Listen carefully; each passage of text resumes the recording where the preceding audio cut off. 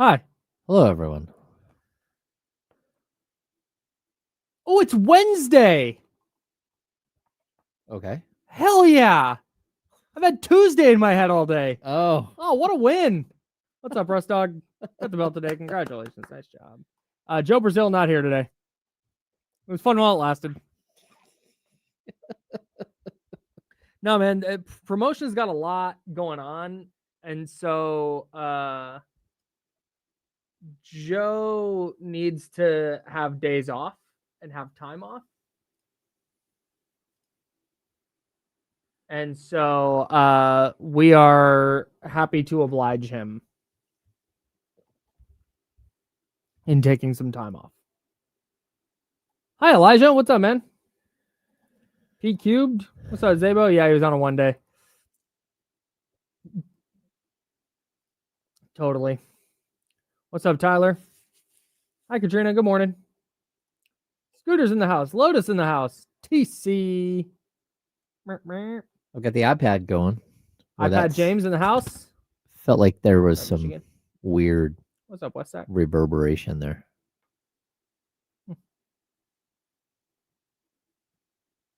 Oh. I had an iPad saga out there for you people. My dad got a free iPad when he bought his new iPhone, but then he decided to put a pin in for no reason because he already had an iPad, and then he forgot said pin, which is not good. I kept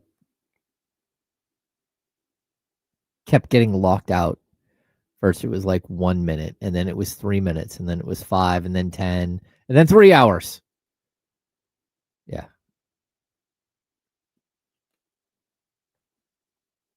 All right, here we go.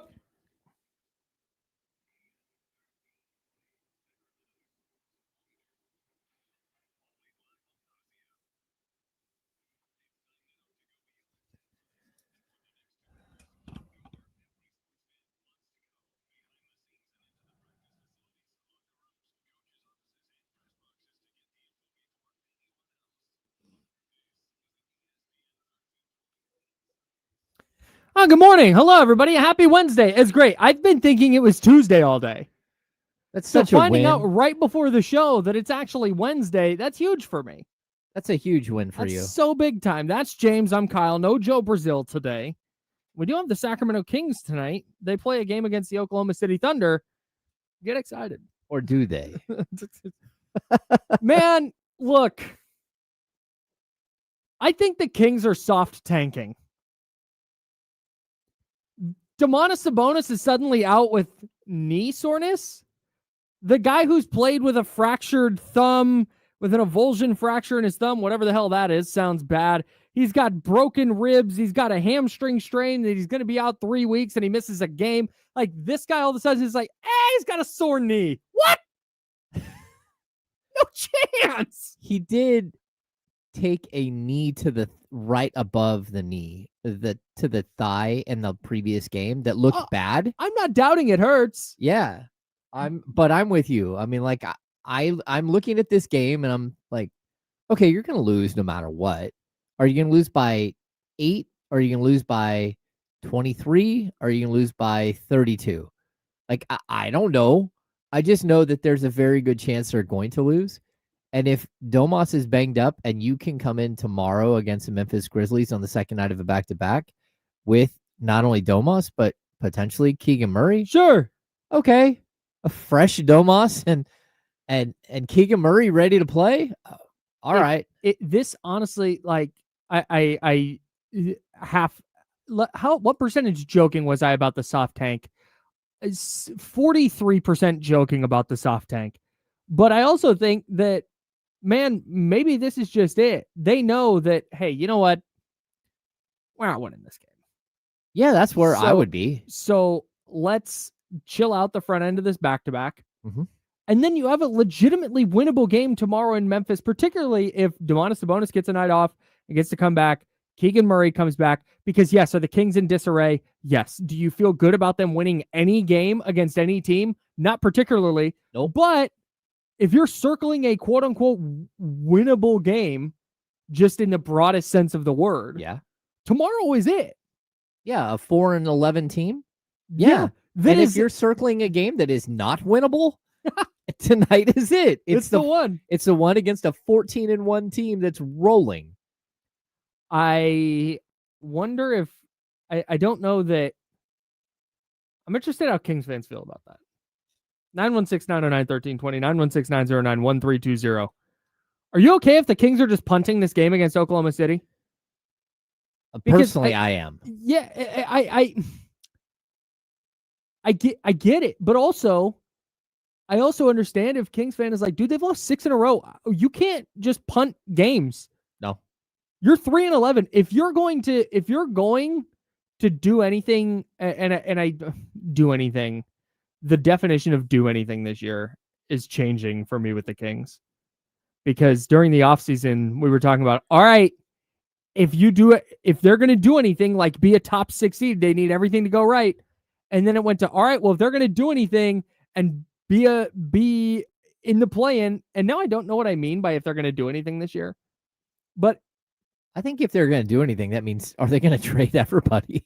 Well, I just mean like on the court, like, yeah, if they're going to be an effective basketball team at all, you can't afford to throw away games. But I mean, what's the difference between 3-12 and Domas, quote unquote? I don't want to say rested because he's hurt, but okay, he's going to sit out a game he would play if they were 11-3. You know what I'm saying? Like, yeah, probably.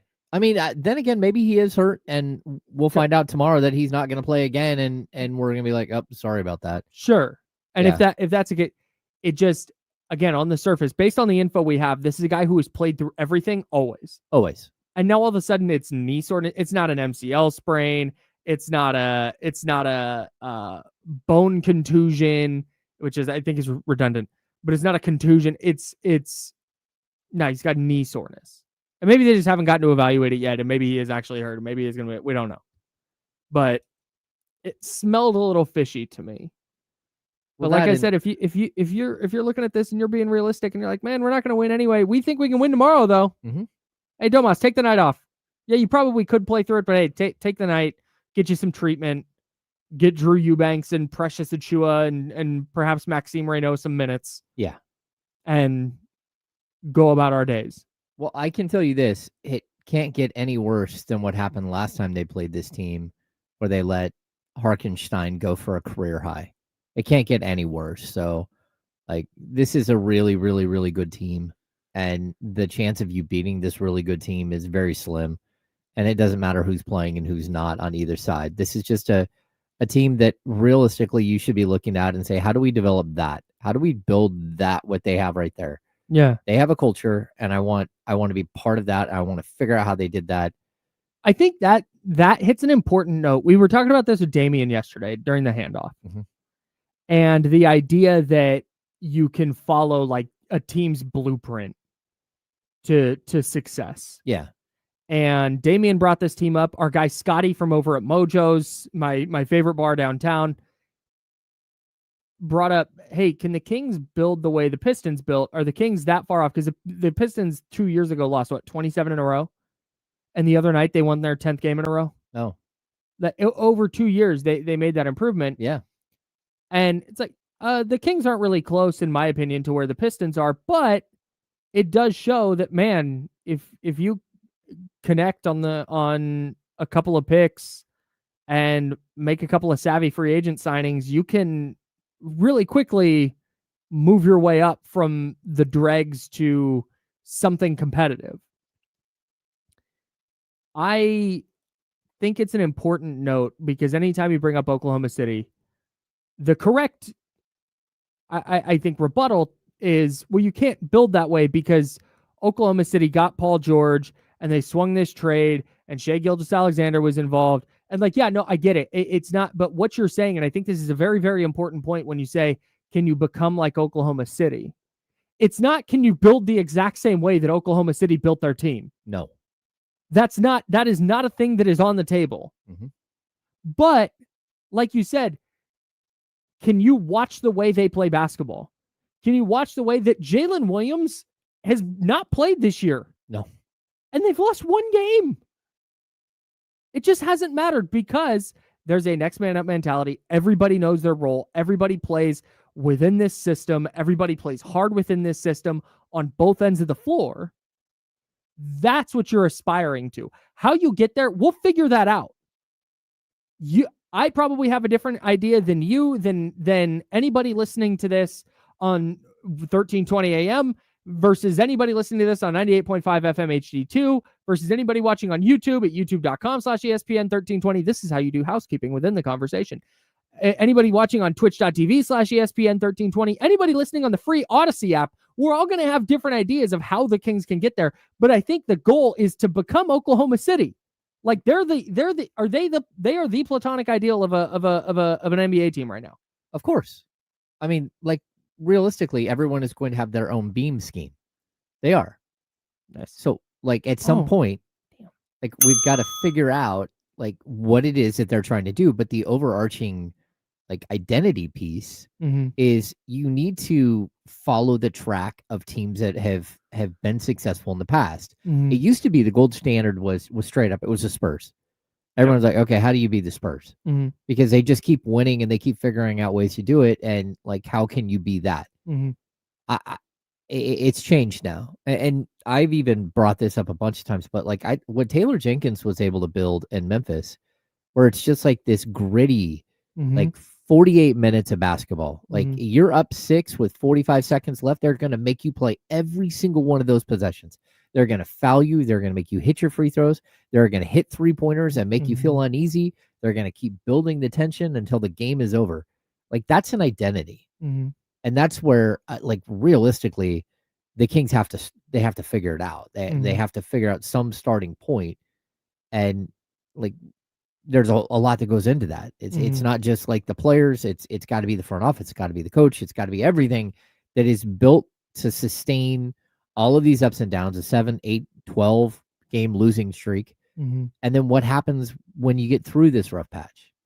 And, you know, we have all kinds of things written down on the schedule, but like you brought up the NBA schedule for this year and the scheduling problem that we're seeing where a team like the Kings, literally they had no chance.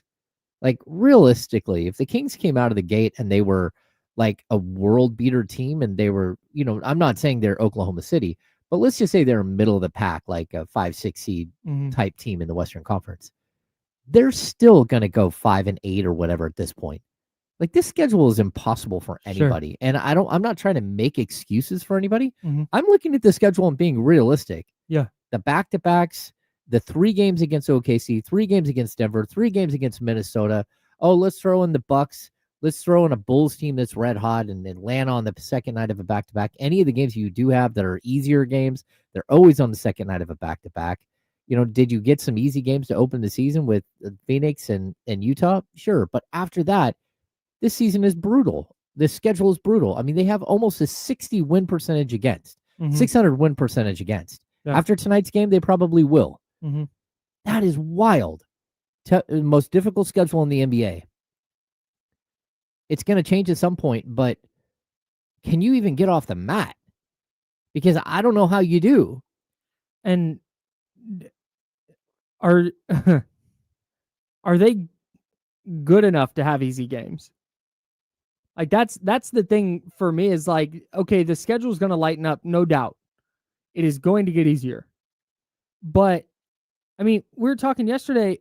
I said they're going to win 3 out of 4 from January 16 to 21. And you guys would have thought that I said that I was going to win the lottery. Yeah. Like that's where I kind of wonder. And I think that finding a win here and there and just trying to maintain some semblance of like avoiding what is ostensibly what we're, or not what is ostensibly, it's not what I was trying to say. Avoiding that soft tank. Yeah. Or a hard tank. Because if you do that before your schedule lightens up, you're going to have no shot. And I think that's it. Whether they're 4-15 or 3-16 coming out of their first 19 games, is it going to matter that the schedule gets easier, or are the Kings going to be the team that they're the easy schedule? Or they already got broken in the first 20 games? Yeah. That's the question that I have. Yeah. Did you like I don't want to say NBA intentionally broke the Kings in the first 20 games of the season, Mm-hmm. but when I look at a team like the Phoenix Suns that is not good at all, Mm-hmm. no one believes your tier system. They're in the same tier as like all the other bad teams. Yeah, yeah. Right now they're 9-6 on the season. Yeah. If the Kings played the same schedule that the Suns did, would they be 9-6? Yeah, not because they're better, but because they got a little momentum going. Oh, they won a couple of games in a row with this formula. Now everybody's kind of buying in to whatever that formula is. Yeah, I think that's on the table for sure. They have a 419 win percentage against versus a 585 for the Kings. Their best win. I'm gonna try and find the Suns' best win right now. Because it's not the Kings win. I know that. They beat the Spurs by 12 at home. And they bullied Wemby pretty good in that game. They did. They did a good job of showing like some sort of pathway forward to slow Wemby down. Yeah. I mean, are the Clippers ass? They are. We keep asking that. They beat the Clippers in consecutive games on November 6th and 8th. But God, the Pelicans, the Mavericks, the Pacers, who are dreadful. They play the Hawks, lose. They won in Portland last night by 17. Okay, that's a good win. No, it is. It is. But I feel like that if you're able to start getting some early wins and you're above 500 and you're trying to stay above 500, you have some motivation. You're like there's some positivity going on. Mm-hmm. That's one way to start a season. But starting a season with like every really good team in the Western Conference and just getting your head knocked in the first 18 games of the season, like that's not how a schedule should be designed. Part of me, I couldn't agree more. The NBA has some scheduling problems. There's one big one that I want to get to because you said something the other day that I haven't been able to stop thinking about, and I want to get to that later. But the flip side of this, from the Kings' perspective, is that maybe that's good. Maybe this is long term, again, not better this year. And I know there are people who are like, I care game to game and this sucks. I would agree with you. I did not think the Kings were going to be very good this year. So my eyes are on 2026 and 2027 and what's happening this year that impacts their immediate and long-term future. Yeah. From that perspective, from my perspective on that, I think this actually works out better for them. It might. Where they're not sitting here, what are they, 14 games in? Yeah. 14 games in. They're not sitting here at 14 games in and they're 8-6 with a bunch of wins over bad teams and losses to every good team they play. And we're sitting here going, oh, well, hey, maybe they can stick around in the play-in. I want no evidence that there's anything here. I want napalm the entire thing. Yeah. And this schedule the Kings have had is the way to do it.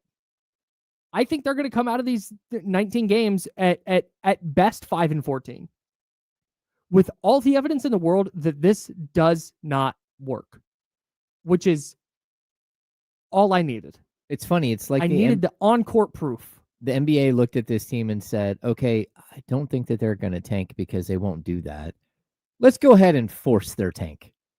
That's what it feels like. It's like, hey, hey, maybe that's where Scott Perry came in. He's got connections high up at the league office.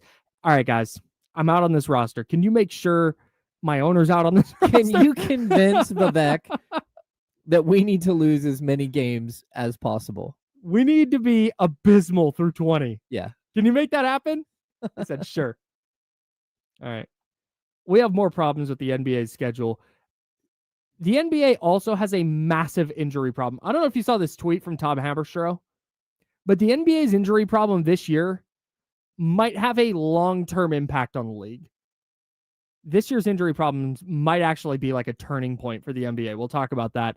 We'll talk about the Kings rebuild and what it looks like moving forward. But for those of you that are focused on this year, that are focused on game to game, we're also going to look ahead to the Kings matchup against the Thunder tonight. You're welcome. We're doing that just for you. All that coming up on the Insiders. We're hanging out with you till noon on ESPN 1320, Sacramento Sports Center.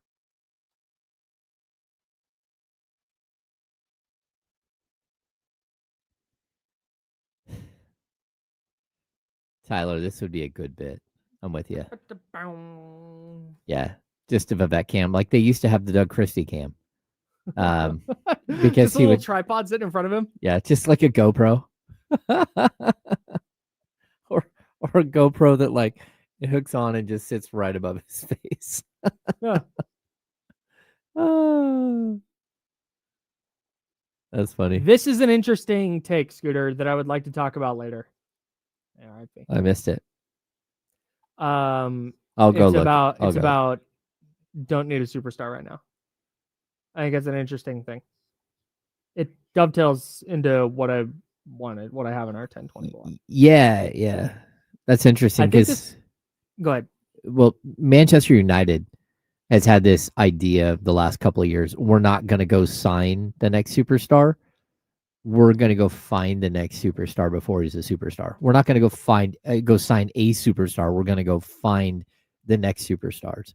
So they go around and they buy up all the, 15, 16, 17-year-olds, whether it's in Brazil or Spain or Portugal or wherever it might be. And they put big money bids to get these guys in their system. That's kind of the way the Kings have to do things. No, not yet, Jason. I will have something though. It's just a matter of last week's schedule. The game's just like destroyed everything. Back-to-backs at home are extremely difficult when you have a radio show the next morning. Or you have a radio show all 3 days. Oof. Yeah. Ooh.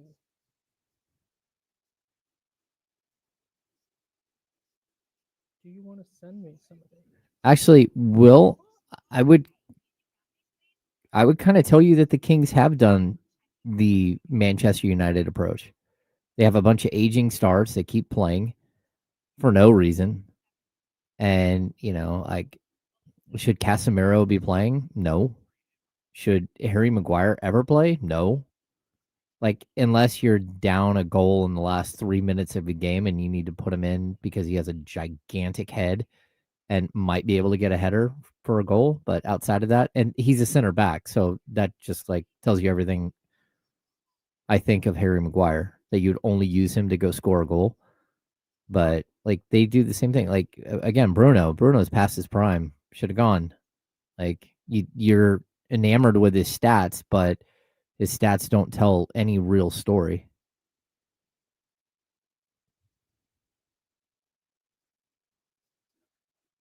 Not Jerry Maguire. It's not show me the money. It's Harry Maguire. Who literally just Google him. You'll see you're like, damn, that guy has a gigantic head. What's his name? Harry Maguire.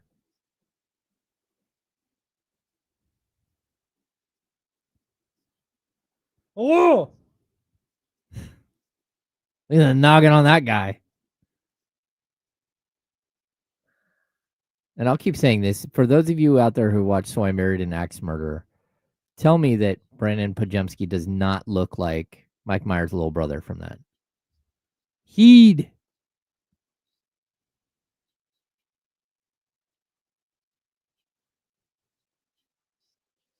Harry Maguire looks like Crabbe and Goyle from Harry Potter mixed together.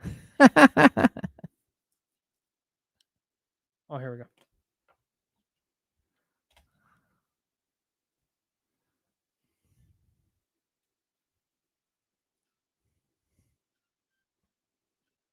Welcome back to the Insiders with James Ham and Kyle Madsen on ESPN 1320. James is over there. I'm Kyle. Sports Talk on ESPN 1320 is presented by Paramount Plus. You can't count on much these days, but you can always count on Sundays with the NFL on CBS and Paramount Plus. Watch your local NFL game every Sunday on CBS and Paramount Plus all season long. Visit ParamountPlus.com/NFL to get started today. I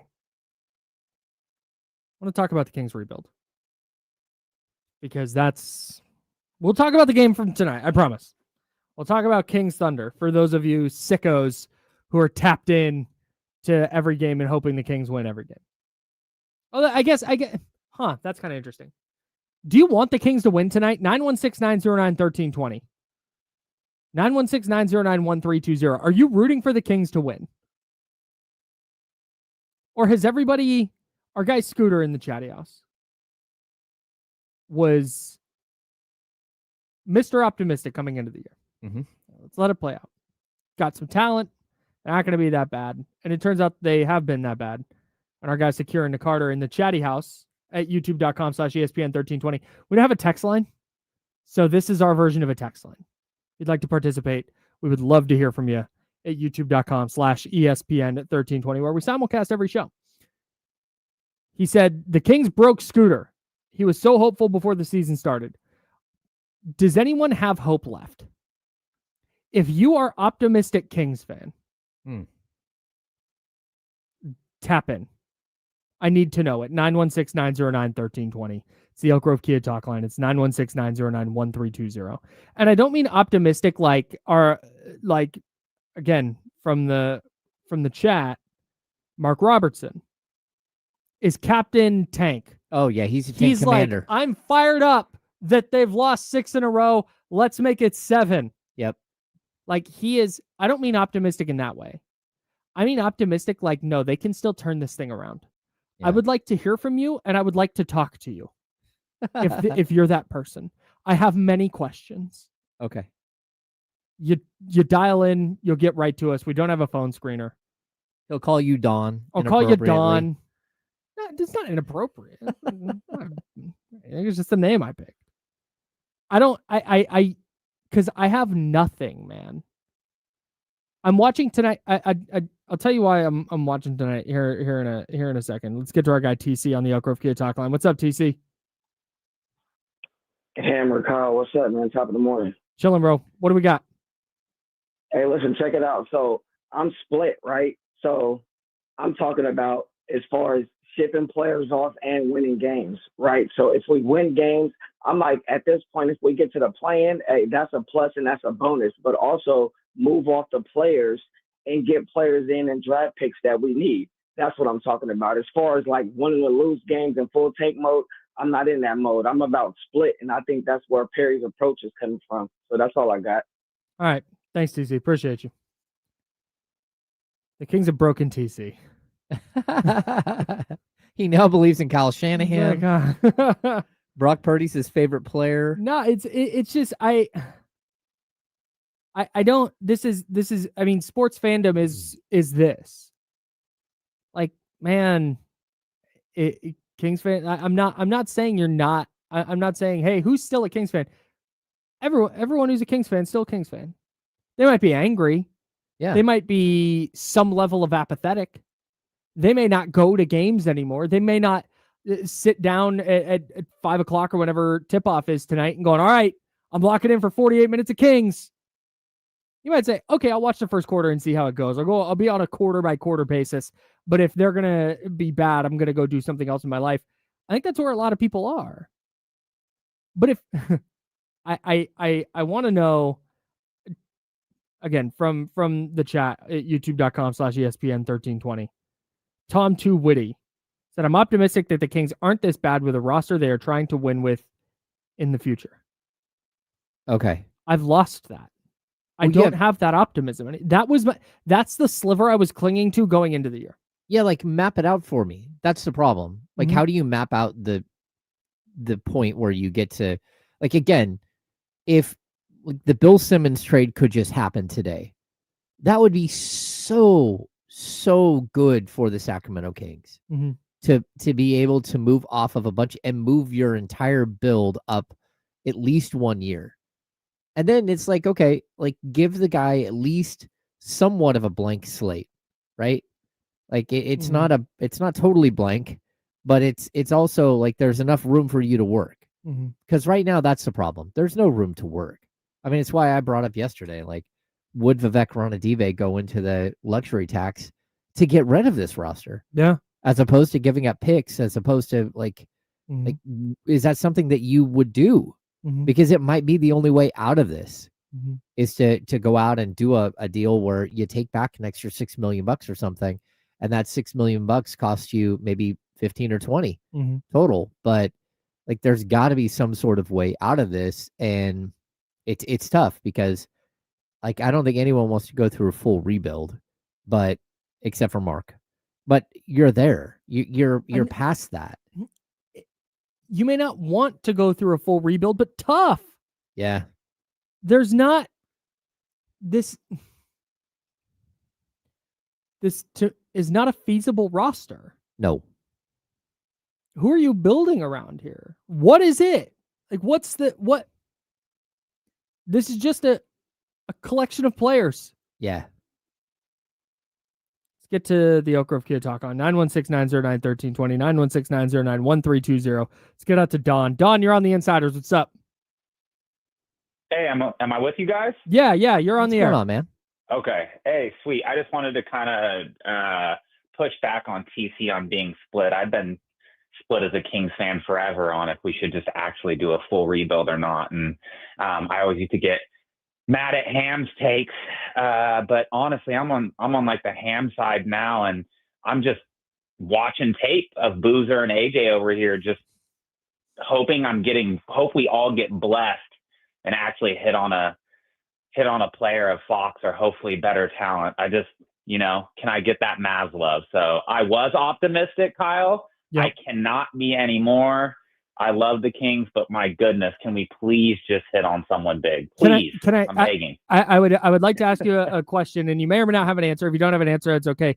Was there a breaking point for you where your optimism went away? Yeah, it was honestly probably that Doug Christie soliloquy. Is that the right word for it? Yeah, that plays. I think after listening to that and seeing how much he cares, it's kind of like he's a fan kind of, but a coach. It's like all of us in those seats, we care so much. And just seeing how much he cares and looking at the team like, yeah, it's not going to happen this year, Doug. And that just broke me. And I'm like, yeah, no, we got to be right for him and for us. So I hope he gets that chance. I don't know if he will. I can't trust Kings ownership to allow him to, if we ever get to a level of competition that he wants to. But that was my breaking point. Awesome. Thanks for the call, man. Appreciate you. Yep. That's really, really interesting. Yeah. That the Doug Christie moment, I'm not sure which one, but I'm guessing I think that was the pregame where I don't think it's a pregame where he went off for 2 minutes, slammed his fist down, and walked out. I think it's the next game. The postgame after the next where game. He had the elongated like post game where it was like raw. That was the right move by Doug. That was the real Doug Christie. And having reporters like keep digging, seeing the thread and start pulling on it is exactly what needed to happen, because that way it's organic. It doesn't feel like it's forced. What it is a room of people are like, okay, this is interesting. Let's see how far we're going to take this moment.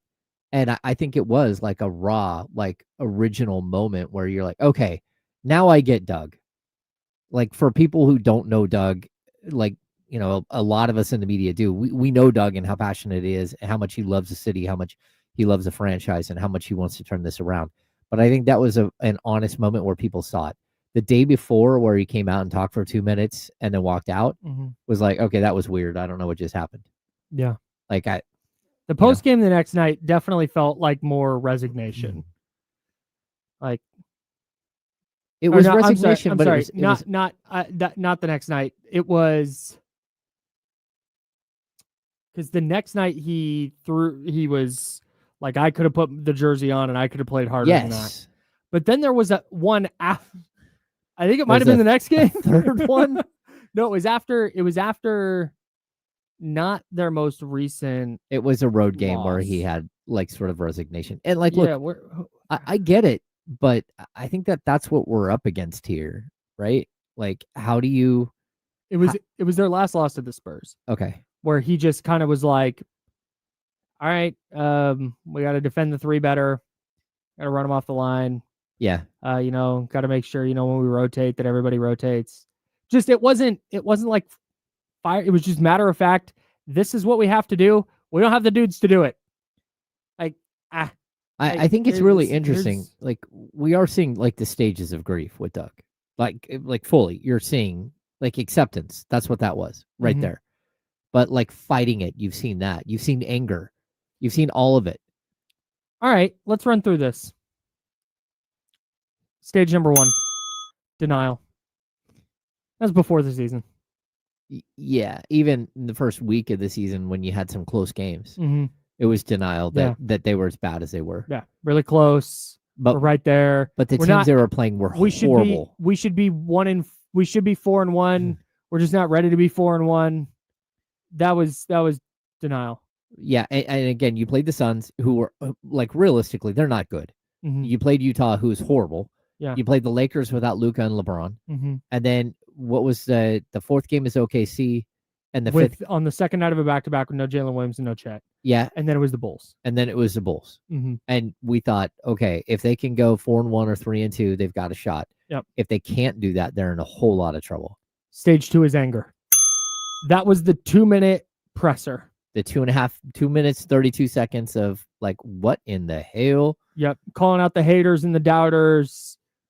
We're gonna be here. Just Yep. wait. Oh wow, that was anger. The next one is bargaining. Step 3 is bargaining. Oh yeah, that's exactly what bargaining is. When you say, I would throw on a jersey out there and give you Yep. 6 fouls Yep. at 55. If only we tried harder, we would be there. We're just not. That was the bargaining. The depression, I think, was. Did we skip that? There's just so many points of He depression. might have just skipped that because it feels like he went straight to acceptance in his next press conference. Yeah. The next press conference is like, what are you gonna do now? Actually, you know what? No, it's depression right now. Yeah. Because all right, fine. Here, Zach LaVine, you start, and Domas and DeRozan, yeah, you guys start. Yeah, we'll start Russell Westbrook, I guess. Cool. Acceptance will be DeMar DeRozan's coming off the bench because Nick Clifford's going to start.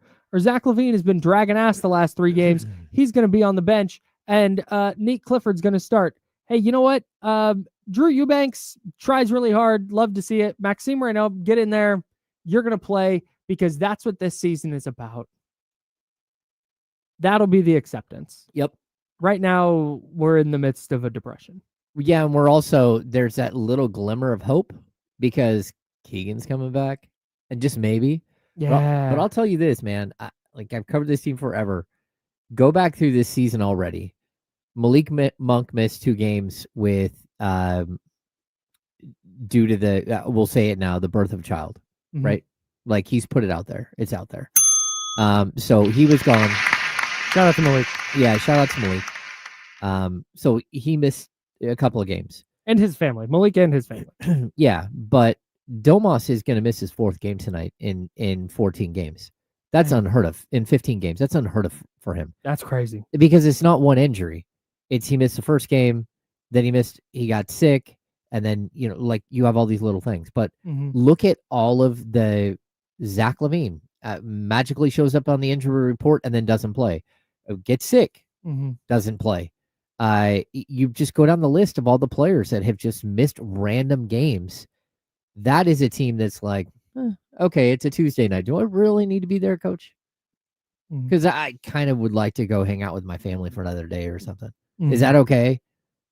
Like that, it feels like, again, when you're looking at the whole 2 feet in or 1 foot in, like that's what this feels like. It feels like the Kings players are, and it's not that they're not all in on Doug. It's just like the reality is set in like so quickly. When the reality and like, I don't think Nick Clifford is out. No, I don't think Maxime Reynaud or Keegan Murray, or even Russell like Westbrook. Malik Monk. Russell Westbrook certainly isn't. But it's not that everybody's out. Doug's lost the locker room. No, I think DeMar DeRozan's been in the league 17 years. DeMar DeRozan is looking around the locker room going, all right, I know what this season is. He knows the score. I have maybe 2-3 years left. Yep. If that. If that. 4 if everything goes perfect. I have 4 of these left. And this is where I'm spending one of them. God. Yeah. If you're Domantas Sabonis, you're like, man, I'm 29. I'm in my prime. This is where I'm going to spend my prime years. Yep. You're Zach LaVine. Like, this is where I'm at. And like, all you hear is from the outside is how no one can trade you. Yeah, Like, nobody wants you. Kings fans don't like you. You remember what he said? Like right away, like, I'm just glad I'm where somebody wanted me. That's what he said when he got to Sacramento. Now it's like, oh boy, I don't think they want me here either. So all of your 3 of your 4 best dudes, save for Russell Westbrook, and potentially Keegan Murray, are all sitting there. We'll have keys to a Kings victory coming up later. Yeah, where I'm going to talk a little bit about this. But when 3 of your 4 best guys are like, nah, like they're going to go out, they're going to try. You're not. It's not like they're going to not play. It's not like you'll see them. They're going to be like, no, don't give me the ball. I'm going to go stand here in the corner and pout. Yeah. Like, no, they're going to go try out and score. And there's like a competitive drive. Like, you don't get to be a professional basketball player and one of the greatest basketball players in the history of the world without being a competitive psychopath that wants to. But that loose ball, that extra rebound, Gonna go draw some contact. I don't want to. God, I'm 37. I'm not gonna go draw contact. This season really feels like one of those games where every single missed shot by the opponent hits the back iron and is a long rebound that flies right over your head, right to the other team. Mm-hmm. That's what this season feels like. It's like you didn't really do anything wrong, but there's no way to get to the ball. Like it just keeps flying just out of your grasp. That's what this season feels like in a nutshell. It's like, oh, this team isn't it. They're not close enough where you're like, oh, it's just one tweak. It's just Keegan Murray gets. That's not it. No, it's more. And I want to make this point clear before we step aside and jump into our looking ahead to the Kings Thunder game tonight. For those of you that are tapped in and are hoping they win, I want to make it clear for the when I say people who are optimistic or asking if people are optimistic. I saw somebody say it was our guy Tom who said, I'm optimistic that they aren't this bad with the roster they're trying to win with. I also don't think they're going to win. I think they're on pace to win 17 games right now. 18 if we round up, 17.6. I don't think they're going to win 18 games. I don't think they will be that bad. But this idea that they can win 41 and be in a play-in spot, I'm running out. Oh, yeah. I'm running out of. Yeah, that's on life support. Yeah. So they got to go, 38 and 30 to finish 500? Is the team's going 8 games over 500 across a 68-game stretch? I sure don't. Probably not. I don't think so.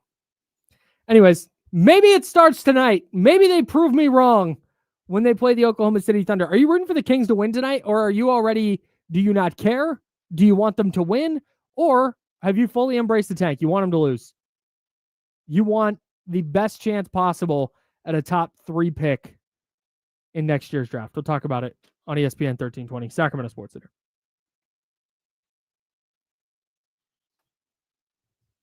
I'm going to do something real quick over here. Okay.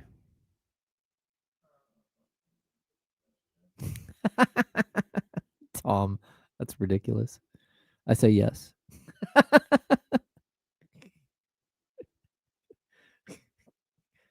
Kyle, Tom asked, Vivek wears fingerless gloves on a stair stepper. Yes or no?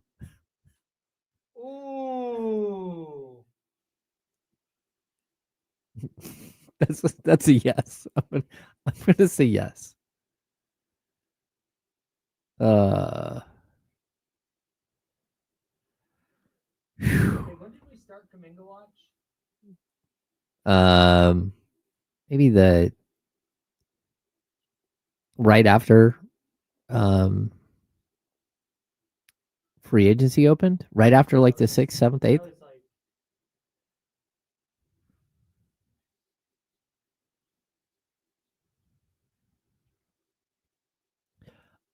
It's too late to stretch provision. It is. You have to do that in August. And the answer is probably not. I mean, maybe this coming season. So if you were to stretch his, do the stretch provision on his $49 million, you're basically saying $16 million a year for 3 years. But the first year you're going to save $32 million. That's pretty good. Hey, hang on 1 second. Kaminga Watch.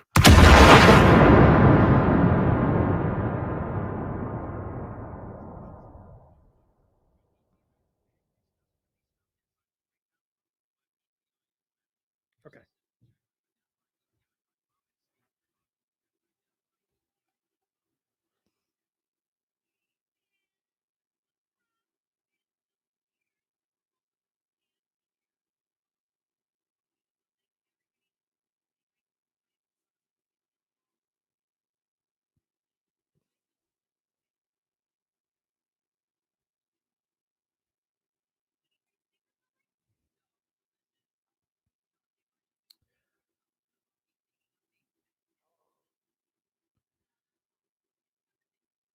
What was I looking for? Oh, gonna map out my next week. Let's see. We've got Wednesday, Thursday, Saturday. Then they're back home on Monday and Wednesday. Back on the road on Friday. Back home on Sunday, and then back on the road Wednesday, Saturday, Monday, Thursday.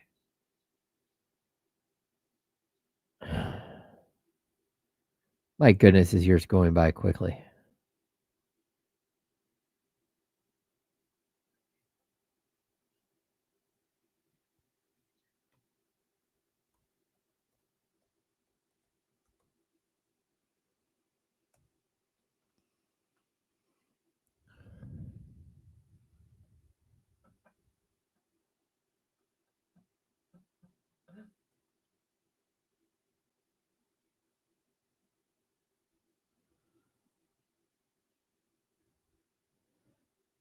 My fantasy football team is not good.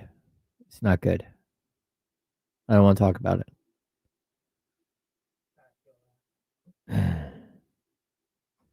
All of our receivers are gone.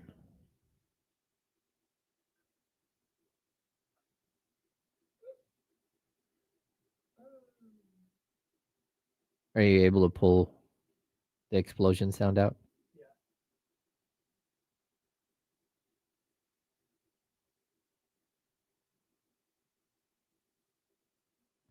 Oh, wow. Klay Thompson reportedly understands there's a high chance the Mavericks trade him. Oh, it'd be perfect for the Kings. That's right.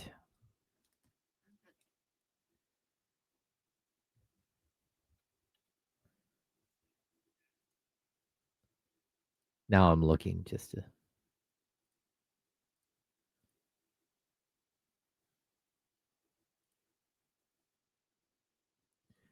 Oh, 16 million. Well, maybe you shouldn't have signed a contract that paid you 16.666667 million. It's a lot of Satan involved in your. Come back.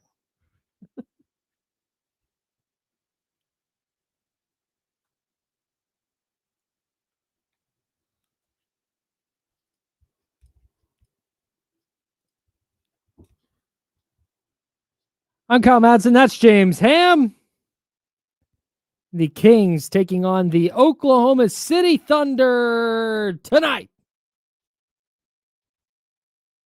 Sure, man. I guess. What are you watching? What are you watching for tonight? Let me ask you this. So I'd love to know what Kings fans are watching for. Okay. You can give us a call at 916-909-1320, 916-909-1320. That is the Elk Grove Kia talk line. We'd love to hear from you. What are you watching tonight? If you are, if you're not, if you're out, I would like to know. But you, James Ham, as somebody who's covering the team, as somebody who's watching, providing analysis, what are the things that you go in to a game like this where the Kings are there's every team is overmatched against the Thunder, but the Kings are overmatched by such a wide margin. So what kind of stuff do you watch for tonight? When I'm prepping and getting ready to write 6 quick thoughts, it's usually stuff that just stands out. I don't walk into a game with preconceived notions of what I'm going to watch. Sure. Especially this team, because I have no idea what you're going to get from one night to the next. Let me give you an example. Sorry, real quick. 49ers Cardinals this past weekend. Mm-hmm. I'm watching the number one thing on my list of things I'm looking for, watching for, is Brock Purdy is returning. What does Brock Purdy look like? Oh no, that was it 100%. And how much different does he look than Mac Jones? Right. So with the Kings, yeah, what is that thing? Yeah, I mean, in all honesty, I don't think there is that thing. You know, like there's so many people that do like daily fantasy sports, right? You couldn't touch this game with a 10-foot pole. But you have no idea whether DeMar DeRozan's going to go out there and put up 27 or put up 8. You don't know if Zach Sure. LaVine is going to take 21 shots or 7. You don't. Like, and that's sort of the problem. Mm-hmm. I think what I want to watch for is, do they actually, again, down a man, down 2, do they look like a team that quit, that it's just playing for the next day? Or do they look like a team that said, all right, like, look, next man up? Are you a team that's going to let Isaiah Hartenstein go for a career high again, which is in its own right embarrassing? Mm-hmm. Like, are you going to be that team? Are you going to figure out how to defend the pick and roll? Because you couldn't figure it out last time you played this team. Is this going to be a night where someone else on the other team goes for a career high that you don't expect? Is it going to be like Aaron Wiggins scoring? He's not playing tonight, but Aaron Wiggins, who went off for his career high last year, I think 41 against the Kings. Mm-hmm. Is it going to be another Hartenstein 33-point, 19 rebound game or whatever it was? Mm-hmm. Like, is Chet Holmgren going to get his first 40-point game or something? Mm-hmm. That's what I'm wondering. Like, do you have enough pride to go out there and knowing that there's a very good chance you're going to lose, but leave it all out there and say, no, we're going to try to win? And if Hartenstein does start the game with, let's say, 12 in the first quarter, do you have something for that? Yeah. Like, that's, to me, like, we talk about, okay, can the coaching staff do X, Y, and Z? Man, you have a team of NBA players. You should be able to figure out a way to slow down Isaiah Hartenstein. Yeah. What's the coaching point? Like, what are you going to do different to defend him this time? Because I guarantee Oklahoma City is going to go, hey, let's see if we can get our guy Isaiah 40. Yep. That's how they're going to go about it. What do you have? Because Shai Gilgeous-Alexander is going to get 30. There's not a thing any team in the NBA is going to do about that. He's going to go get his 30 points. Isaiah Hartenstein isn't a player who you go, there's just no defense for that guy. There is. Figure it out. He averages like 11 points a game. Can you make this look different than it did last time? Yeah. You got your asses kicked last time you played this team. Can you do something like that's what I want to see? Just give me. I'm going to tune in the first quarter. I'm going to watch the whole game because that's my job. I owe that to you, James, and to everybody here who in this office, but especially to the listeners of this program. Mm-hmm. I'm going to watch the whole game. But is it a game that after the first quarter, I go, God, I can't wait to turn this off? Does it last 2 quarters? Can we get through 4 quarters of just, all right, man, you know what? They were down 12, but they battled and they kind of stayed. Okay, they cut it to 8. Oh, God, tough bucket. It's back to 10. Can I get at least that? Or do they go, man, no, we're going to mail it in today? Well, I think it's sort of the nuanced stuff. Like, can you figure out the pick and roll? Can you figure out a way to stay in front of AJ Mitchell? Like, how about that? That's such a basic thing, but here's a kid who's figuring it out. He's averaging 16.3 points per game to start the season, but he's shooting 31.6 from 3. And last time you played him, or the first time you played him, I believe, mm-hmm. like you were in the game, and then you let this kid just blow by everybody and go right to the basket, back-to-back baskets, and it's like, all right, game over. Mm-hmm. Like, can you figure out the little things that actually help you win games? And again, you can figure that out while getting, your teeth kicked in. Mhm. You can also give a competitive game, win or lose. Give a competitive game. That's I know that we say this all the time, but in a game like this, tomorrow when they play Memphis, I'm going to be looking for like, all right, individual performances. Can you go win? Do you have a soul? Yeah. Or are you Tonight- dead as a basketball player? Yeah. And I think that also in a different vein, but same deal. I think you have to ask that same question tonight. Like, man, it's human nature. Yeah. Like, yeah, these guys are competitive psychopaths. They always think that they're going to be the best player on the court and they can go win. But like I said, human nature is probably looking around and going, ugh. Do you want to go pull an upset? Do you want to shock the world? Yep. Or do you go, meh. You want to zip it, like make the naysayer zip it, and on top of that, snap a 7-game losing streak. Is that what it's at? Is it up to 7? 6 We're or at 7? 6. 6. Well, But at the same time, go.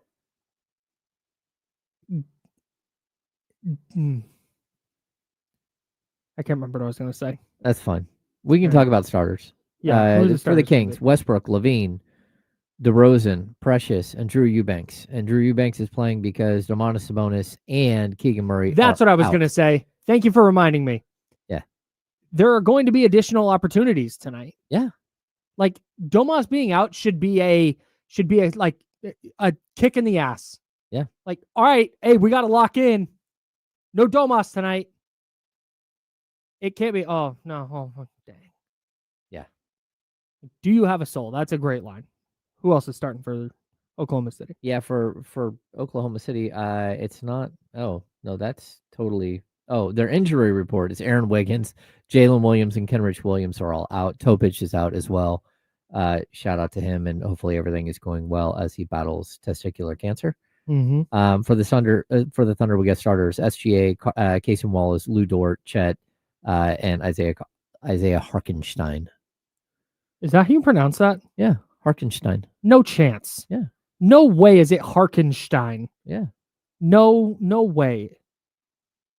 You can look it up. I don't think there's a K. There's no chance there's a K sound in there. There is a K sound in there. All right. I'm just saying. I'll take Hartenstein. I'm not Harken. I don't think so. The Kings are 18.5-point underdogs tonight. Vegas has the Kings losing by 19-ish. Man, that's Oof. really tough. That's probably accurate. Who's your matchup of the game? It's Eubanks versus Your guy. Hartenstein. Thank you. Well, it's Stein, but yeah. Yeah, that's fine. That'll take. Hartenstein. There we go. Yeah, it's Eubanks because look, what happened last time was an embarrassment. Yeah, big time. Like, you just can't let him do that again and again and again. And you made a guy whose career high was 24 points look like, like a superstar. Yes. And that's just not okay. I mean, one of the reasons he's averaging 12.9 points per game is because his early season numbers were bolstered by the win over you. I mean, that's brutal, man. Yeah. Dang. Probably raised his average by 2 points per game. Let's look at this real quick. He scored in that game against the Kings 33 points. Yeah. What do you think his next highest point total of the season was? 18. 18 points. Wow. That was just Against Memphis. Yeah, his career high was 24. He hasn't scored 20 this season. He had 33 on 14 of 17. Yeah. He didn't shoot a 3. He only shot 6 free throws. How about some resistance? Any kind of resistance, please. Yeah, keys to victory and your phone calls coming up next on ESPN 1320 Sacramento Sports Center.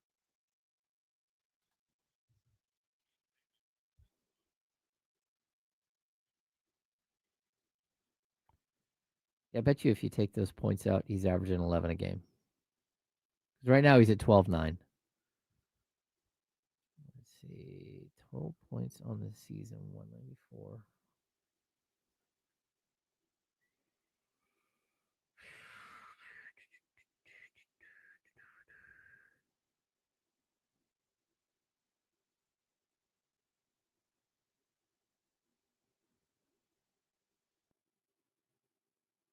Yeah, 11-5. You gave him 1.5 points per game, basically.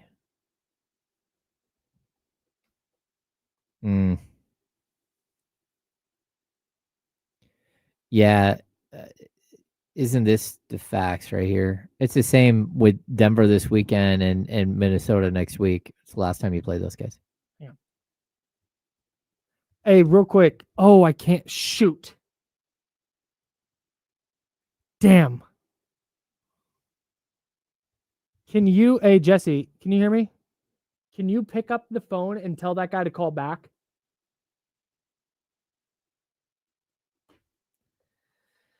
Damn. Yeah, hang up on somebody. Yeah, that sucks.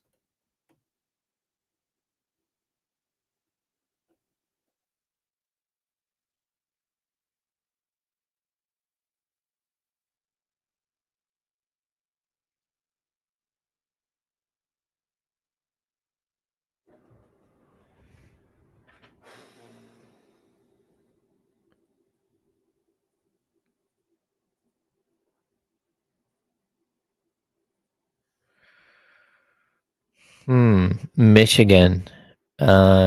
We've been doing really well with like picking up wide receiver. I mean, not doing really well because there's no way to make up for Brian Thomas Jr. just being like horrible and Malik Neighbors tearing his ACL and Jalen Reed going on the IR with a broken collarbone and Brandon Ayuk never playing again. But we picked up Franklin from Denver. We picked up Trey Tucker for the Raiders, and he's done well. We picked up Parker Washington, and he's done well. Like, I think that there are wide receivers out there.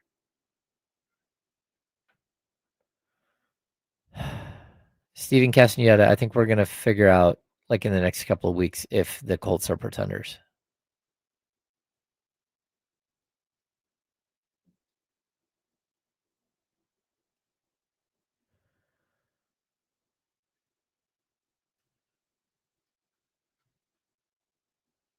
Yeah, in our keeper league, we threw everybody back so we could get Ashton Genty, and he just hasn't been like first round pick type player.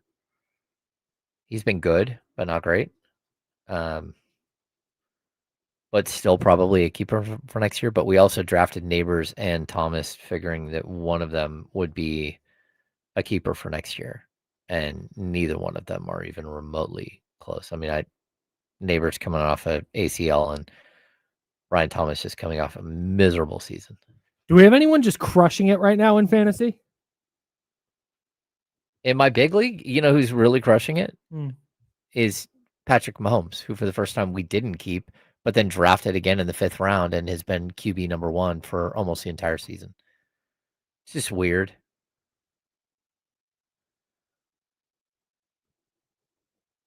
Is Jalen Duren scout? I really like Jalen Duren, but pretty one-dimensional, and the dude can't stay healthy. Answer's yes. Jalen Duren is better than Keegan Murray. Hell yeah.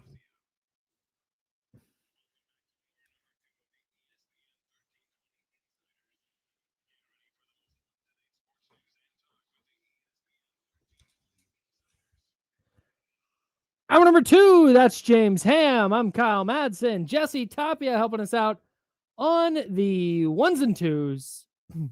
The Sacramento Kings visiting. I was going to say hosting. They're not hosting. They're visiting the Oklahoma City Thunder tonight. And a game that the Thunder are favored by a whopping 18.5 points. I'm Kyle Madsen. That's James Ham. We each have 3 keys to victory, kind of. I feel like victory, the definition of victory is changing.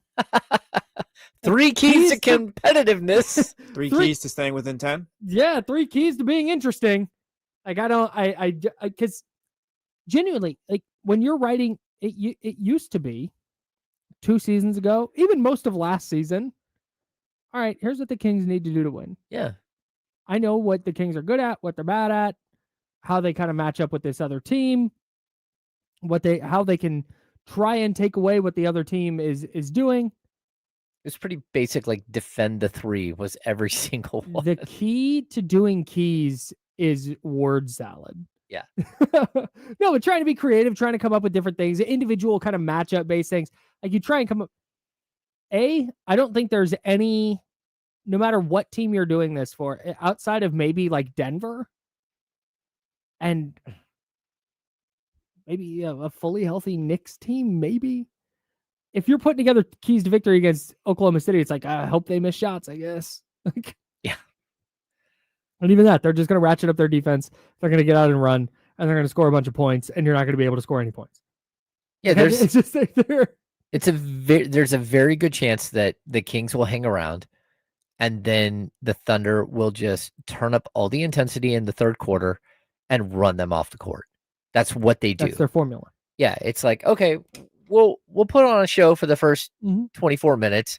We're going to go to halftime. When we come out of halftime, we will be ready to destroy you, and there's nothing you can do about it. We'll double team you. We'll like send somebody at you for 94 feet. Whatever it is we want to do to mix it up, we'll run a full court press. I don't know that there is a number of points the Kings could reach in the first half, or a lead the Kings could get in the first half that I would feel comfortable with in the second half.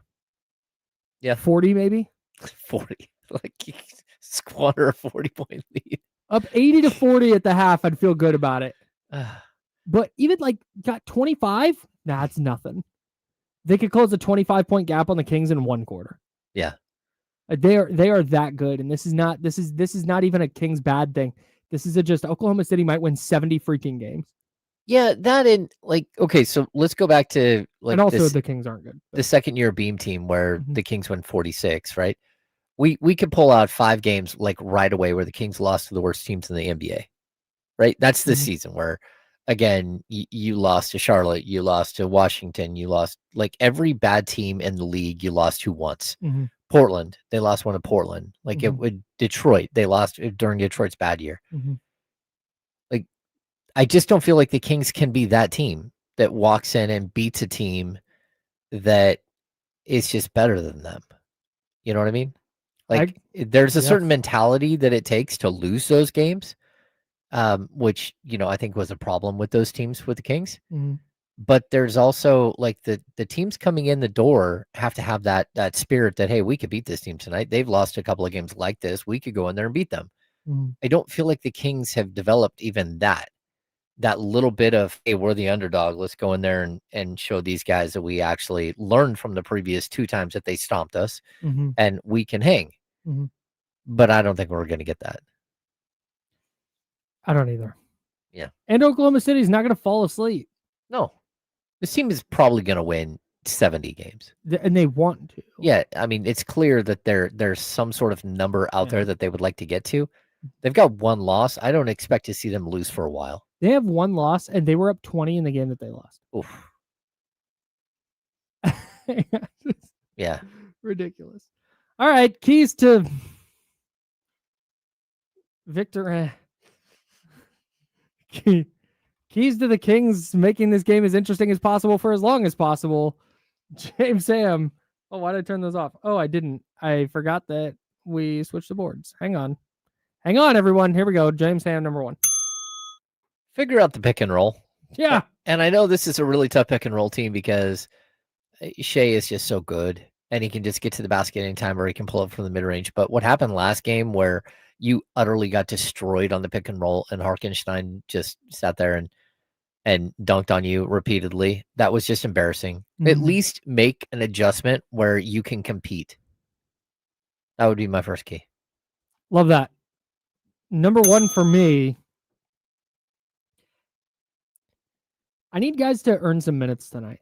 Ooh, that's a good one, Kyle.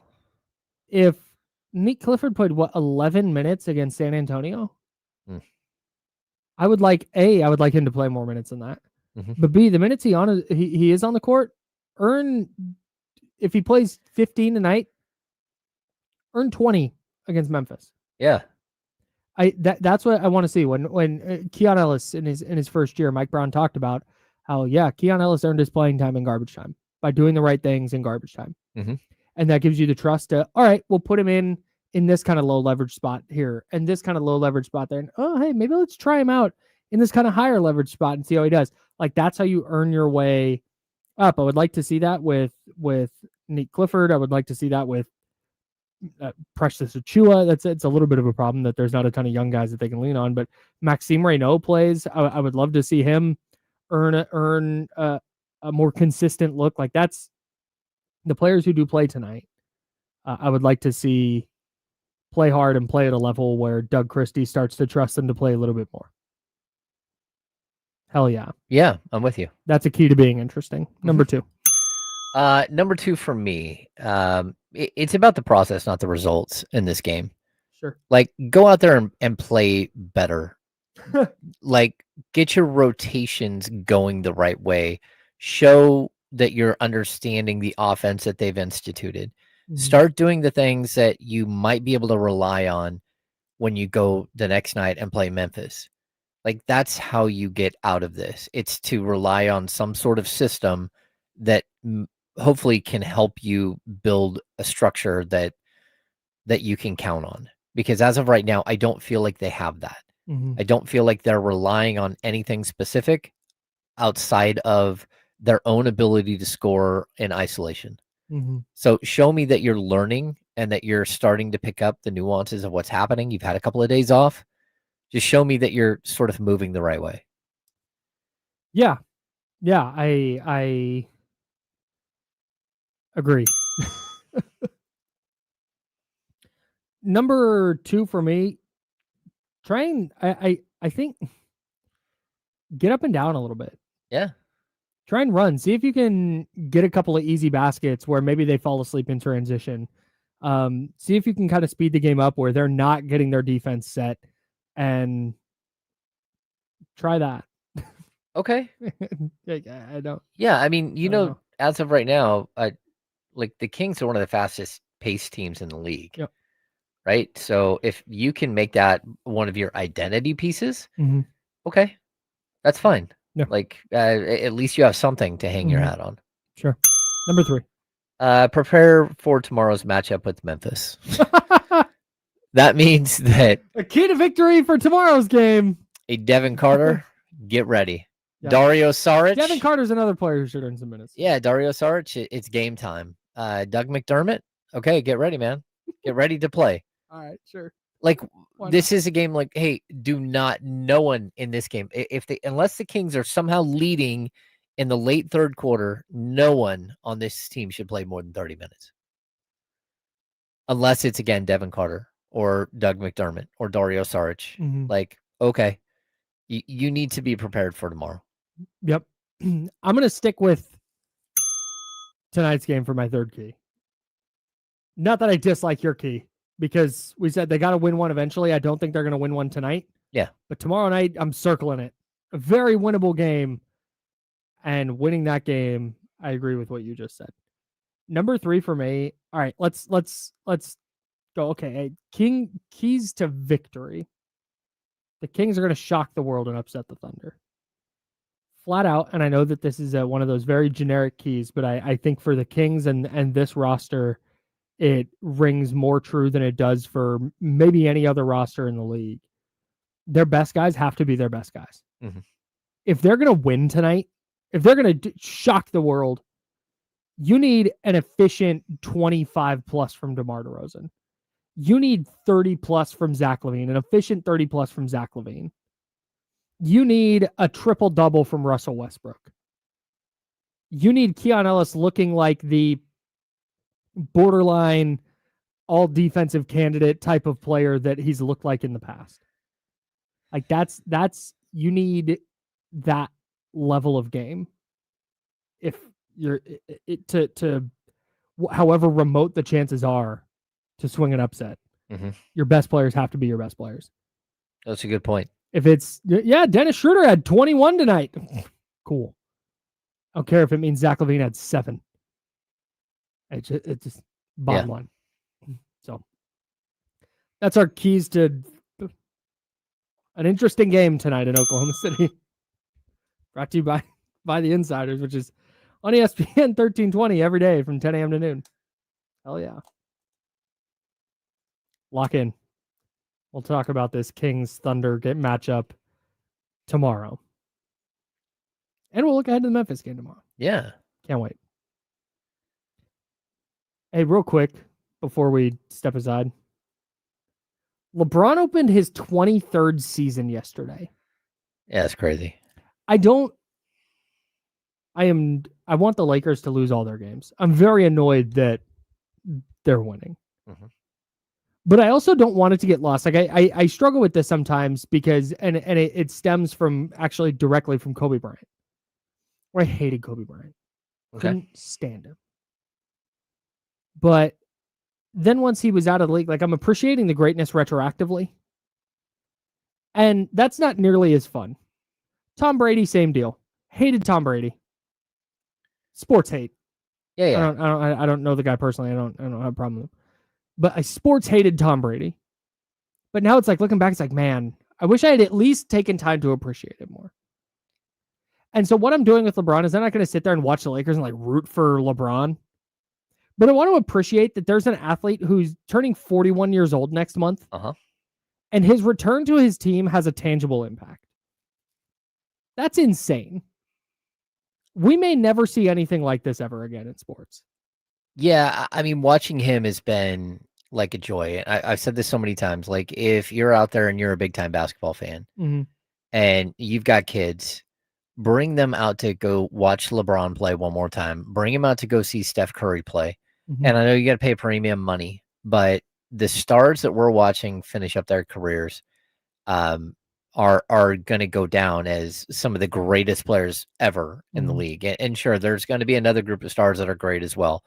But like LeBron James and Steph Curry have impacted the game so much that it's ridiculous. They have literally changed the game. I mean, I think Steph Curry has the most impact on the NBA since probably Wilt. I mean, maybe Michael Jordan. No, Michael. The hand check. Yeah. Like the. Oh, you mean like on court? No, I mean like how they've impacted how the game moves forward after them. Sure. Okay. Yeah, and I think it's probably like you can kind of trace it. It's probably Wilt, and then it's probably Magic, and then it's probably again Michael, and then it's probably Shaq, and then you get to this era of players right now where again it's so crazy. He has 1,500 more makes from behind the arc than like Reggie Miller or Ray Allen. It's ridiculous. Like what he's done to the record books is what Jerry Rice did to the receiving record books. I don't know that it will hold up like that. Like Jerry Rice's records have. Yeah. But I do think that like he's changed the game. And that's where, again, Jerry Rice was just the best, better than everybody else. He didn't change the game. Sure. Where like Steph, all of a sudden, again, and we talked about like Peja Stojakovic was number 3 all time in 3-point makes when he retired. Now he's Is he even top 20 anymore? No, he's like 27th or something. Good God. It's just wild. In a decade, in 14 years, that's what's happened. And it's just absolutely crazy that, a guy like James Harden's going out there and shooting over 1,000 threes in a season. And that's because of Steph Curry. So, yeah, go out there and watch these guys play because even at this stage, they're still so incredible. Peja is 33rd all time. Oh. Can I tell you some players who have made more threes in their careers than Peja? Just wild. Nick Batum has passed him. Yeah, it's crazy. Wesley Matthews, Tim Hardaway Jr., Mike Conley, CJ McCollum, Eric Gordon, Buddy Hield, just a flamethrower. Yeah. And then it's Paul George. Jason Terry's way up there. Jamal Crawford's way up there. It's crazy. He was just in the wrong era. Yeah. Yeah. And some of those guys, they crossed over into the next era. Peja today is like a all-NBA guy. Like a regular all-NBA guy who's making 5 threes a game. Yeah. No, he would have been just been an unbelievable value player in the NBA right now. Oh, yeah. Steph at 4,116 made threes. Nuts. But anyways, LeBron opened year 23 yesterday, and that sounds ridiculous to me. Like 23. DeMar DeRozan's been in the league forever. He's in year, 17? Yeah. Like, man, LeBron, he has to play 6 more years to get to where LeBron is.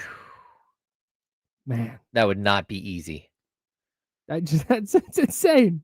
Yes. Anyways, I hope LeBron and the Lakers lose the rest of their games. That's James Ham. I'm Kyle Madsen. The NBA has an injury problem, and we need to talk about it. And also, the Las Vegas Raiders might be playing the most interesting football game of the year on Sunday. And we'll talk about that next as well on ESPN 1320 Sacramento Sports Center. I'll be right back.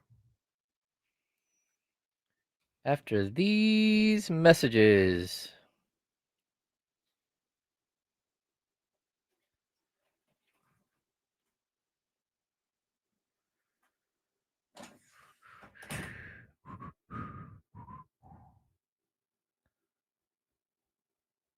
Yeah, Peja would just kill it in today's game. I still think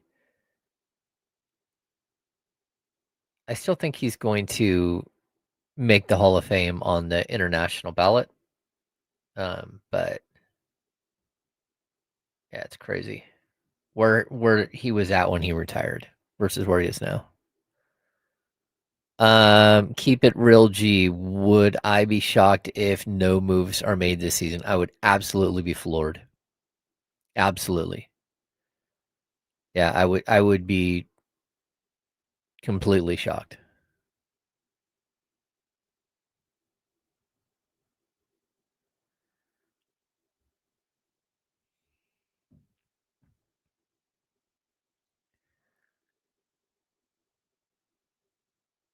Is Corliss? Corliss might be on the Spurs bench. Let me look.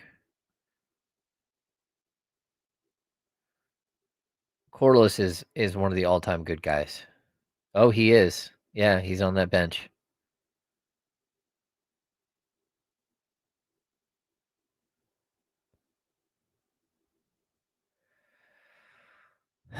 Germs.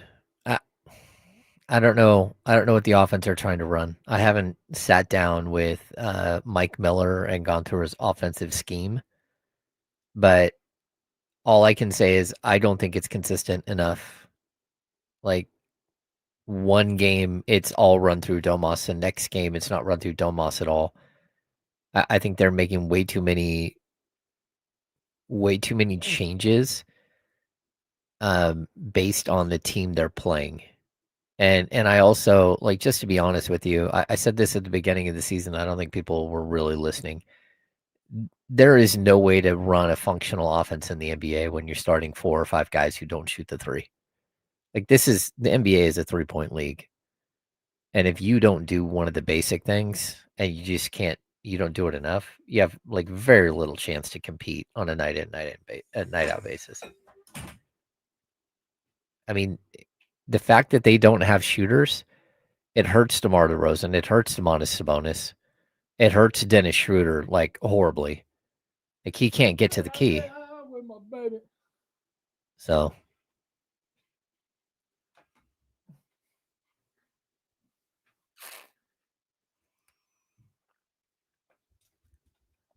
I had to get to your Jalen Duren take.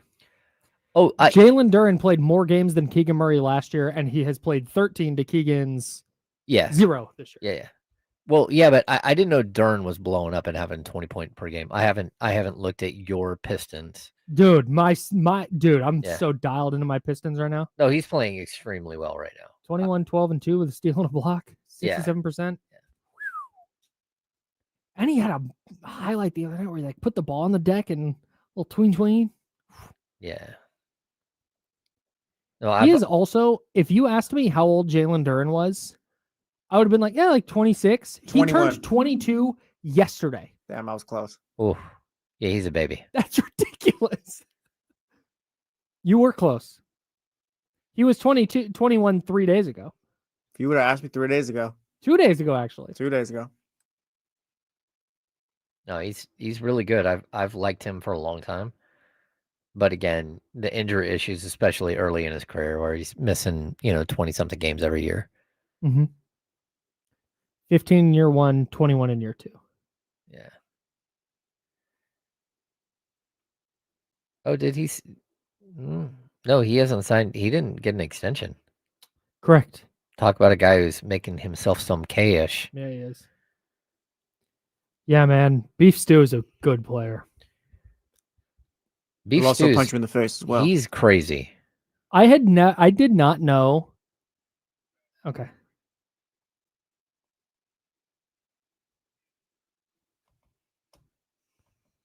Welcome back to the Insiders with James Ham and Kyle Madsen on ESPN 1320.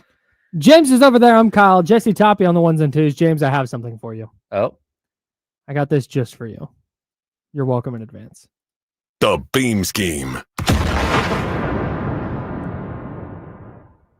the beam scheme. I'm here for it. So when we talk trades, when we talk strategy for the Kings rebuilding, we're going to call it The Beam Scheme.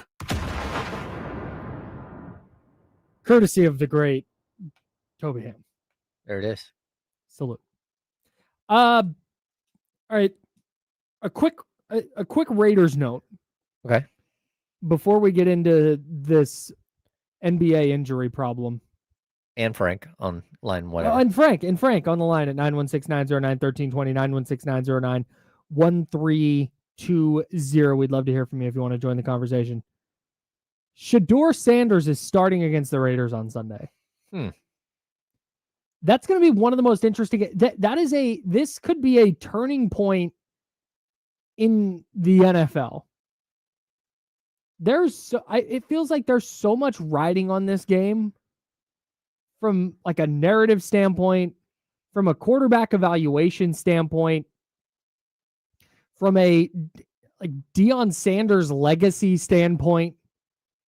There's just that from the portion of the internet that does draft analysis that all groupthinked themselves into thinking that Shedeur Sanders was one of the two best quarterbacks in this year's draft. He's going to start. He's getting all the first team reps. He's playing the Raiders. Ooh. The Raiders shut him down and he stinks. The Shedeur Sanders thing might go away forever. I don't want it to. I'm rooting for the kid. I really want him to do well. Yeah. But It's kind of a if big one. Shedeur goes out and wins, first start, knocks off the Raiders, the narrative, the discourse around Shedeur Sanders and the Browns quarterback situation is going to feed families. Yeah. And the Raiders are going to be right at the center of it. I can't wait. Either way, I'm so there excited. it's gonna Browns be a lot Raiders. talked about. I can't wait to watch Browns Raiders. Are you kidding me? Yeah. It's wild. Then listen to it right here on ESPN 1320. I can't wait. It's going to be fascinating. Speaking of fascinating, let's jump back over to the NBA. Tom Haberstroh. Actually, you know what? To hell with Tom Haberstroh. Let's get out to our guy, Frank. That's on the right. Elk Grove Kia Talk on 916-909-1320, 916-909-1320, because I want to hear from you guys. If I didn't get to Frank now, I was going to forget. So, Frank, you have been patiently waiting. You called back after you were rudely hung up on when I had to switch the board over. I appreciate you immensely. What do you got? Cool. I appreciate the help. Hey, look, I want you guys to assume that you're the brain trust of the Kings, and you Right. get 3 calls from 3 GMs. Number 1, the Clippers call you and say, hey, we'll give you Collins for DeMar. Number 2, you get a call from Milwaukee, and they say, we'll give you Kuzma for DeMar. And number 3, you get a call from Miami, and they say, hey, we'll give you Wiggins for DeMar. First question, rank those 3 as to which would help the Kings the most. And then number 2, in terms of Earth, which of those 3 is most likely to happen in reality? Okay, so Thanks for the call, Frank. I can rank this in my head very quickly. I'm assuming help the Kings like win this year. Well, I'm looking at it either way. Okay. Like help them one way or another. Number 1 on that list is John Collins. Number 2 on that list is Wiggins. Number 3 is Kuzma. I don't think Kuzma helps anybody at all anymore Kuzma in the league. stinks, dude. Yeah, I don't give a damn what his contract is. Maybe I don't we want leave that number guy on my 3 team. We leave number 3 blank and put Kuzma at 4. Keep DeMar number 3. Yeah, Kuzma yeah. at 4. Yeah, I'm with you. The reason why John Collins is number one, very specifically, is because number one, you get to test drive what that type of player next to Domantas Sabonis looks like. Number two, it gets you out from the $10 million that you're owed DeMar DeRozan next season. And so it would clean the books completely, because then you would have a choice whether to offer Collins some sort of extension or some sort of free agent signing, because you'd have his bird rights, or whether you just walk away, which is always an option as well. But I definitely think getting John Collins in your building, figuring out if you like him, because, there's plenty of, murmurs here in Sacramento that the reason why the Kings didn't trade for John Collins is because Mike Brown wasn't a fan of him as a player, and that's why they didn't go get him. Hey, that's on your general manager. Like, a coach's job is to coach players that you go get him. So if you would have gone and got John Collins, Mike Brown would have had to play him, because number one, it would have cost you something to go get John Collins. And so that player would have been gone and Mike wouldn't have been able to use them. But also John Collins has skills. There is a skill set there that I think fits perfectly alongside Domas. And I've said it for years. There is questions about, Collins and his basketball IQ and motor and stuff like that. I would still rank them that way, though. Yeah, same. Because I don't think... Yeah, I think John Collins is becoming an in theory guy. Like, in theory, he should be awesome. But in reality, he's just pretty good. Yeah. Like, but would he improve the Kings? Yeah. Like, if you're talking fit for this year, for sure. Yeah. The expiring contract is very appealing to me. Yeah, Wiggins is owed another $30 million. Yeah, I think, and it contracts aside, let's take the contracts away from this discussion. Let's just talk about this year. To me, Collins and Wiggins is kind of a coin flip. I think both of them fit in different ways, and I think they would both help in different ways. I agree. Wiggins is a better defender than Collins. Yeah, more versatile. He's not as good a shot blocker. I think Collins is a better offensive player. And not only that, but Collins he's a better rebounder. I just think that Wiggins is pretty limited offensively at this point, and Collins can be a pick and roll guy, and he can also hit the corner three. Interesting. I'm not out on John Collins as a player. Like Kyle Kuzma, I'm completely out on. Yeah, that's a big thumbs down for me. Yeah, John Collins is just I just if I'm taking first of all, I'd rather have DeMar than Kuzma.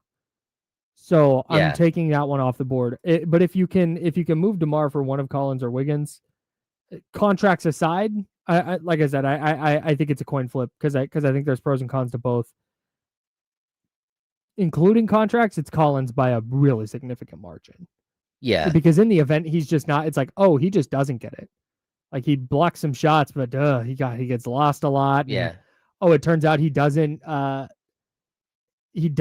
shoot the three in a way that teams like really have to defend it, or teams aren't really scared of him off the bounce. Like, whatever it is, I don't know. Then fine. It's an expiring contract. I think that's a Collins 1, significant drop off. Wiggins, keep DeMar, significant drop, trade for Kyle Kuzma. I would tell you this too. Like, part of the reason why the Kings are in the current situation is because the owner has liked certain players that have become Kings players. They liked players around the league. We can track back and look at, Zach LaVine and DeMar DeRozan. And, there are other players that Vivek has wanted. If anyone has ever watched the Washington Wizards walk in the door and see Kyle Kuzma walk over and give Vivek a big hug at half court, if you were to trade for Kuzma with 2 years at, again, his contract isn't always that horrible, but at this point it is. It's not. He's upside down.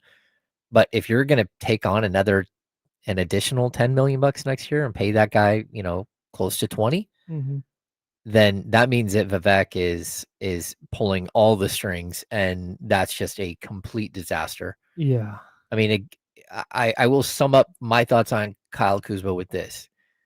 He chose to stay with the worst team in basketball in the Washington Wizards, as opposed to joining the Sacramento Kings, who were coming off a 48-win season. He chose to stay there instead of going and trying to get better and going somewhere else. And that's all I need to know. Again, a guy who will turn down the opportunity to be on a team that fit his play style perfectly. Now, that play style is gone now in Sacramento. He stinks. Yeah. To hell with what happened 3 years ago. Like that for sure, but also he's not good. Yeah, he showed you exactly who he is now. Like every single step of the way, he showed you that it's not about basketball. It's about the basketball lifestyle. And so, would it shock me? No, because like his rebounding totals over the last since 21-22, 8.5, 7.2, 6.6, 5.7, 4.4. Yeah. His point total 17.1, 21-2, 22-2, 14-8, 13-3. His 3-point percentage 34-1, 33-3, 33-6, 30.7, 28.3. This guy stinks. Yep. I want no parts of him. And if Vivek Ranadive, who I don't think is stupid, I don't think he's dumb. I don't either. I think he's emotional. I think he wants to win. I don't think there's any part of him that doesn't. I think he badly wants to be out there taking the Larry O'Brien trophy from Adam Silver. I think he just doesn't know ball. And if the Kings go out and under any circumstance acquire Kyle Kuzma to be anything more than like the 15th guy on their bench, it tells me everything I need to know about what's happening with the Kings. Kyle Kuzma stinks. Hey, whoever from the Kings is watching this, let Vivek know. Please. Whatever his email is. He certainly is not Shoot him an a email. winning basketball player at all. Because he's not good. Yeah. Like, I say not a winning basketball player. I don't think Zach LaVine's a winning basketball player, but Zach LaVine's a hooper. Kyle Kuzma is not a winning basketball player because he sucks. And, again, relative to the NBA, Kyle Kuzma could beat me hopping on 1 foot with both hands tied behind his back. Yeah. He would beat me 21-0 without breaking a sweat. Sure. But in the scope of what we're talking about in the NBA, I took no. Well, that and as That's far enough. as like when you're trying to build a culture, Mhm. that's not it. Also, Kyle Kuzma's 30. Yeah. This is not John Collins is at least 28. I know it's crazy because we've been talking about these players since they're 26 and 25 years old. I remember John Collins almost traded to the Kings like 24, 25 years old. Mm-hmm. Yeah. Anyways. Let's get into this. Yeah, Tom Haberstroh. Yeah. My guy, Tom. Shout out to Tom. He wrote about this at Yahoo Sports. I encourage you to go check it out. NBA stars, which is defined by the league's official designation of having been named to the All-Star team or the All-NBA team in any of the previous 3 years. 3 seasons. NBA star players, so that's anybody over the last 3 years who's made an All-Star team or an All-NBA team, are missing twice as many games as they did in the 23-24 season. 2 years ago. It's gotten so bad, according to Haberstroh, that nearly half of all the NBA stars, by that definition, are injured right now. And here's what's interesting to me. I'm not a doctor. Mm-hmm. I don't give a rip about, like, I shouldn't say I don't give a rip. I don't know. Like, you could talk about AAU impact and what the difference is between playing a bunch of AAU games versus going out and playing at the park. And I don't know the answers there. But what I do know is this directly correlates between the time they started the 65 game rule and now. Okay, so I don't think it's cut and dry, but it is. Sure. It's part of the reason, right? Mhm. I think there are multiple reasons. I agree. So Jared Dubin, again, another true hoop guy. Terrific. He wrote about the mileage that players are running this year versus other years. Mm-hmm. And right now, players are averaging 4.43 miles per game, I believe is what Good we're looking at. Lord. Versus, like, let's just go 10 years ago, we're at like 4.23 miles. So 0.2 miles per game doesn't seem like that much, but over the course of time. So I went in and looked at a different stat because I thought, okay, there's got to be something here, right? But if the correlation is guys are having to play more by NBA rule, while simultaneously the style of play is forcing them to run more. Yeah. Okay, so they go hand in hand. So this year, the leader in pace is the Miami Heat at 105.7 pace. Mm-hmm. The Sacramento Kings are number 5 at 102.4, right? The top 18 teams in the league are 100 pace or better. Every team in the league is 96 pace or better. But the Celtics are the slowest at 96.1. Most of the teams, let's just get like 25 teams are at 99.1% pace or better. If I go back 10 years ago and I look at pace, yeah, the Kings led the 2015-16 season at a 100.1, 100 even pace, right? We're talking about the 99 pace or better where 25 teams in the league are that. There were 2 teams 10 years ago. Most of the team, like there's the Jazz were the slowest team in the league at a 91 pace. Jeez. And pace is it's possessions per 100. Well, actually, what is it? Pace is the estimated possessions per 48 minutes. Yeah, pace per possessions per 48, right? So 91 possessions versus now, like every team is at least 5 possessions faster than that. What did you say? I want to do this same exercise 2 years ago, 2 seasons ago. Yeah. How many teams did you say are at what was 99.1? What was that pace? 25 teams are at 99.1 or more? Yep. 99.1 2 years ago would have been 13th.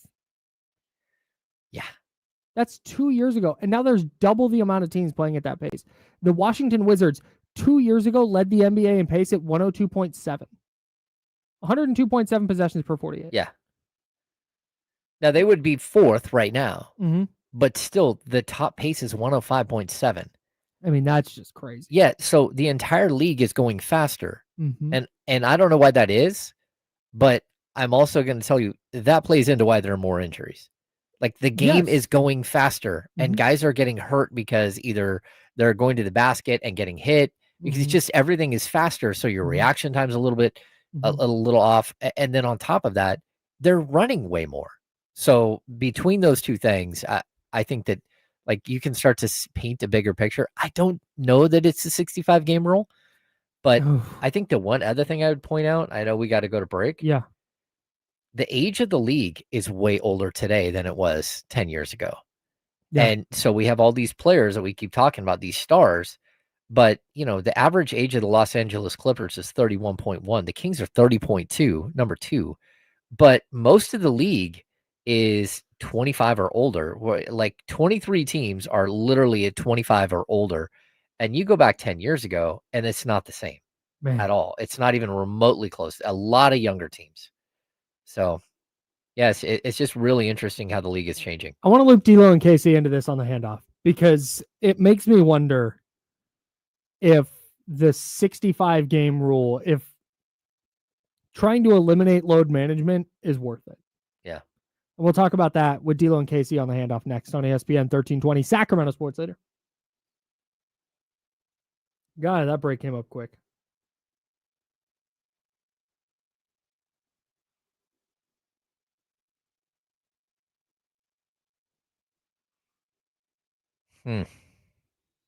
Can't believe the Kings have the second oldest team in the league. Talk about just like a feeling of hopelessness. Not to be like super negative, but like. But that's what I was talking about earlier. Like guys that you want to see, okay, go earn minutes tonight. Yeah. I don't like Devin Carter, Maxime Reynaud, and Nick Clifford. And I guess Keon. I'd also say this too. I think there is something to we're still in the COVID world, right? So like a lot of these players that are coming into the league are older than they were. You know, there aren't as many 18, 19-year-olds coming into the league as there once was. And even like 20, 21-year-olds. I think that a lot of people have been kind of lost in the COVID thing where they got an extra year of eligibility or whatever. So I do think you're just having a bunch of, you know, again, the Keegan Murrays of the world coming in as a sophomore, as a 21-year-old. You know, as meet Clifford as a 5th-year college player coming in as a 23-year-old. Steven said Isaac Jones is one of those guys. I think Precious Achua is as much of one of those guys as Isaac Jones is. He's only a year older. Yeah, but Precious has been in the league. Yeah. Yeah. It's more like the Devin Carters of the world, who again was he a senior coming up? But like, that's a bummer for Devin Carter and even for Keegan, for people who believe that Keegan can be more. Like, he's just not young. You know?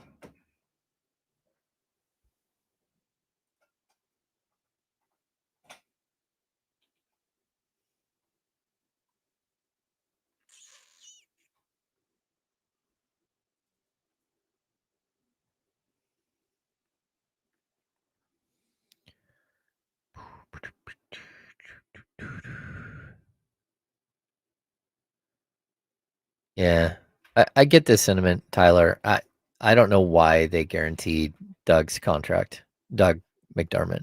I don't. And it's not a dig on Doug. He's actually a really nice guy and a good locker room guy, but like, it didn't make any sense because you didn't guarantee his contract last year. So why would you guarantee it this year when he wasn't a big part of what you did last year? So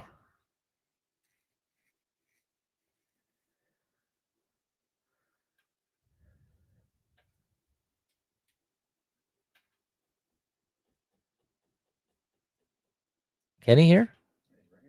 Oh, I didn't turn on the computers today. No, right there. What up, though? Oh, he's at home. Kenny. I didn't even notice.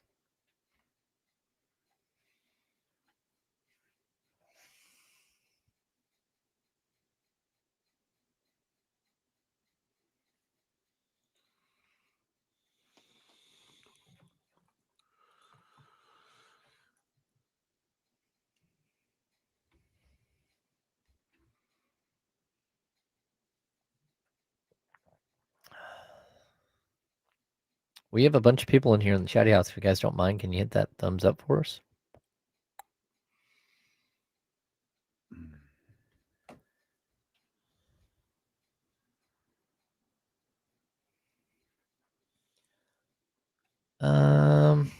Well, I'm going to tell you, like, teams are doing everything to make sure that their players are healthy. I mean, the Kings have a chef in the building like all day. They're feeding these guys all kinds of stuff, healthy foods. They're tracking their sleep patterns. Like, they're spending all kinds of money, like the cold baths and everything else. They have every bit of technology possible. Here, I want to talk about. Did you see the Tom Haberstroh thing? I don't About think I did. Half of the NBA stars, so All-Star or All-NBA in the last 3 seasons, are hurt right now. Okay. Let's do that. Yeah. Welcome back to the Insiders with James Ham and Kyle Madsen on ESPN 1320. James Ham, Kyle Madsen, D-Lo, KC from the home studio today on ESPN 1320. It's a handoff. So we're talking about this article in Yahoo about NBA stars, which are defined as made an all-star team or an all-NBA team in the last 3 years. Mm-hmm. And this does not include Tyrese Halliburton, Jason Tatum, Dame, guys who are already here. NBA star players are missing twice as many games as they did in the 2023-2024 season. and it's nearly half of all the NBA's stars are injured right now. Okay. And my immediate thought is, and James talked a lot about and made a ton of points about, the style of play and how many more miles guys are running now and the pace of play and how much it's jumped over the last 2, 5, 10 years, how much faster the game is. And my immediate thought was, man, that lines up with the 65 game rule, the implementation of the 65 game rule. Guys are just being pushed into spots where, hey, you have to play. And started thinking about that last night, and Will in the chat at youtube.com/ESPN1320 said the 65 game rule is just fine. The NBA and players are making more money than ever. Money needs to be spent better on the health of the players. Don't punish the fans for load management stuff. My argument to that is the fans are being punished because guys aren't playing. They're just hurt. Instead of, this player X is going to rest because of these reasons. They're on a back-to-back, or they played this many games, this many nights. I don't know that it's having the intended effect. I'm sorry, you don't know that what's having the 65 game rule. I see. I don't think the 65 game rule is of major consequence. I think the thing that stands out to me about what you just said is I feel like we just did this. Was it 2 years ago, maybe 3 years ago, that everyone was hurt? Like Steph and Bron, but I think the difference was this might have been going into the playoffs, or it might have been like during the playoffs. Like I remember Donovan Mitchell being hurt. Like, man, it's the game. Like I don't know why it feels like injuries are up. I don't know why we keep getting alerts about calf strains or hamstring strains. Like I don't know why that's happening, but it's basketball, man. It's the game. Like it happens. I don't know that it's diet. I don't know that it's stretching and prehab and all of that stuff. It's just it's basketball, man. It's happening. Yeah, I feel like the game is in this sense, the game is the game, right? And it's played at a breakneck speed. Everything. We did talk about this a couple years ago because I brought up the issue that we are part to blame for all this. And I'm talking about media. I'm talking about NBA consumers, because we will spend 20 minutes watching every single Luka Doncic non-defensive effort and talk about it on our show. And we'll talk about it on Twitter. And we will shame these guys into playing harder or playing defense or something like that. And I'm not even saying we're wrong for it, but that's the way the game is right now. You turn on a game from 89 and they're not in help side defense. They're not extending 4 feet past the 3-point line on every single play and movement off ball and all this other stuff. But that's the way the game is right now. That's the way the coverage is right now, where you can't ever hide. And I don't know what the solution is. I feel like I have an idea what the reason is. I don't know what the solution is to fix that and make guys play or make them able to play 80, 82 games a season, because it feels like we're at a point where there's no turning back with how the game is consumed and how they play the game at such a fast, intense pace. Well, you know, go ahead. I think there's one other element that we're missing, and it's probably a bigger reason why this is happening, and we're forgetting it. Is that the league decided to stuff a in-season tournament in the middle of the first 2 months of the season, and I don't think we were understanding the impact of that. But just to go back to the 23-24 season, we're talking pre Emirates Cup, right? The season starts on the 25th of October. Here we are at like November 15th. The Kings played a game, and I'm using November 15th because the last time the Kings played was November 16th, and at that point that was their 14th game. The Kings have played 10 games at November 15th. So all of a sudden they've jammed 4 extra games in the first 2 weeks of the season, or 3 weeks of the season. You go back to the previous year, and that's when they started the season 6 days earlier. So when we got to November 16th or November 15th, that's where the Kings are playing their 13th or 14th game. but they started a full week earlier. So again, the league has crushed the schedule in the first couple of weeks of the season to fit in this stupid ass tournament that no one really cares about. And what it's done is it's just put so much more mileage on players coming out of the gate where they're not in mid-season form, where they're having to play. Look at the back-to-backs by the Golden State Warriors are ridiculous. It's ridiculous. Yeah. They played 6 back-to-backs, and the Kings' schedule has been equally bad, but in a totally different way, where they've just piled on all of these like extremely difficult opponents. Well, you know what I think? Sorry, Casey. Just one thing I think part of that is too is satisfying broadcasting partners. The new broadcasting. Yeah, right. partners. Because no, we want stuff.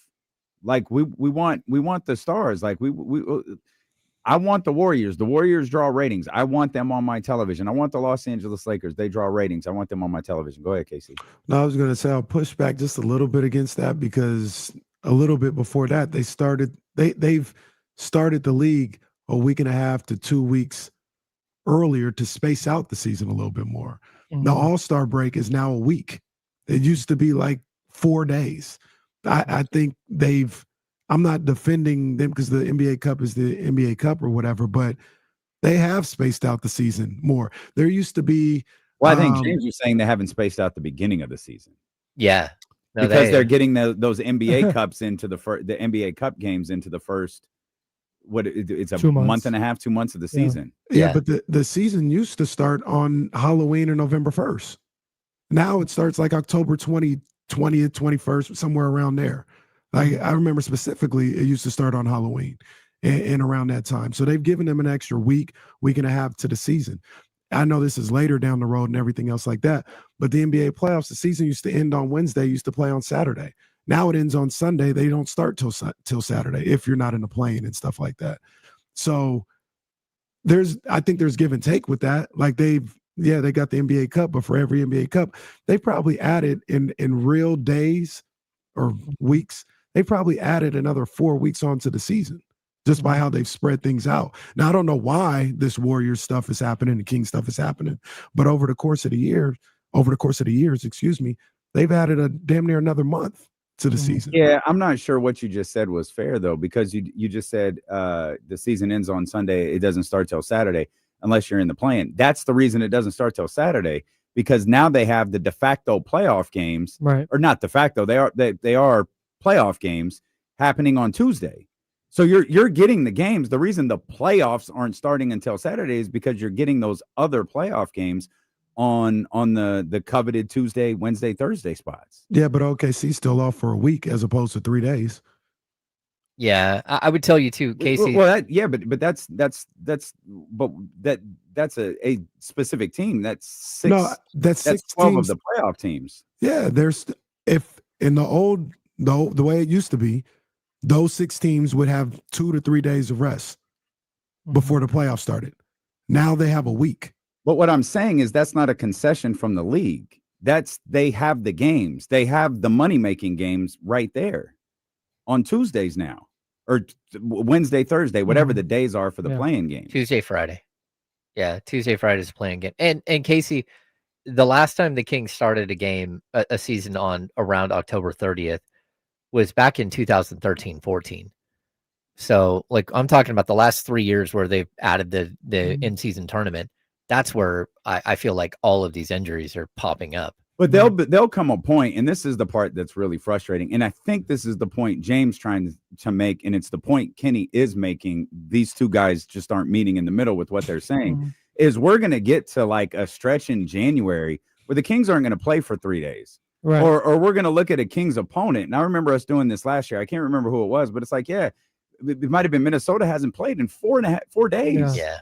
And it's like now all of a sudden you get to January and February, you get to that the All-Star break, and now all of a sudden you have teams who are playing. You've got teams playing 6 times in the span of 10 days here, whereas you get to later part of the season, you're having a team play twice in 10, and it's like, how does the math on this work?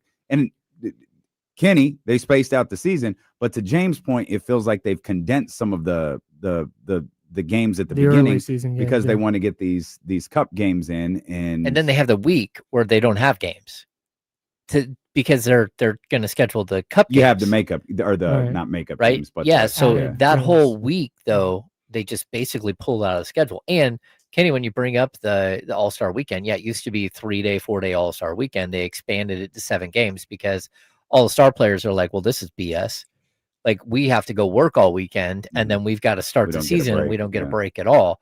And so they again pulled days out there. They extended the break at the midway point of the season, but they also went from like October 19th to October 25th start date again. Mhm. So now what you've done is you've condensed this whole front half of the schedule into way fewer like days. Mhm. Because we were figuring it out last year. Like, they got to a point where it was like 22 games in, and the previous year they had played like 15 games at the same Mhm. spot. You're like, how in the world are you just going to jam an extra 7 or 8 games in? Mhm. And what is that going to do to the players? Well, we're seeing what it does to the players. Yeah.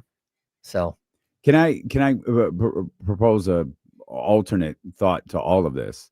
And Maybe. Go ahead. the idea that because I think Will was asking for like the investment, and like you state that, James, that the investment in health and sleep tracking and Mhm. aura rings and all of these, like Mhm. the Kings. I remember I don't know if they still do it. I just remember Garrett Temple telling us about it. They brought like a sleep expert in, Mhm. and they were going over like the increments in which you should sleep for maximum benefit and all of these different things. So like the idea of that investment being there is or the idea that the investment is there, like I fully believe in. But I do wonder with the advanced technology, because Kenny was talking about how you go back, and we did it one day, watched a game from the 80s, and it is jarring. Like it is incredible yeah, to go back and watch, because you think, oh, Jordan, Showtime Lakers.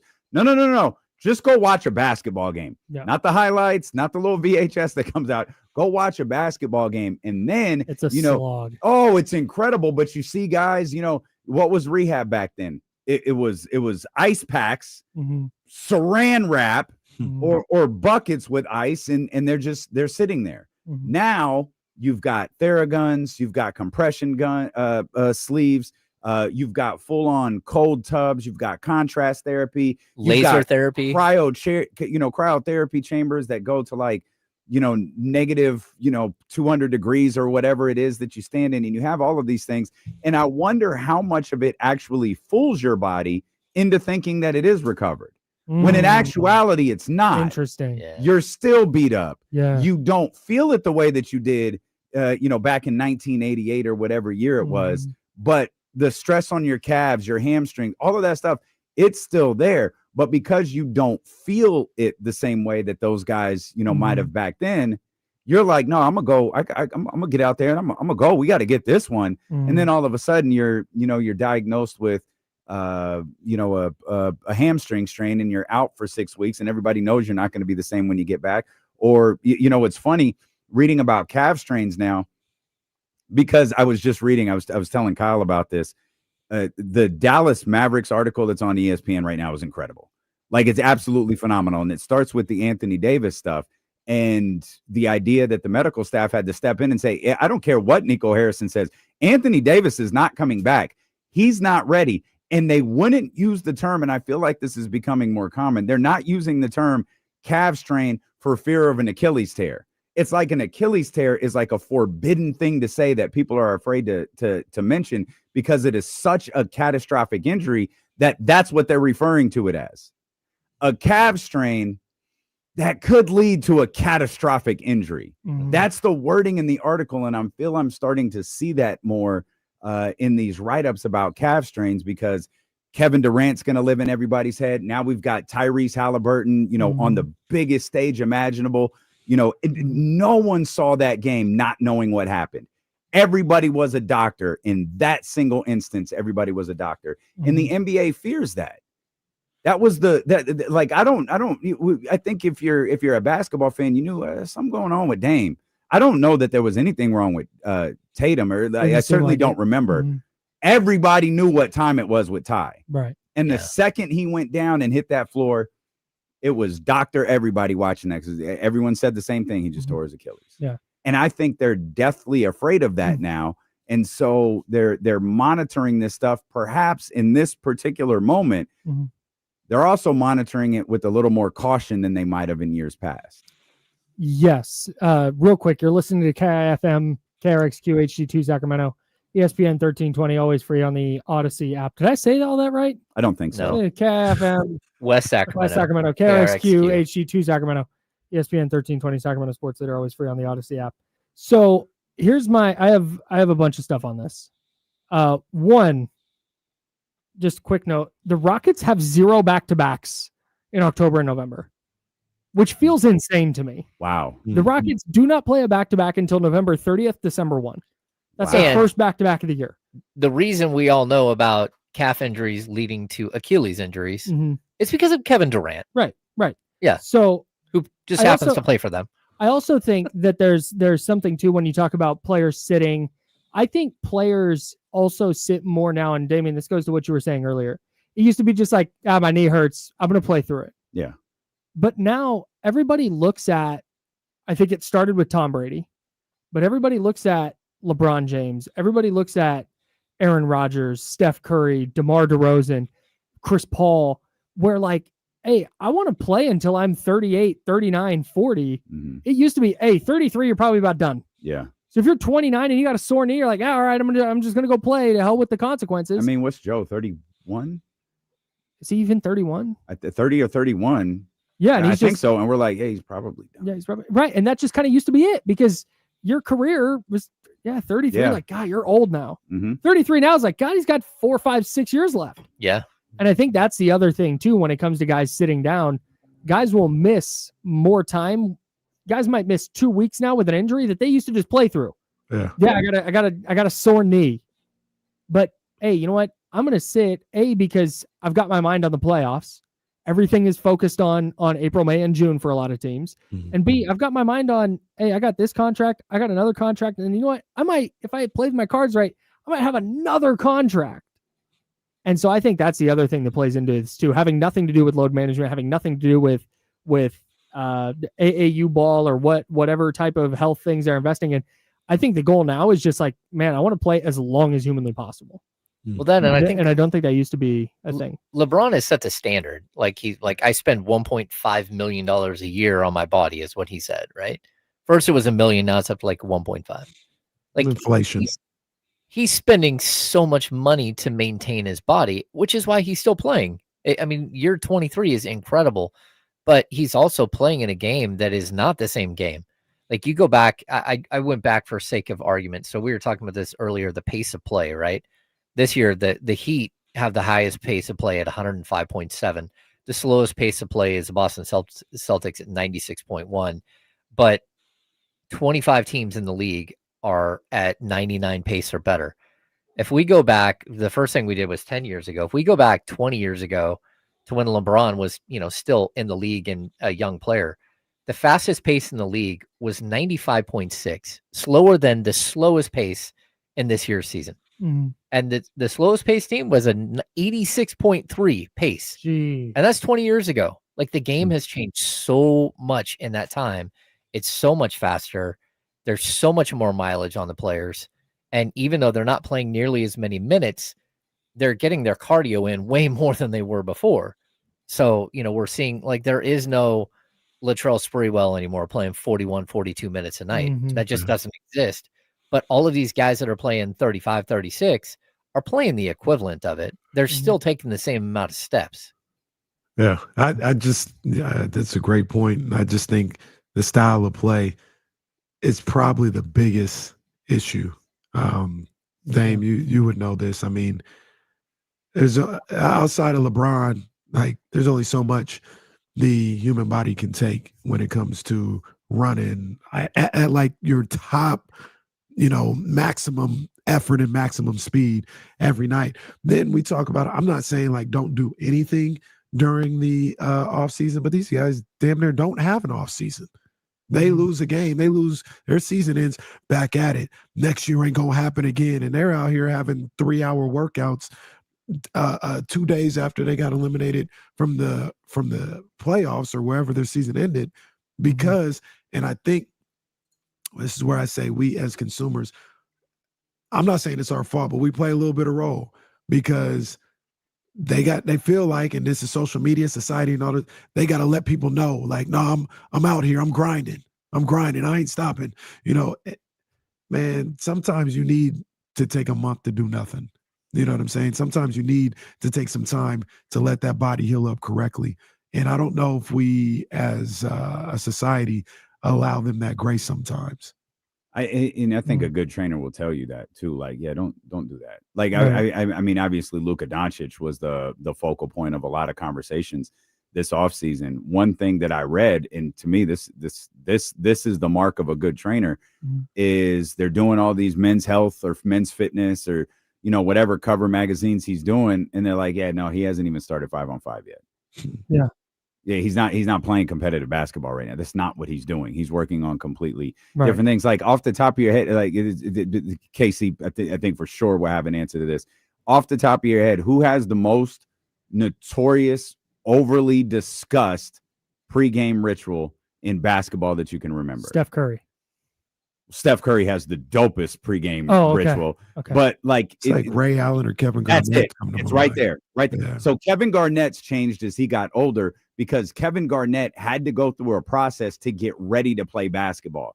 Like, as he got older, the process in which he went through just to get on the floor was hours long. Mm-hmm. Ray Allen was the guy who would show up to the gym before everybody else. On the road, they would have a bus that was essentially for Ray and his rebounder. And I've had multiple trainers go, yeah, don't mimic that. That's good for him. That's good for his head. That's literally the Ray Allen routine. People have tried to mimic that, going, I'm gonna do what Ray Allen does. No, dog, don't. You're not Ray Allen. Like, you're not in that physical, or more importantly, you're not in that mental space that he's in. I have heard coaches say, don't do that. I've heard coaches say, I'm not getting you a bus so you can try to mimic Ray Allen's shooting routine. Right. That was a literal one of one. He would show up 3 hours before and people would be discouraged. Don't do that. It doesn't mean you're working harder. It doesn't mean, I'm going to do this. That is a very specific routine for a very specific player who had a very specific mindset, and it worked for him. And so many people want to replicate what they see the greats do. Ray Allen, the Mamba mentality. All of these guys adore. Which is a sickness. Yes. Right. The Mamba mentality is a sickness. Mm-hmm. Kobe would be the first to tell you, if brother was still here, that is not healthy. Mm-hmm. It got him to where he almost lost everything to get to where he got. I can't speak for the man. I think Michael just did hear him speak. Yeah. Mike lost a lot along the way. He lost a lot because of that mentality. We had someone in this building who used to love to Mamba mentality, everybody. Mamba. No, man, go home to your kids. Like, I want the Jokic mentality. I want to be really good at my job. And then I want to go home and I want to cry when my horse wins a race. That's what I want. If I did the Jokic mentality, that clock hits noon. Hey, not anymore, pal. Not anymore, pal. But we love it. It's a tagline. It's going to hold. Like, Kobe Bryant's legacy will live forever for a very, very long time. Mamba mentality will be a phrase that is echoed in conference room, in business seminars, in little offices like ours till the end of time. It's just not healthy. Yeah. Well, I think a lot of people, when they talk about stuff like that, because it's so popularized, they don't understand what it means. Mamba mentality doesn't mean, in my opinion, it doesn't mean running yourself into the ground, into dust. It means perseverance. That's all it is. You know what I'm saying? Like, there's going to be struggles that come along the way, whether you're an athlete or you're a CEO of Odyssey. Mm-hmm. Do you wilt under that, or are you able to get your mind back locked in to do the things that you need to do? And whatever that is, if that's therapy, if that's physical therapy, if that's whatever, are you able to stay locked in on the task at hand and do what you need to do to accomplish your goals and see the journey all the way through? But because is so popular out there. People are like, run through a wall. That's Mamba That's mentality. it. That's not it. what it means. People don't understand that it's in perseverance and all of that stuff and working hard. That is a huge part of it, as he has laid out in numerous speeches and interviews and all of that stuff. But all of the other things that Kenny mentioned are a really important component to it that all the repeaters like to leave out. It's like, no, you can't mention the relentless attack and the run through. You can't mention that stuff without the ability to adapt, right? And the ability to recognize your failures and focus on the process, so to speak. Like if you can't do one without the other. And that mentality is presented sometimes without the complete picture. And therefore you have dummies running through a wall like Kenny was just talking about right there. Can I talk about the No. Okay. That's almost a daily occurrence. And I love it. I love it. No. Here's the other like non-health, non-injury part of this. We might get some weird ass all NBA teams this year.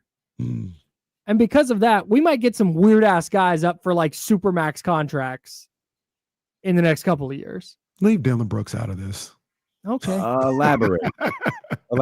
No, I'm with you. Like if there's a chance with, and this is not a problem with the 65 game rule, I'm just saying it exists, that if stars keep going down and getting hurt at the rate that they're going down and getting hurt, I see. We might have some weird ass scenarios where there's like 6 all NBA spots that just like, all right, yeah, this guy gets it. Yeah. Because he reached a requisite number of games. Hey, last season it was that. A little bit. Yeah. I mean, because there were so many guys that weren't eligible. Mhm. And you're like, I mean, I think there's also like a balance between gifting somebody like the legacy all NBA, which I think it needs to go. It's I think it is out the window. But there were guys last year, you're like, okay. Like, would you have made the team if Luka was available? Would you have made the team if, name that player? How many players, Kawhi Leonard was ineligible. How many of the top stars? I don't think Anthony Davis was eligible. Man. What? I just see some of the names who made all NBA last year. I don't feel like these names are egregious, by the way. They're not egregious, but they're not top 15 players. I agree. Just the names that immediately stand out. Again, these are really, really good basketball players. Evan Mobley was all NBA second team last year. Second team? Like he was all NBA second team last year. Jalen Brunson was all NBA second team. That's probably fine. Cade was third. J-Dub was third. Yeah, J-Dub was third. And James Harden, who did have a good season last year. Probably say he had a really good season last year. He was all NBA third team. Those are probably the guys who stand out the most. I don't know that I would have put Karl Anthony Towns on it last year, but he did have a good, he did have a solid season. Yeah, man. Those names aren't egregious to me, by the way. That's not Dylan Brooks. No, for sure. I do wonder if when you see like, man, all right, Wemby's going to be out a couple of weeks. Like, wow, could he miss enough? Jalen Williams, defensive player of the year, looks like he's going to miss. Like, that's again, we're not far enough into the season to know that yet. But when I read something like that, it is where my mind immediately goes, hey man, there's going to be a lot of guys who are ineligible that we would just preseason. You're just like, oh yeah, pencil that guy in, pencil that guy in. Look at what was the first year? The next 5 guys that barely missed all NBA. Şengün, Jaren Jackson, Zubac, Garland, Sabonis. Those are the next 5 on the list. Siakam 6. What was that last year or the year before? Was it the year before that the 65 game rule started? Yeah. Or was it 2 years ago? 2 years ago. Is this the 65 game rule? We look at it as the NBA kind of talking to the players, which they are to a certain degree. But I'm just asking a question. Is this a reflection of the people who vote on these awards not being able to accurately tell the story year in and year out? Because for instance, I don't know how close they were. I'm just using an example. Anthony Davis plays as many games as he played last year, or whoever, say he's not eligible or something. and Evan Mobley has the year that he had. Evan Mobley had a damn good year. Mm-hmm. These writers a lot of times are like, yeah, but we all know Anthony Davis is the premier defensive center, premier center in the game. I know he played 52 games, but I'm putting him in there as all NBA. And it's like, well, all right, man, like Evan Mobley, it's not his fault that he played well in a year that Anthony Davis couldn't stay healthy. Should he be penalized for that? And the writers, historically, some writers haven't been able to accurately remove the historical resume of some of these players from what happened that actual season. Do you guys think that plays a role into why we have this rule? Yeah, well, I mean, I think like players, like writers on the East Coast, they're not going to stay up for an 8 p.m. start, which is 11 p.m. on the East Coast, to watch the Kings play. It doesn't matter who they're playing. Yeah. You know, that's just even a 10 o'clock start. Honestly, man, I bet most writers aren't going to stay up to watch any basketball that's not the team they cover. Yeah. No, it's very true. It's the you shouldn't have a vote though. No, sure. Yeah. No, I'm guessing. I don't disagree with that. I feel that way about baseball writers and their Hall of Fame votes. Ann Killian didn't submit a ballot a few years back because she quote unquote forgot. Come on, like, you forgot? Come on.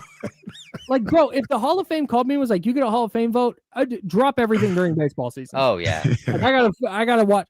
But anyways, that's a separate thing. I think what happens is a lot of voters just go, okay, pick your favorite 3 stats.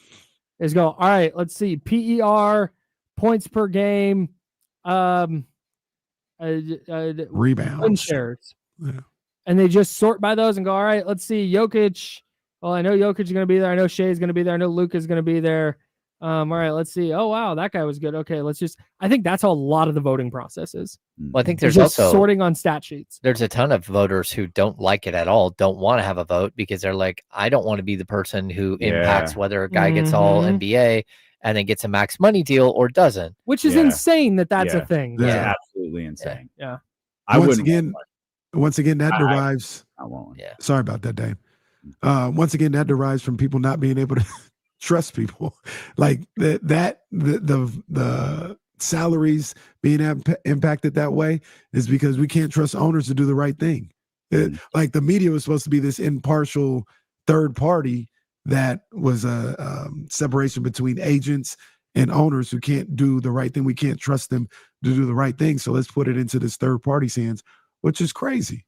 It's crazy. I would appreciate the honor of voting on All NBA and all this stuff, but I probably tap out too. Like I don't want to dictate whether or not somebody makes $40 million. You have 2 guys who have incredible seasons. You have 1 slot left, and only one of those guys gets the max. You know, gets the accolade and gets the super max, and the other one gets left. Please. Like, can you imagine being a player going, I'm sorry, Brian Windhurst, with all due respect, is determining whether I make $60 more million? Yeah. Kyle Madsen didn't vote for me because he said the vibes were off. Hey, and I look, Jason Anderson in Sacramento said I wasn't good enough. Yeah. Yeah. Okay, like you pull somebody aside, like, hey, that's brutal. Doesn't he? I don't know if he does. I think he does. Yeah, he does. Yeah, he does, right? Yeah, I thought so. That's tough. Like, if I'm a player, and I'm like, who the hell is this guy? But see, here's the thing. If you're a coach, look at first of all, the Cavs just got fined $100,000 yesterday for sitting Donovan Mitchell and Evan Mobley as healthy scratches against, I can't remember who it was, OKC or someone. Mm-hmm. They sat him and they're like, okay, they're not playing tonight. Tonight, this is like Steve Kerr doing his best version of Greg Popovich. Jimmy Butler back, not expected to play. Draymond Green, illness, not expected to play. Steph Curry is out tonight after tweaking his ankle twice. They've had 6 back-to-backs. I don't blame them for going, hey, man, what are we doing? Well, Steve was talking about nobody else has more than 3. That's crazy. Yeah. But I almost wonder, I don't know if the NBA schedule works like the NFL schedule, because the 49ers basically tell the NFL, like, hey, we'll do road games early because this sun at Levi Stadium sucks. So we'll do our road games early. If you can give us primetime games, that'd be great. Like at home, like that'd be. and there's concessions that they make in other parts that they'll go coach the Senior Bowl or whatever. I almost wonder if Golden State, if this is a thing, called the NBA and said, hey, we got a bunch of old ass dudes. Can we get these back-to-backs out of the way as early as possible? Oh. And that way over the second half of the year, because like Damian said, it's all going to come out in the wash eventually. Yeah. Over the second half of the year in January, February, when we're trying to ramp up, we're getting these 2 days off and My an guess extra day. is no. It's just kind of tough. No. It's like we've got to satisfy Amazon. We got to satisfy NBC. We got to satisfy ESPN. Like, how does Houston have 0? Yeah, I'm not sure. I don't. 5. The Houston one is crazy to me. Unless they've gotten, I'm not sure. The Houston is pretty crazy, Casey. No, I was just gonna say the solution is Joe Lacob needs to bring the circus to Chase Center, and they'll make concessions. There you go. For that. Yeah, bring the Grammys to Chase Center. They'll make concessions. Yep, they sure will. What's it? The rodeo? What's the rodeo Miami? The Miami is a boat show. That's why they can't never have the All-Star game. They're like a boat and RV show. Oh, is that what it is? Oh, that's right. Yeah. That's exactly what it is. Because why wouldn't Miami have the RV show? Though? Obviously. Yeah, that makes sense. The rodeo, the Grammys. Does someone have the circus? It's certainly the Bulls. Rodeo is San Antonio. Grammys is LA. Didn't the Bulls have the circus? Oh, maybe it's Chicago. I thought someone had the circus. Yeah. Wow. The Thank God it's not here. Barnum and Bailey all road the jokes if it was in Sacramento. As if we need more.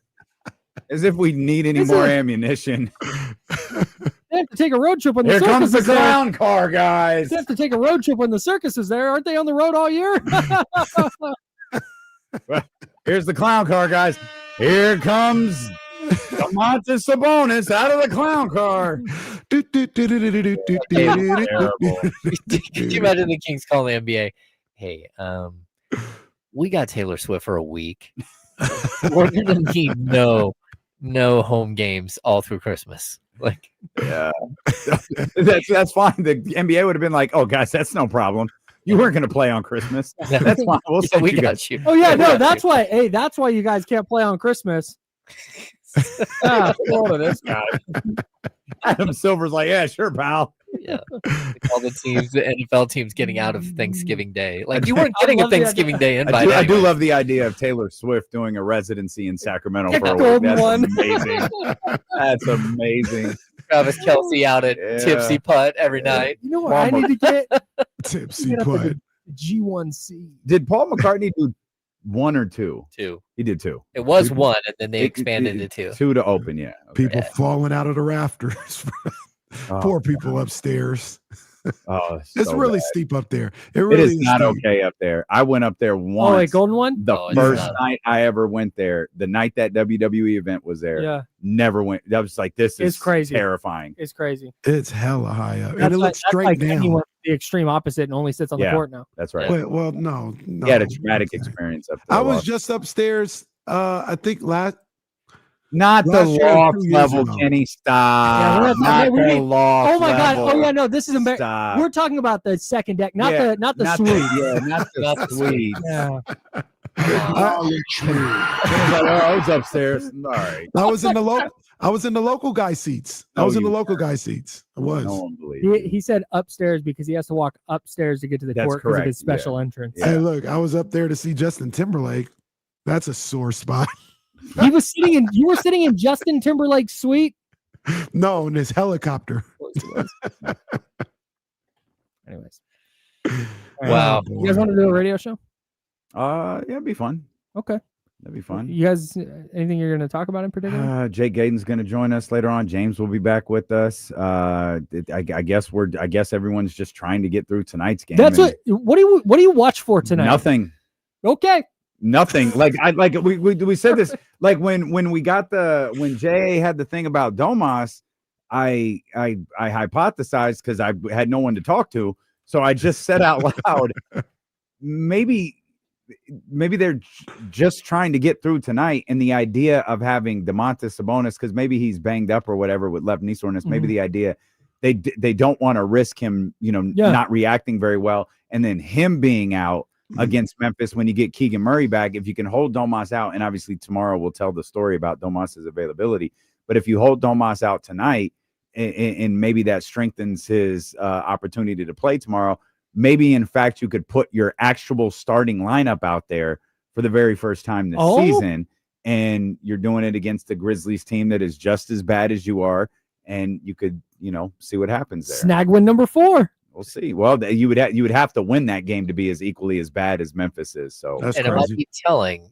Dylan Cardwell is still. They did not recall him just so they had depth, which means that they're not planning on Domas being out long term. Got you. Okay, very good. Right, so very good. I don't know what to do with tonight's game other than we'll just watch it, see what happens. I don't. Can't wait. Yeah, Doug Christie's Greg Popovich protest.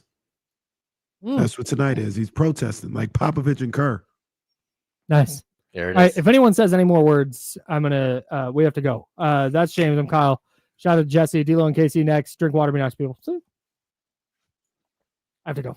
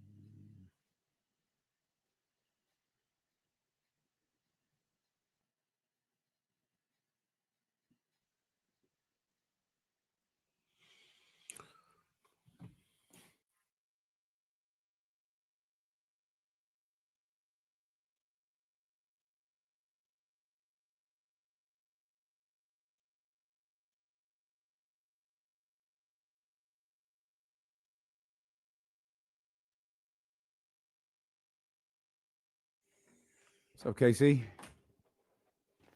Dame Dollar, what's up, man? you got a new camera? I did. He's got the do some more camera. Yeah, it looks like it. It's pretty cool. I don't really necessarily know how to work it, but yeah. He's got the camera they use for like the NFC Championship on Fox. Like, yeah. Matt Stafford's warming up right here. Yeah. Yeah. Right. Yeah. Got quarterbacks next to him catching the football back or whatever. Yeah, cameras panning around. He got ESPN's old 3D cameras. I was in the Apple store yesterday, and I saw they're selling they're still selling the Vision Pro. Are they really? Yeah. I didn't try it out though. Salute. Is this still $3,200? I didn't even check. Oof. Because they don't even do nothing for that thing no more. Oh yeah. Shout out Leezy. Shout out to that boy Leezy, man. Big ups to him. Wait, he got one? He got better. No, not one of those. He got a better camera. Oh, yeah. Yeah, Leezy knows what cameras to buy. Scout Recycler, I have not seen an update. I'm crossing my fingers. That did not look good yesterday. Did not look good. So hopefully Bear, my hope is it's just a hyperextension.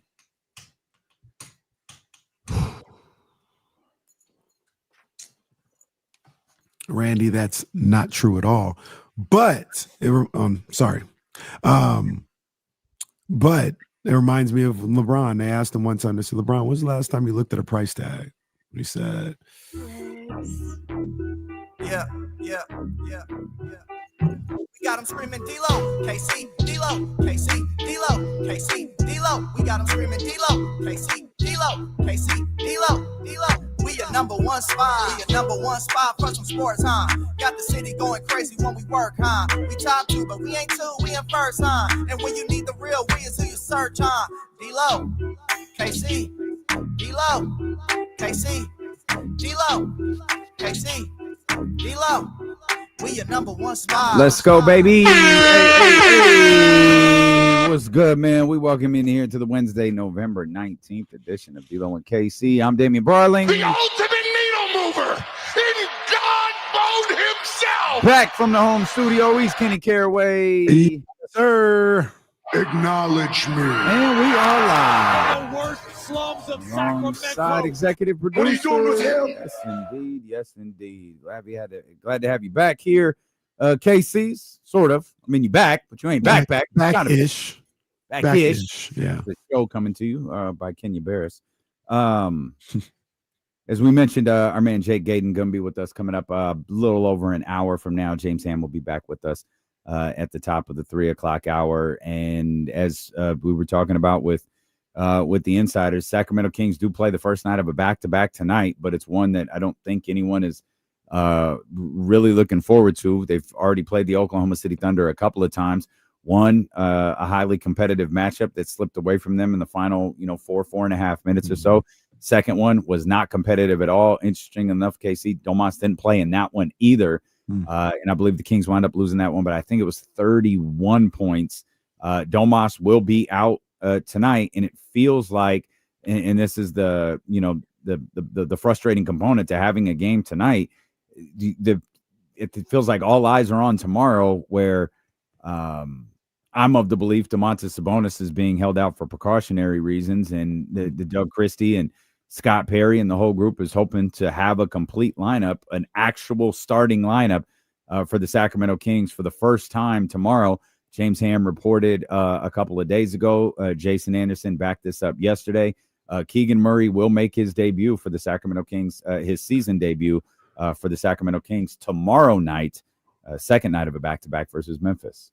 Let me rewind a little bit there. How do you feel about that perceived notion of basically punting this game? Like, we can't beat them anyway. So, I mean, that's how it comes off. I'm not saying that's anything that anybody has said, but that's how it feels. Yeah, it's how it feels, but that's just an interpretation. Here's the thing. The Kings could march out like a complete starting lineup and lose by a lot. I mean, I don't really feel any type of way about it. I was pretty surprised to see that Domas wasn't playing, as we have outlined on this show repeatedly this year. He doesn't really miss games. This, I think, is the second or third one that he's missed, and it's not even related to the ribs. It's a left knee soreness. So when I saw left knee soreness, I thought, okay, maybe he is sore. Also, maybe they're looking ahead a little bit. I don't know. I don't think I have a problem with it. I'm not going to manufacture any anger over this. If in fact it was a determination of, hey, let's try to, put forth our best effort on Thursday. Let's do everything we can, because it's there are times where, of the first night of a back-to-back will be played, and you'll look at like the starters and go, man, they really went for it tonight. Those guys played 42 minutes, 41 minutes, 40 minutes, like whatever. And the line, man, they really went for this dub tonight. Good thing they got it, but they got to play again tonight. They may have just chose they're going against a team that I no longer think is going to win 70 games, a team that I believe will win 70 games. Maybe this is just a night. If we're going to beat Oklahoma City, we're going to do it like with the group that we have, because they're going to have a bad night. It's not going to have anything to do with Domantas Sabonis or Zach LaVine or DeMar DeRozan. It's going to have to do with the Oklahoma City Thunder. That's how good of a basketball team that they are. So maybe they've just pushed all of their chips into this Memphis Grizzlies game and everything that comes along after that one. Yeah, I mean, I get it. It makes perfect sense. But it just makes me think like, all right, like if I was in that if that is what's going on and how that happened, it would make me think, all right, what are we doing? Like, what are we really doing out here? Are we all this we're trying to win and all this other stuff? Are we really? Are we selective with it? It will raise questions, but Sure. strategically, I absolutely understand it. Like, I get it. Yeah. I mean, I get it.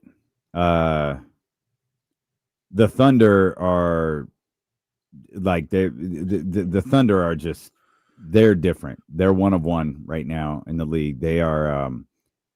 This is very much, in my estimation, they're 2016. Like they're going to run the same way the Warriors did. Obviously, they're not going to start the season 24-0 or whatever that number was that the great Luke Walton established. Shout out Luke with the Golden State Warriors.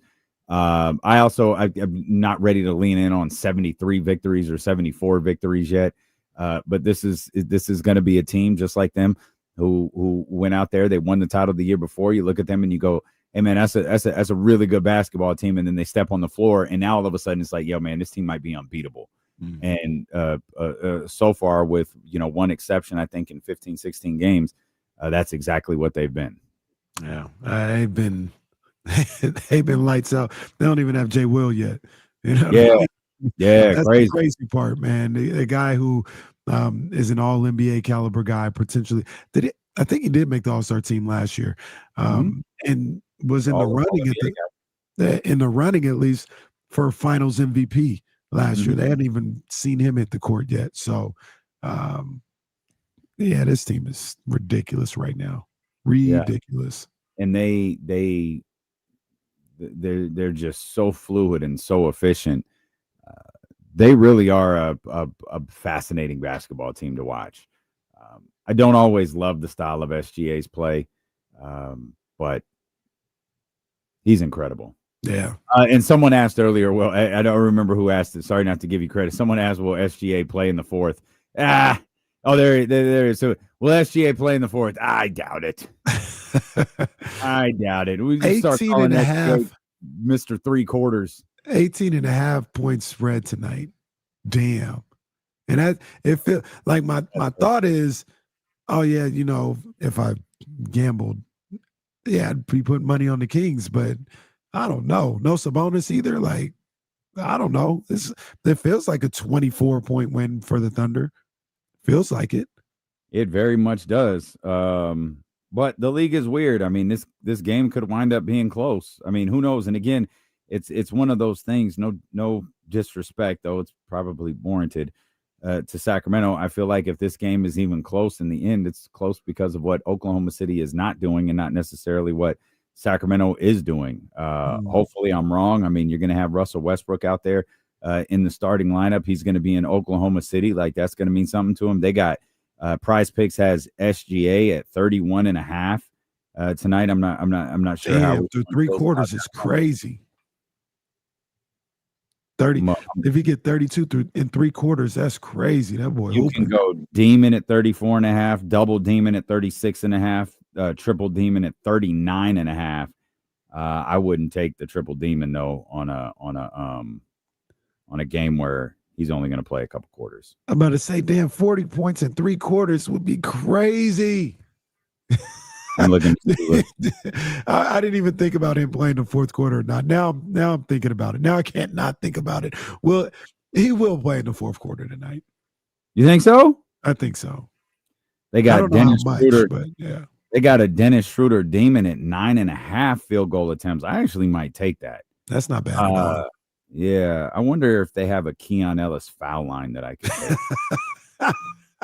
take. Now wait a second. You're laughing. That's not shade. Because they have a Dennis Schroeder foul line. They had him at like 2.5 committing fouls.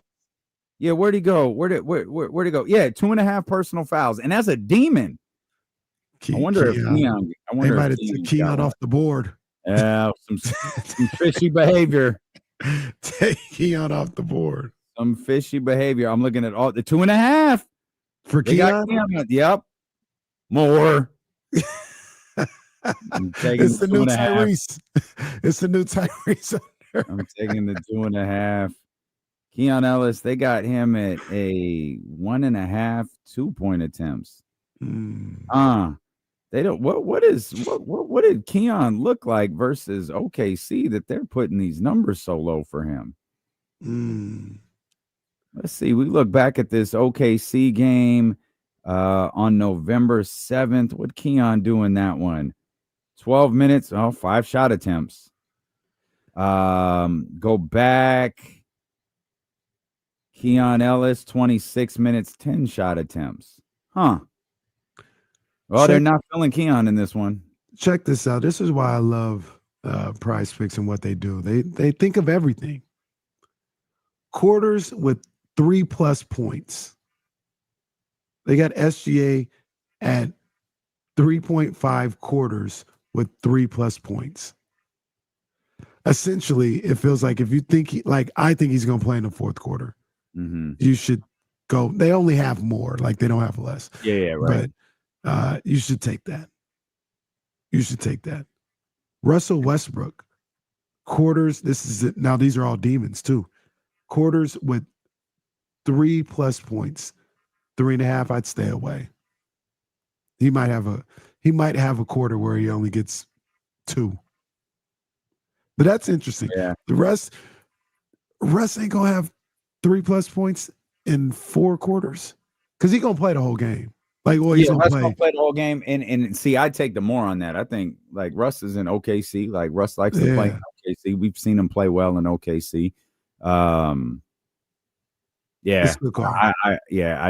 take that one. And with Domas out, like he's gonna have, even though he has the ball in his hands a lot as the point guard, Domas acting as that secondary point guard, like he gone. Yeah. So this is, I mean, I said this last time, and I think I was right. We got a Russell Westbrook triple-double like on the books for this one. Absolutely. Now they still might lose by 30. 100%. I'm going to have a triple-double tonight. I was listening to the Insiders earlier, and they were talking about how basically talking about how some of these players on the Kings might have let go of the rope, so to speak, right? Like, oh man, the season started the way it did. We kind of see the writing on the wall, not necessarily quitting, but are we still like locked in? It's human nature. Are we still locked in and all this other stuff? And I understand the point, but I was like, man, how could anybody not be locked in and be okay with not being locked in with watching Russell Westbrook every night? Like the way he plays, they were talking about Sabonis and Levine and DeRozan, and like DeRozan, like, man, this is where I got to spend my final years and all this other stuff. Like, I get that. I understand that. But then you got this guy, same age as you, running around, giving all types of effort. How could you look at it that way, where it's like, I'm going to just dog it and let him play, outplay me or out hustle me? Same with Sabonis being a younger guy or Zach LaVine. Like, that's tough when you see Russ every night that you would still choose to like not lock in on some of these nights. I don't think Zach LaVine can be motivated. That's fair. You know what I mean? Because I can, if you know who that might work with, Neek. Hell, maybe even Keon to a certain degree. It's obviously not going to work with DeMar. Like DeMar been in he's a 16-year, 17-year Hall of Famer. Like, he's not going to be motivated by watching Russell Westbrook or he's not going to be motivated, I don't think, by watching anybody else. But you talk about guys like Neek. Like, yeah, I can't. I gotta step my game up. Look at the the way Unk is doing it. You look at some of the younger guys who might potentially do that. Zach's not an old guy, but he is a veteran, and I think the league, certainly Minnesota, Chicago, and maybe to a certain degree Sacramento, they've all tried to find the magic formula that works for Zach LaVine. And I don't know that anyone has found it. this basketball team looks like a completely different team than they did the first 11, 7-11 games of the 7-8 games of the season. Zach looks like a completely different player. Mm-hmm. He's averaging 31 points per game to start the season, and it's like, man, the fluidness of his ability to score, like he's incredibly efficient, like he's not taking, he's not wasting possessions, and then just slowly you watch it disintegrate, just as you watch the Kings' effort and the Kings' output start to just kind of fall apart over the course of 5 or 6 games or so. Yeah. And I don't know what the magic formula is for him. I would think for all those guys though, that's look, they've accomplished so much in this league and in their careers as basketball players, like not trying to disrespect these guys, but that would be when I say when the word motivation comes up, I think of it almost as motivating by embarrassment. Like you should be embarrassed if you're out here worried about yourself and pouting about where your situation is. Like I'm not even trying to get at him or anything but DeMar DeRozan, Russell Westbrook, same age as you. Russell Westbrook is his career is withering away in Sacramento, just like you think yours are. But you feel sorry enough for yourself where you're not going to be locked in, yet this guy is. Like that's it's not like, oh man, I'm hyped. It's damn, I don't want to be embarrassed. Like that's embarrassing that this guy in the same situation as me is still willing to go out there and do what he needs to do effort-wise. And once again, not trying to say that night in and night out, DeMar is checked out. There was only like 2 games where I thought he was checked out. But like, if that is the case, if you are like feeling sorry for yourself or frustrated because this is where you're at, man, you got a guy right there that's in the same boat as you that isn't worried about that stuff or letting those type of things affect the way that he approaches the game. How could you not be doing the same thing? That's more of an indictment on you, in my opinion. No, it absolutely is. Yeah, it absolutely is. And Zach's next team is going to be looking for the same formula. And I don't know that they're going to find it. Zach LaVine he's an interesting basketball player to me. Zach, he's not a what if, but he is kind of. Like, what if you were able, because I think you tweeted this a while ago, not that I've unblocked you, but it was something like he's one of the most frustrating players in the league to watch. It was something along those lines. Of all time, like in the history of the NBA. Okay. Yeah, like, and it's because the talent is there, and not only is like LaVine's talent there, it's obvious. Like it is plain as day. Like this dude is a supremely talented basketball player.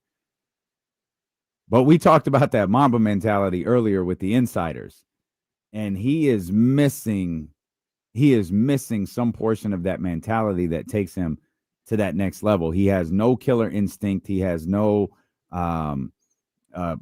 clutch gene or fourth quarter gene or whatever you want to refer to it as. Like he doesn't have any of that, but the build, the makeup, the skill set of an elite basketball player, he has all of that.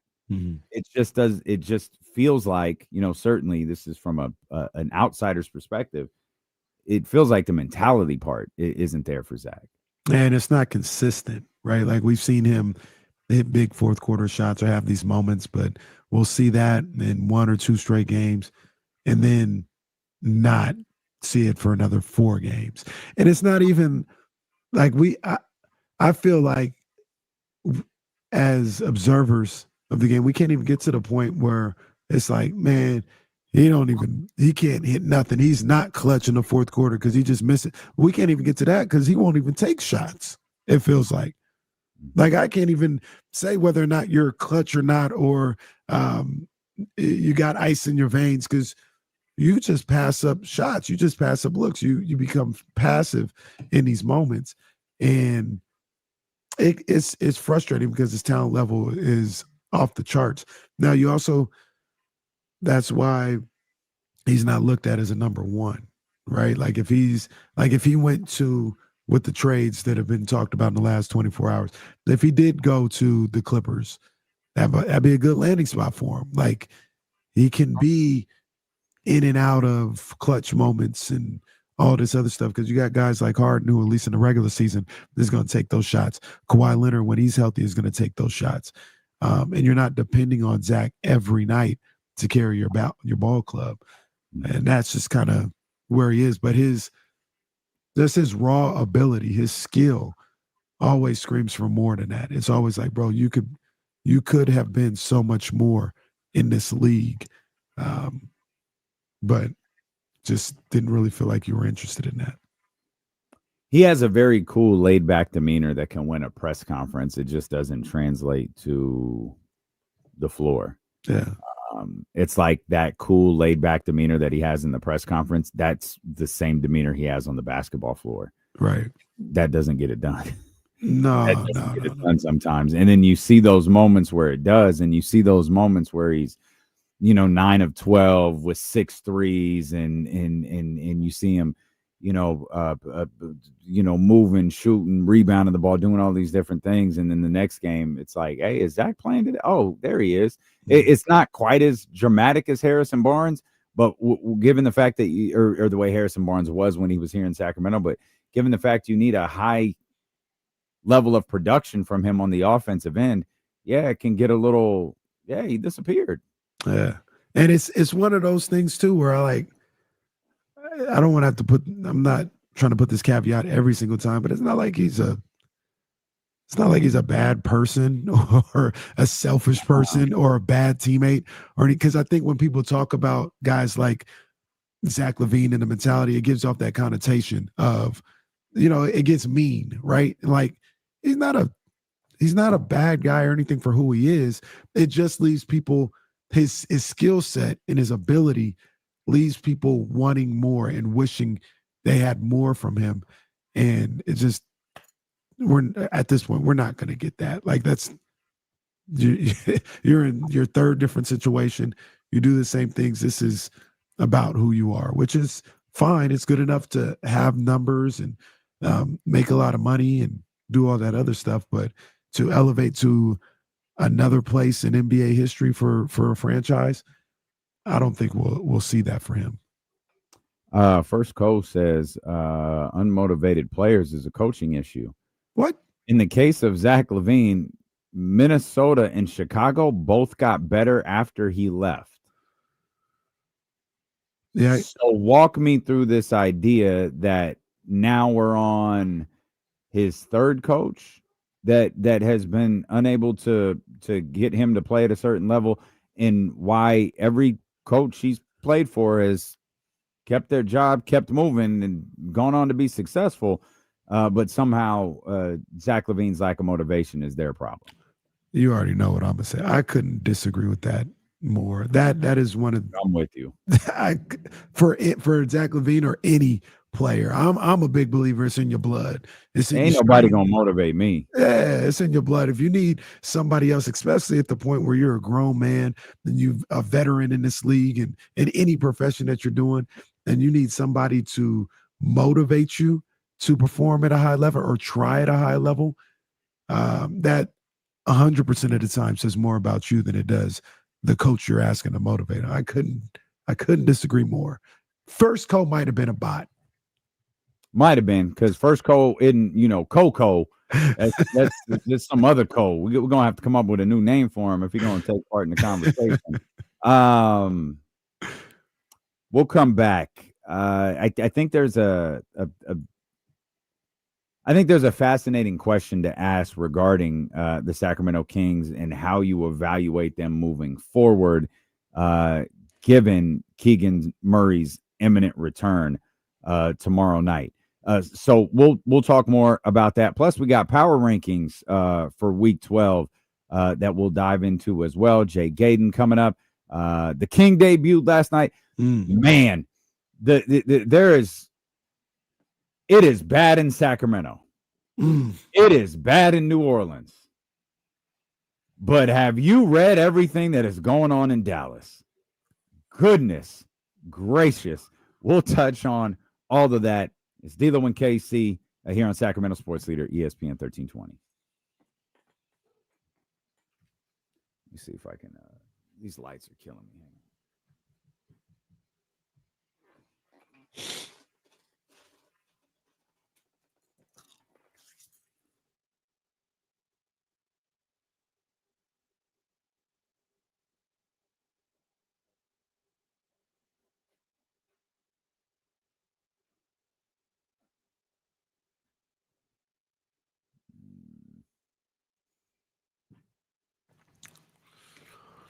First, go.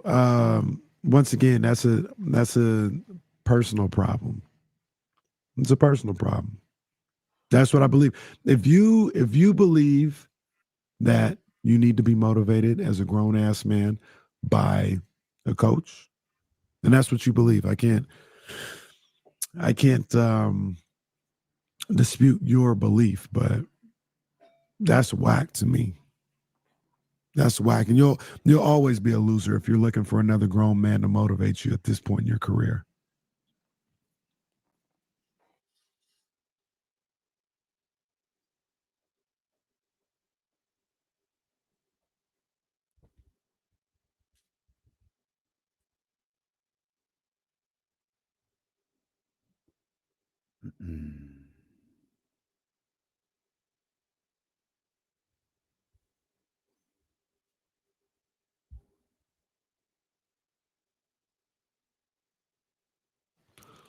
No, I'm broke. I'm broke.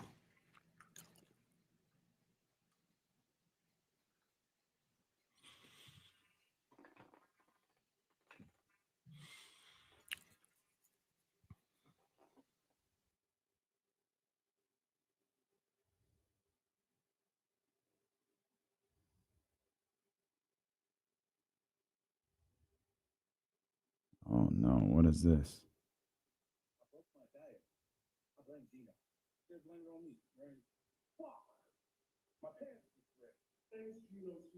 Don't look right. Blame it on me. Never shit down. Kids mess up at school. Blame it on me. I took the Viagra and they went to the wrong head. I blame Gene. That's not as funny as people think it is.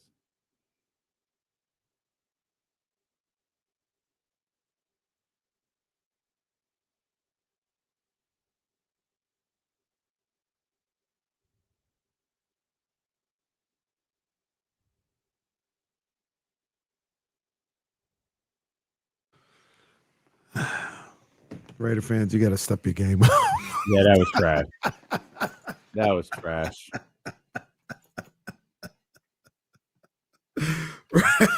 Raider fans, you guys got to do a better job, man.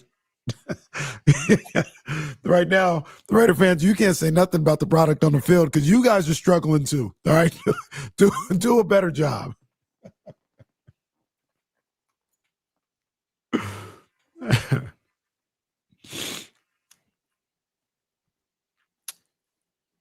Michael, I do have soft tissue injuries from playing softball. Got to be careful out there.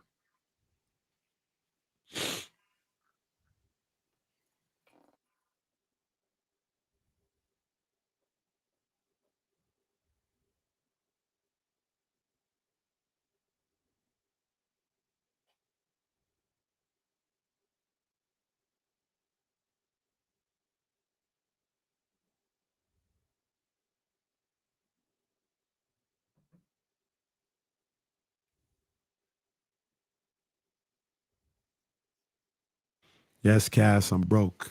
I'm broke, baby. We I ain't got it. I forget Kenny doesn't know we're back on the air. Oh. It was my fault though. I got sidetracked because I'm reading the captions of Jordan Schultz and Draymond Green talking about that fan which Jordan's funny. He called him a crazy fan. Like, what did the fan do? Like, the fan didn't get thrown out. The fan didn't yell anything like obscene. It was like Jordan's like, yeah, I asked Draymond what happened with that crazy fan who he had an incident with. That man was yelling an insult that was a very specific and nuanced insult that Draymond took offense to. I told Trista this yesterday, Casey. I thought it was funny for a man who has spent his entire career referring to other men as bitches. The fact that he was so insulted by being called Angel Reese over and over again because he was getting his own rebounds was funny. And then he had the nerve to say, "Don't call me a woman. I'm not a woman. I got 4 kids and 1 on the way. I'm not a woman." And it's like, man, weren't you the same dude who was talking trash when LeBron looked you in the face and said, "Don't call me a bitch. I'm a grown-ass man. I got a family. Don't call me that." No, it was him. And not that they're defending him this time, but I remember the dialogue from Warriors fans. "Oh, LeBron, he's tripping. I hear worse than that at 24-hour fitness. Like, oh, it happened. What? You ain't never played basketball before? This happens all the time." All right, bro. All right. I used to tell him, I said, let me walk over there and call you out of your name then. And you should just be like, "No, it's cool." Some people don't play like that. A lot of people don't play like that. Yeah. I chuckled this morning. I was doing school drop off and we were listening to the wake up call and they were talking about something and Gavin goes, "Son of a bitch." And it falls quiet and Morgan goes, the 4-year-old, "Gavin said a bad word." I know. It's okay. And then I thought like, oh no, does that happen when I say that? Is there a little Morgan in the backseat of a car right now going, "D'Lo said a bad word"? Bruce's little brother. Well, Bruce and them, they got to be used to it by now. Like Bruce been with us for, I think, all 5 of our years on the air. Bruce has grown up quick. Our brother Bruce has grown up quick here with D'Lo and KC. I haven't seen them lately. If y'all out there, man, y'all got to pull up on us. I know it's tough at Sky River Casino and the kids can't come in, but we got to see you guys here. Yeah. You know what, man? Why don't we get this out the way real quick here? Because Jake Gadon coming up. We got more basketball to talk about. They say this is a big rich town. I just come from the poet's part. Let's go ahead, KC. Let's dive into power rankings headed into week number 12. You want to lead us off? Yeah, I got you. There was some movement in the power rankings this week from your boy because people losing left and right, people not taking care of business. So we have a new number 1. Last week's number 1 was the Seattle Seahawks. Number 1 no longer, and I'll tell you right now, not even in the top 5 anymore. They have fallen from number 1 to out. Not mentioned at all. Yeah, man. Number 5, I got the Broncos. I think making their debut in my power rankings. So I got the Broncos at 5. I got the Eagles at 4. I got Patriots at 3. The Colts, I'm still respecting the Colts in this situation. They're at 2. And we got a new number 1, who I don't even know if they weren't even in the power rankings last week. They fell from not in the power rankings all the way up to number 1 with their the jump. Yes. That's true. The Los Angeles Rams, the new number 1 in Casey's power rankings. Yeah, I'll take the suspense out of mine. I got the Rams at number 1 too. Unlike you though, I did have the Rams in the top 5 last week. As a matter of fact, it was the Patriots, Seahawks, Rams, Colts, Eagles. The tough part about that was the Patriots didn't lose. The Rams kind of won their way into that number 1 spot for me. So I'll start at number 5. I got the Philadelphia Eagles right there. That's exactly where I had them. I'm watching them with an abundance of caution. Jesse doesn't like them, and every time they win, he says something about it, and I'm like, I think he's right. I heard a statement. I like them more than the Chargers. I think I like them more than the Lions. I heard a statement about them. After you get done with the power rankings, I'll ask you guys if you agree. No, go ahead. Ask right now. Do the Eagles, how was it put? The Eagles defense is the best single positional unit in the NFL. It's better than anybody's offense, like Detroit's offense or the Broncos defense or whatever. The Eagles defense is the number one positional unit in the league. I was thinking about that, and I don't know if it's crazy.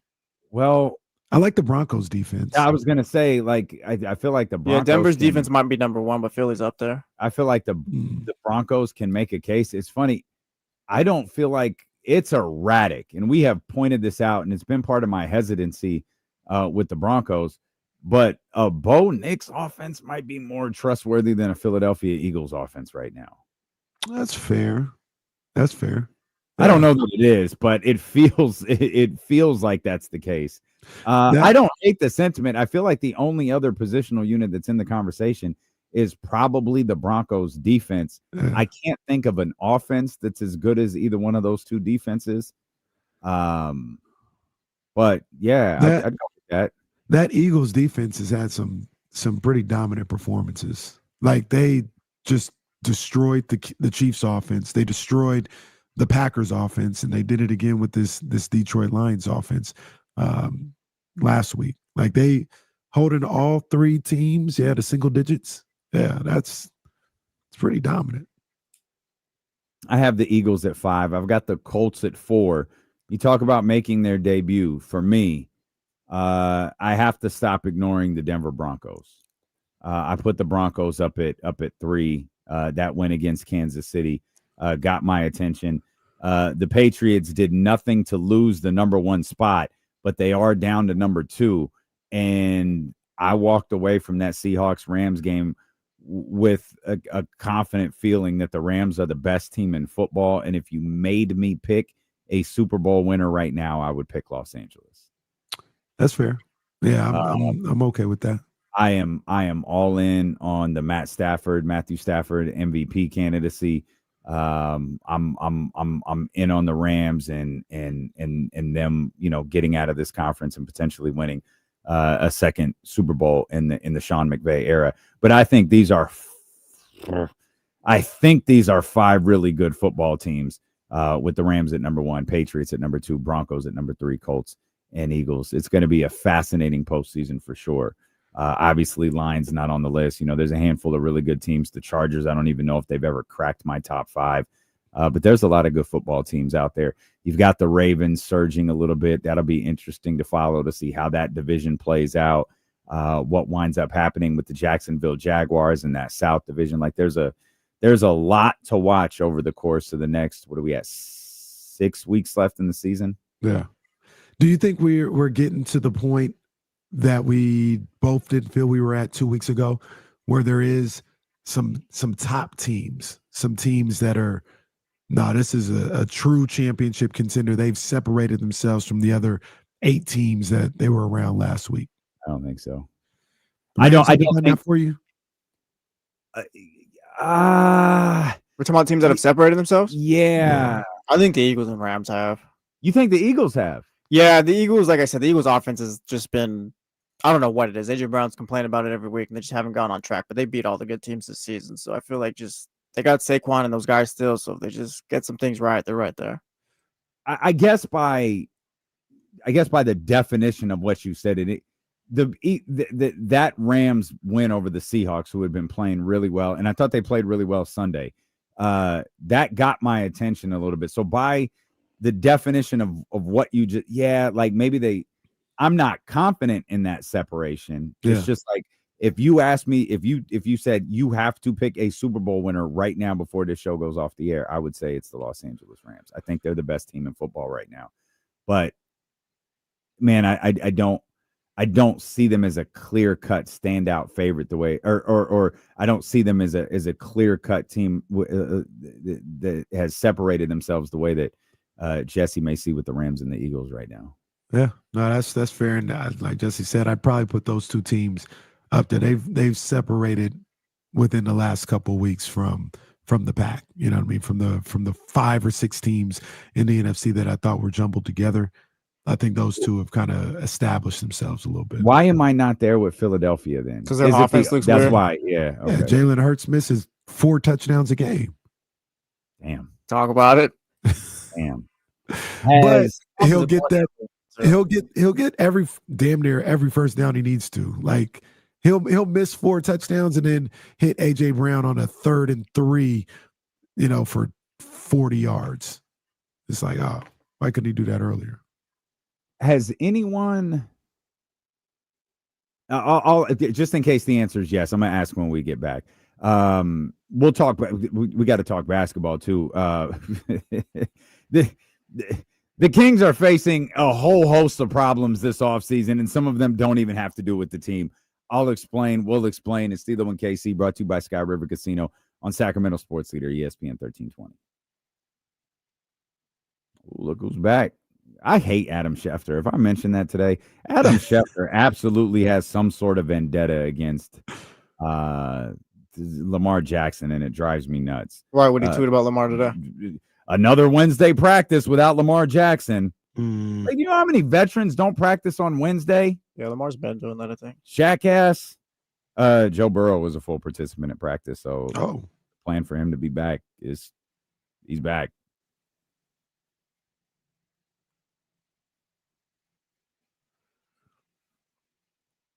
Norm, I hope y'all are really reacting to this hoodie I got on. I have had this joint for like a year and some change. I didn't pull the tags off this one today. I'm glad it got y'all attention, but man, salute. Even WCW down there reacting. And I know you're watching. You can go to hell. You're a terrible human being. All right, that was a funny picture. Don't feed into that. I saw something from wrestling. What did I see? What did I see from wrestling? That dude hates CM Punk so much, it's hilarious. He texts me once a day with something. How do you like Bret Hart but hate CM Punk? They're the same person. Hates CM Punk so much. I've come around on CM Punk in the last year and a half or so. Yeah. Bret Hart's a whiner, but he's not necessarily wrong about anything he says. I think that's the same thing with CM Punk. What did Bret Hart say on that WrestleMania 9 doc when he was trying to those girls at go do some push-ups or something. Oh man, super corny, man. Want me to do some push-ups? Where the girls? Fuck that. What are you talking about? Oh man, that's hilarious. Did you guys talk about Scatterboo yesterday? Briefly mentioned it, like a second. Yeah, we talked about it for a second. Yeah. Andrew Schultz also part of that. I didn't know he was part of that till later. Yeah, I told you he pushed Dom. He didn't. He pushed the other guy, JD McDonough. Yeah, McDonough. Yeah, I thought he pushed. I saw him square up with Dom, but he wound up pushing the other guy. Dirty Dom. There was something wrestling related I saw. I can't remember what it was.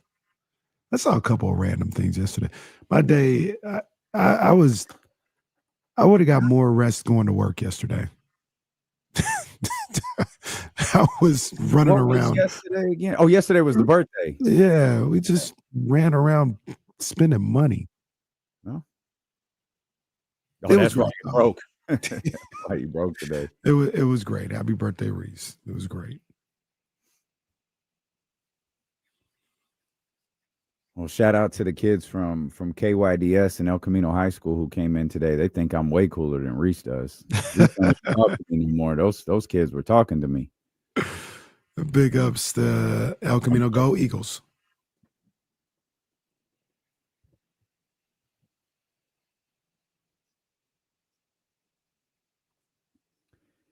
You think we can cut that sound where Kenny just said "Go Eagles" without any context to it whatsoever? What the hell? Why do you guys do this? Why do you? Yeah, I'll cut it after with the stream. Nah, yeah, I think we got a good little "Go Eagles" clip from our guy right there. This is what happens when you try to show love to you your can't local trust Damien, by the way. I didn't even catch that. You know what I'm saying? You try to show love to your local high schools, man, and this is how they treat you. It's Yeah, crazy, don't trust bro. me ever. I'm always gonna do what's funniest. Yeah, and if he gives the order, it's like, all right, I'm gonna cut it. Yeah, Wow. I'm always Wow. gonna do. That's funny. All right, West Sac Don't Kings let- fan, don't- relax. Well, if I knew what I haven't labeled this. Is it this one? I love Jerry Jones. It Come is. on, man. I gotta Come on. label this properly. I love It- Jerry Jones. Well, no, you didn't have to turn it up. Like, what are That we was- doing? well, and to be fair, that wasn't me. That was Kyle Madsen. Oh my gosh, he was great in that documentary, though. He was a That's star. the boy. He was a That's the boy. star. KC said go Eagles because I had mentioned that the KYDS program at El Camino High School, which I was a part of, came in today. It was quite a sight to see as we were holding a really, really important meeting in the front like common area, and 35 kids come streaming into the building and head to the Wake Up Call studio. And because I was a part of that program for so many years, Katie asked if I would talk to the young people as well. So they all caravan down here. Poor James and Kyle. It's like 25 minutes before their show, and I'm like, "Hey guys, I got to take over the studio here for a minute. Like, is that cool?" And Kyle was like, "Yeah, do you want me to leave?" I was like, No. But there's a whole bunch of kids coming in right now, and all of them came in, and I don't think I've never talked to that group of kids before, and I've never been able to like really tell the story of how that radio station, which I never believed anyone was ever listening to, helped me like develop my voice, because I didn't talk a lot in high school. And I used to go into that studio and shut the door and develop the persona that ultimately became, D-Lo 4 or 5 years later. And I'm forever grateful. My favorite part was the young lady who leads the program now is the daughter of Mr. Santianes, Mr. S, the guy who led it for me. Wow. And that was really a cool thing to figure out. And then my second favorite part was as everyone is kind of filing out of the studios, because it's like, hey guys, the insiders got to get on the air. We can, let's go see Uncle Paul down the hall, Paul Marshall, down in the 98 Rock studio. And of course, Let me Paul tell was you great. about Lamar Jackson and Jalen Hurts. Well, that 98 Rock studio has a gigantic skeleton in it that glows in the dark, and Paul's got the lights cut off, so it's like they're entering like some sort of like haunted mansion. I think Abe calls him Skelly the Skellington. Yes, that's exactly what it is. And one of the administrators, Matt, he's like, "Hey, you're Serena's little brother," and I'm like, "Yeah, I am." And he was like, "Yeah, I know." And he went to school with my sister. And I, of course, called my sister. I was like, "Hey, I just spoke to a group of kids about, my life and my career and all of this stuff. And the thing that they said was, 'Hey, aren't you Serena's little brother?'" And of course, she got a kick out of that. But it was awesome to have those young people here, man. It was very cool. Stevie B916 asked a really interesting question. He says, "D-Lo, did any of the kids ask you if you knew Ebro?" They didn't, but I did tell the story of Ebro, because what's funny about KYDS is, you have myself, Katie, and obviously, I did say, the most successful radio personality we know from El Camino High School is Ebro. He's at Hot 97, and I explained, when you have that position at Hot 97, you don't just have a position at a radio station, you have a position in the genre. And as the program director and music director of Hot 97, you have a position within hip hop. And the funny thing about Ebro is he didn't do KYDS. He didn't do the radio station, and neither did Katie.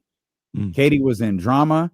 Ebro did like that rally coordinator thing where you have the rallies every month. He would be the one in charge of that. And the people who did radio were obviously myself. And then, for those that remember your player partner Mixula from ASFM days in like the early 2000s when I first started, and he was very integral in 103.5 The Bomb starting when Ebro and Courtney Dempsey, Coco, when they got that thing launched in the late 90s. But they did. But Ebro definitely came up, not at their behest. They probably have no idea who Ebro is. They're too young. But when you tell the story of El Camino High School on radio, you have to tell the story of Ebro. Shout out Who Ebro. I believe was going to high school when he was doing the show with Davey D at night. That's fire too. That's fire. Yeah, he was like 16 or 17 years old. Shout out to Ebro. He'll tell you, he'll be like, look, man, growing up in the Bay Area is just different out in the Bay. Will. You know what I'm saying? It's just different in the Bay. Yep. Yeah, he sure will. He couldn't have disowned us. He couldn't have disowned us quicker, man. Ebro, if you haven't heard Ebro in the morning, if you haven't heard all of the stuff he does for Beats and Apple, that's what Eddie Gonzalez is going to sound like by the 10th anniversary of D-Lo and KC. Eddie Gonzalez is going to sound exactly like Ebro. We already heard a little bit. It's already creeping in. It's already creeping in. You absolutely hear it. Absolutely. There is no one better than Jerry Jones. Yay! Yo! What is that? No one better than Jerry Jones. There is no one better than Jerry Jones. Yo, one more time. There is no one. Yo, that's trash. Is that you? Which one of you is doing that? Yo, that's trash, bro. Y'all are whack. Y'all are whack. Yo, Jesse, you're a turncoat, bro. You're a turncoat. What the hell? So I'm tripping out. I think I can do this now. You're out of here, pal. Yeah. That's trash. I had to wait for you to do your radio segment right now so I can play that. Y'all are whack. Oh man. And see, and the crazy thing about this is, like, for those on the radio, I'm at home today. I'm remote today. So I just start hearing Damien's voice and I'm looking at him and his mouth isn't moving. I'm like, yo, is my internet? What's going on? And then I was like, oh, snap. They got him. What the hell was the context behind that? I don't know, Clay. I uploaded that September 4th. They had to be at the Parsons trade. The Parsons trade. There's no one better than Jerry Jones. Sounds about right. Man. I don't know. But we do know that, hey, you say there's nobody better than Jerry Jones. I wouldn't love Jerry Jones more than D-Lo and KC. You heard it here today. Well, how did I get into this? You got your drop Jerry too. Jones. Yeah, What are you talking about? All I right, love man. Jerry Jones. There is no that's one old better than news. Jerry Jones. That's new news. Shout out Stanley. He won. That's the new hotness. That's terrible. That's really upsetting. And the fact that you just held that. I was like, wait, I'm like, let Damien finish. He's having a moment or whatever. Let him finish. You just waited for that second of silence for transition. Yeah, as soon as that happened. Even I was confused. I was like, what is that? Damn. Anyways. Oh, that was his team at one point. It's not that inconceivable. You still can't bring up Tony Romo around him. It gets a little dicey. Next time me and Casey wear our jerseys, can you wear your Romo one?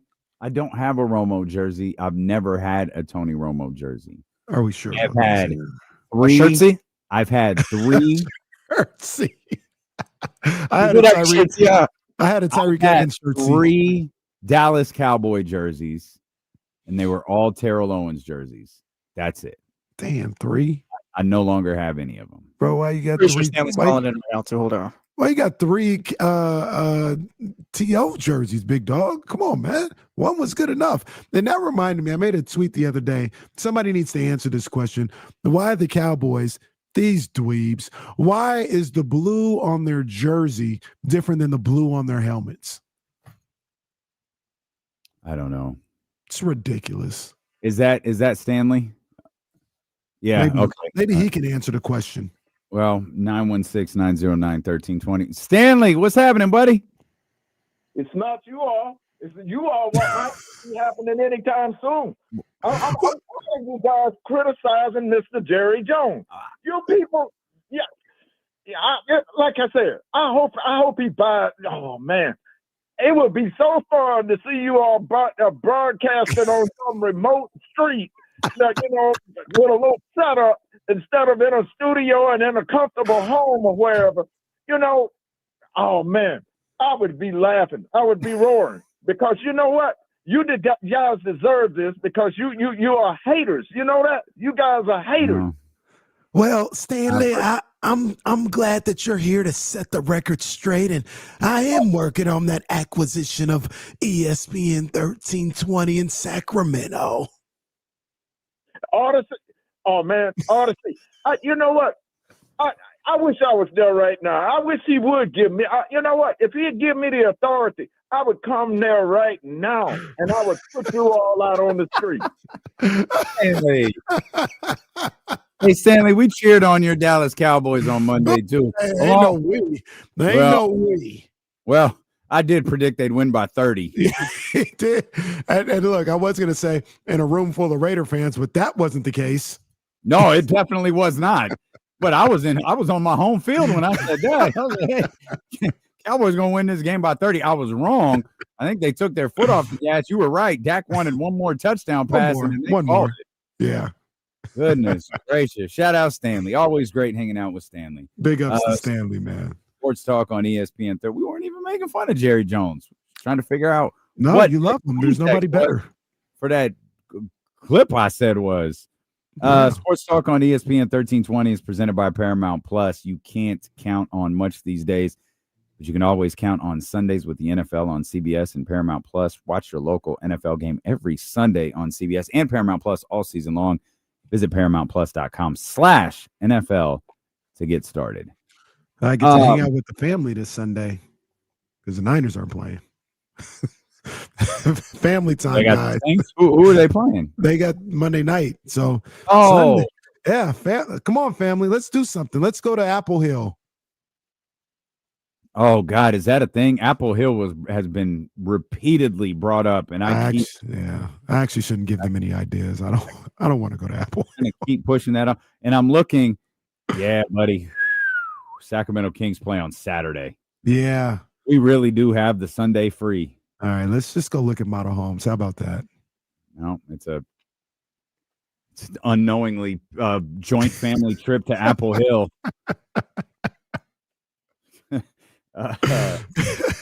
Hey, what's KC and Jasmine doing here? Hey, the Kings and 49ers aren't playing. If we look around, Kyle Matson's probably here somewhere. Only one who couldn't make it was Jesse. He's got to watch the Dolphins. Oh, I'm saved. We got baseball on Sunday. Yeah, we got baseball tournament. Last one of the season. Who does? Reese. You? Really? Yeah. Oh, wow. I thought that had long been over. Nah, they go into November. So wow. Yeah, they got one more. So yes, I'll be at the baseball tournament. There we go. Okay. Me too. Reese's best game was the one I attended, so I have to support. Apple Hill is just so damn far. It is. It's not a bad place at all. Like if it was, not at all. If it was in Elk Grove, I'd be like, sure, let's go. But it's just far, like you said. I do need to get apples to make the apple pie though for Thanksgiving. Oh, there you go. They'll be there. May I just get the apple pie from Apple Hill? I'll just tell everybody I made it. We were doing power rankings when this show made sense about 15 minutes ago. And we were discussing teams kind of separating themselves, teams getting their attention, like all of these, just different little football conversations. And one I wanted to ask, but I am genuinely unsure of what your guy. I do not know what either of you will say to this, but we were talking about teams competing and all of that stuff and teams separating themselves. And I'm certainly not asking if this team has separated themselves, but I am asking if the Chicago Bears have gotten either of your attention. Yes. Just right off the top of my head, yeah. Yeah, They might be for the best sure. team in that division right now. Not might be. As much as we like the Lions, I mean, Ain't no we. yeah. Well, as much as I like the Lions, Yeah, like, You and Kenny, you and But the Dan me- Campbell fan club. What? Aren't you in on Dan Campbell and his Lions? I did have No. I had them not making the playoffs. Then they started the season really well. I said, I'll take that back. I was wrong on that. And I'll leave that there, but I'm not sold on Dan Campbell. Actually, I think Dan Campbell might be the reason why they don't advance so much. I like his mentality. I like what he brings to the table in that respect. But his little, we just going to go for it on fourth down. I talked about that after the Baltimore game they won. I was like, man, that's going to be cute until it's not. Like, you better stop all that. Well, that's always the case with the risk taker, right? Like it's Nick Sirianni too. Those two were battling in dumb decision making the other night, and I mean, we call it dumb decision making, but whether I like Detroit or not, that's a 6-4 football team. It hits a little different than it might have last year, but those are two of the premier teams in the NFC, and I think there are going to be a lot of people in our position. I think there are going to be a lot of fans who are confident in Detroit if they wind up getting to if just getting into the playoffs. I think there are going to be a lot of people confident in what they could do, particularly since they played so late into the season last year. But that risk taking is kind of what gets them, where they are. But Jesse's right. The best team in that division record wise right now is certainly Chicago, and Detroit's going to have to be the team. It's not Chicago that has to take it from somebody. It's Detroit that has to take it from Chicago for them to fall out of this. I don't think they're winning a Super Bowl, even making a run to the Super Bowl. But I buy them now as a good team. It's kind of like, all right, they've kind of Chicago. they're establishing themselves now. Yeah, I think so too. And if I feel bad about any NFC North team right now, like truly, it's probably Green Bay. Green Bay. Yeah, they can forget about it. I don't have no interest in the Packers right now. No. And even though I think they've lost since then, I'm still offended by the Cowboys game. Like, and then that Cowboys offense is good. Like, I don't like they are, no matter how bad that defense is or how bad that football team might be, that offense is good. Mm-hmm. There is just, for someone like me who thought you were a Super Bowl contender, there is no excuse for the way that game ended. Just back and forth, just no resistance on the defensive end from either football team. I expect that from Dallas. The Packers could win the Super Bowl and I'd be like, whatever, man, I'm not over that Dallas game. Understandable. That was ridiculous. And I hate the tie and the whole record. Like I hate that. I hate seeing that. I don't even know what the solution would have been for that game unless it's sudden death. Because just give the Packers a loss. It would have been the next team that had the ball. No, just give the Packers the loss. This game was a little too close. You lose. That's fine with me. Yeah. When you talk about the Bears, it's I think they're a good team. I think their record is earned and valid. I don't think they are a team that will win a game in the playoffs, though. And on the flip side of that, RIP, even from here, I would think the Lions would win a playoff game before I would think the Bears would win a playoff game. And the Lions might not even make it. Does that make sense? Run that back for me one more time. The Bears won the NFC North. Sure. I don't think they're winning the playoff game, whoever they play the first game. If the Lions won the NFC North, I think they'd at least get that game to start it. Yeah, I hear you. Right now, Chicago will be matched up with Green Bay. The Niners are a game right behind there. Well, actually, I take that back. Bears can't win. Bears are going to the divisional round. But if they did run into a team like the 49ers, I'd have some questions about the Bears probably. But yeah, I see Casey's point. They got 2 left against the Packers. Yep. They have and here's the true, here's the true story for Chicago. And they're 7-3 right now. And if you're a Bears fan, shout out Manny. You have a reason to feel good right now. You've got Pittsburgh coming up. I like Chicago in that one. Obviously, I'm going to dislike Pittsburgh, but you've got Philadelphia, You've got Green Bay, Cleveland, Green Bay again, and you end the season with a game against the San Francisco 49ers, which could wind up meaning something. It could wind up meaning a lot for both teams.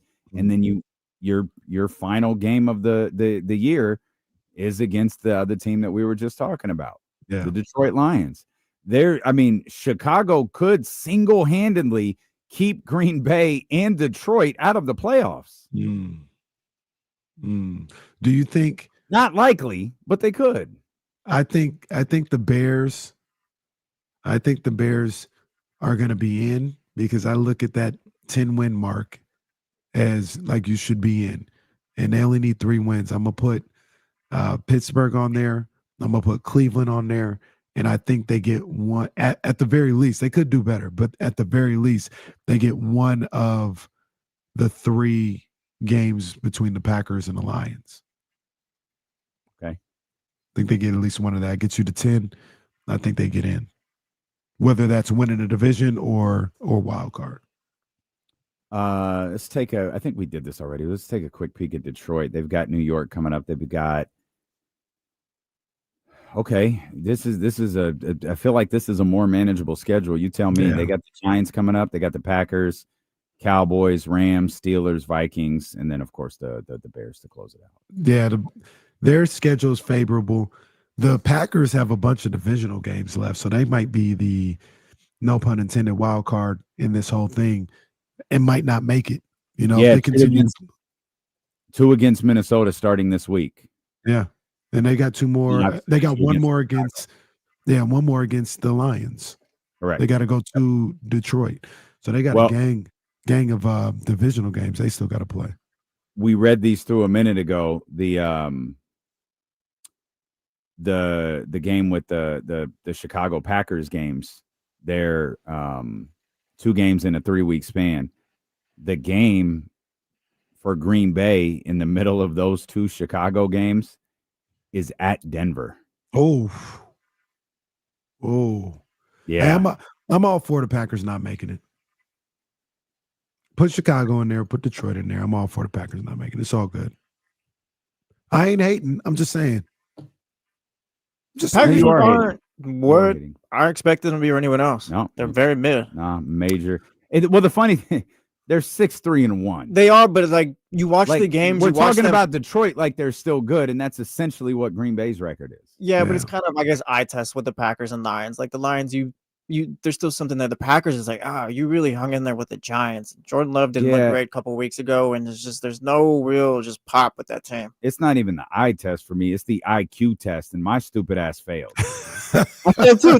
Yeah, I thought this team was something going into the season, man, and that like, nah, man. I'm damn Bobby Fischer out here. Ravens versus Eagles. Well, it's all right, man. Let me ask you guys. Let me ask you guys a question, or not question, but bring something to your attention. There's a under 40-degree narrative around Jared Goff right now. Mm-hmm. Outdoors under 40-degree narrative. So keep an eye on that if they don't win the division. Then, did you guys know on Sunday? I didn't know this until I was listening to your boy, Bill Simmons. Jared Goff completed 2 of his final 18 passes on Sunday. That is awful. I don't think I realized it was that bad. 2 of his final 18. I'm gonna give him. Did they talk about him like they talked about Shador for the last 72 hours? They did. Oh, good. No, as long as we're consistent. Man, he was 14 of 37. Go ahead. I'm gonna Jesse. give Goff Sunday game. I feel like the Lions receivers didn't create a lot of separation either. I give a lot of credit to the Eagles defense for that one, for how Detroit's offense looked. Yeah, that's fair, but you can't go 2 of your final. There's a narrative with Jared Goff. Like I'm not buying it yet, but there is a narrative there. But correct me if I'm wrong. That ending stretch to the game notwithstanding, the killer was the 1 interception he threw. Yeah, and like he hasn't done that very often this year. No, and it's not all his fault here, but it was the one interception, and it was 0 of 5 on 4th down. Tell the whole story now. Well, the fact that he had 5 4th downs to try to convert. Dan Campbell, relax a little. He had 5 4th downs to convert is incredible. Oh man, yeah. Just keep your eye on that with Jared Goff. That was an ugly ass football game, man. And I hate doing that. You know, I don't like doing that. But it's not. I don't. To be fair, I don't think it's you doing anything. That's been the knock on him. Mm. That's why the Rams did what they did. They changed nothing. They said we are a higher level quarterback away from winning the Super Bowl, and they were right. And that's tough for Jared Goff. I mean, obviously he's doing terrific, but yeah, like that was the knock on Jared Goff, man. Yeah. We'll come back. Jake Gadon's going to join us. We'll talk Sac State with him. We'll talk Sacramento Kings with him. We'll talk whatever crosses Jake Gadon's mind. Jake Gadon, CBS 13. He's with us next here on Sacramento Sports Leader, ESPN 1320.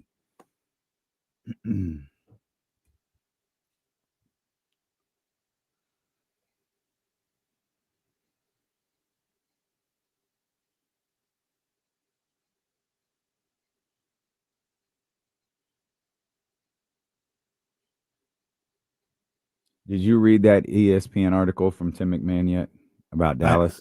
No, I hadn't read it yet. Yeah, got to read it. It is.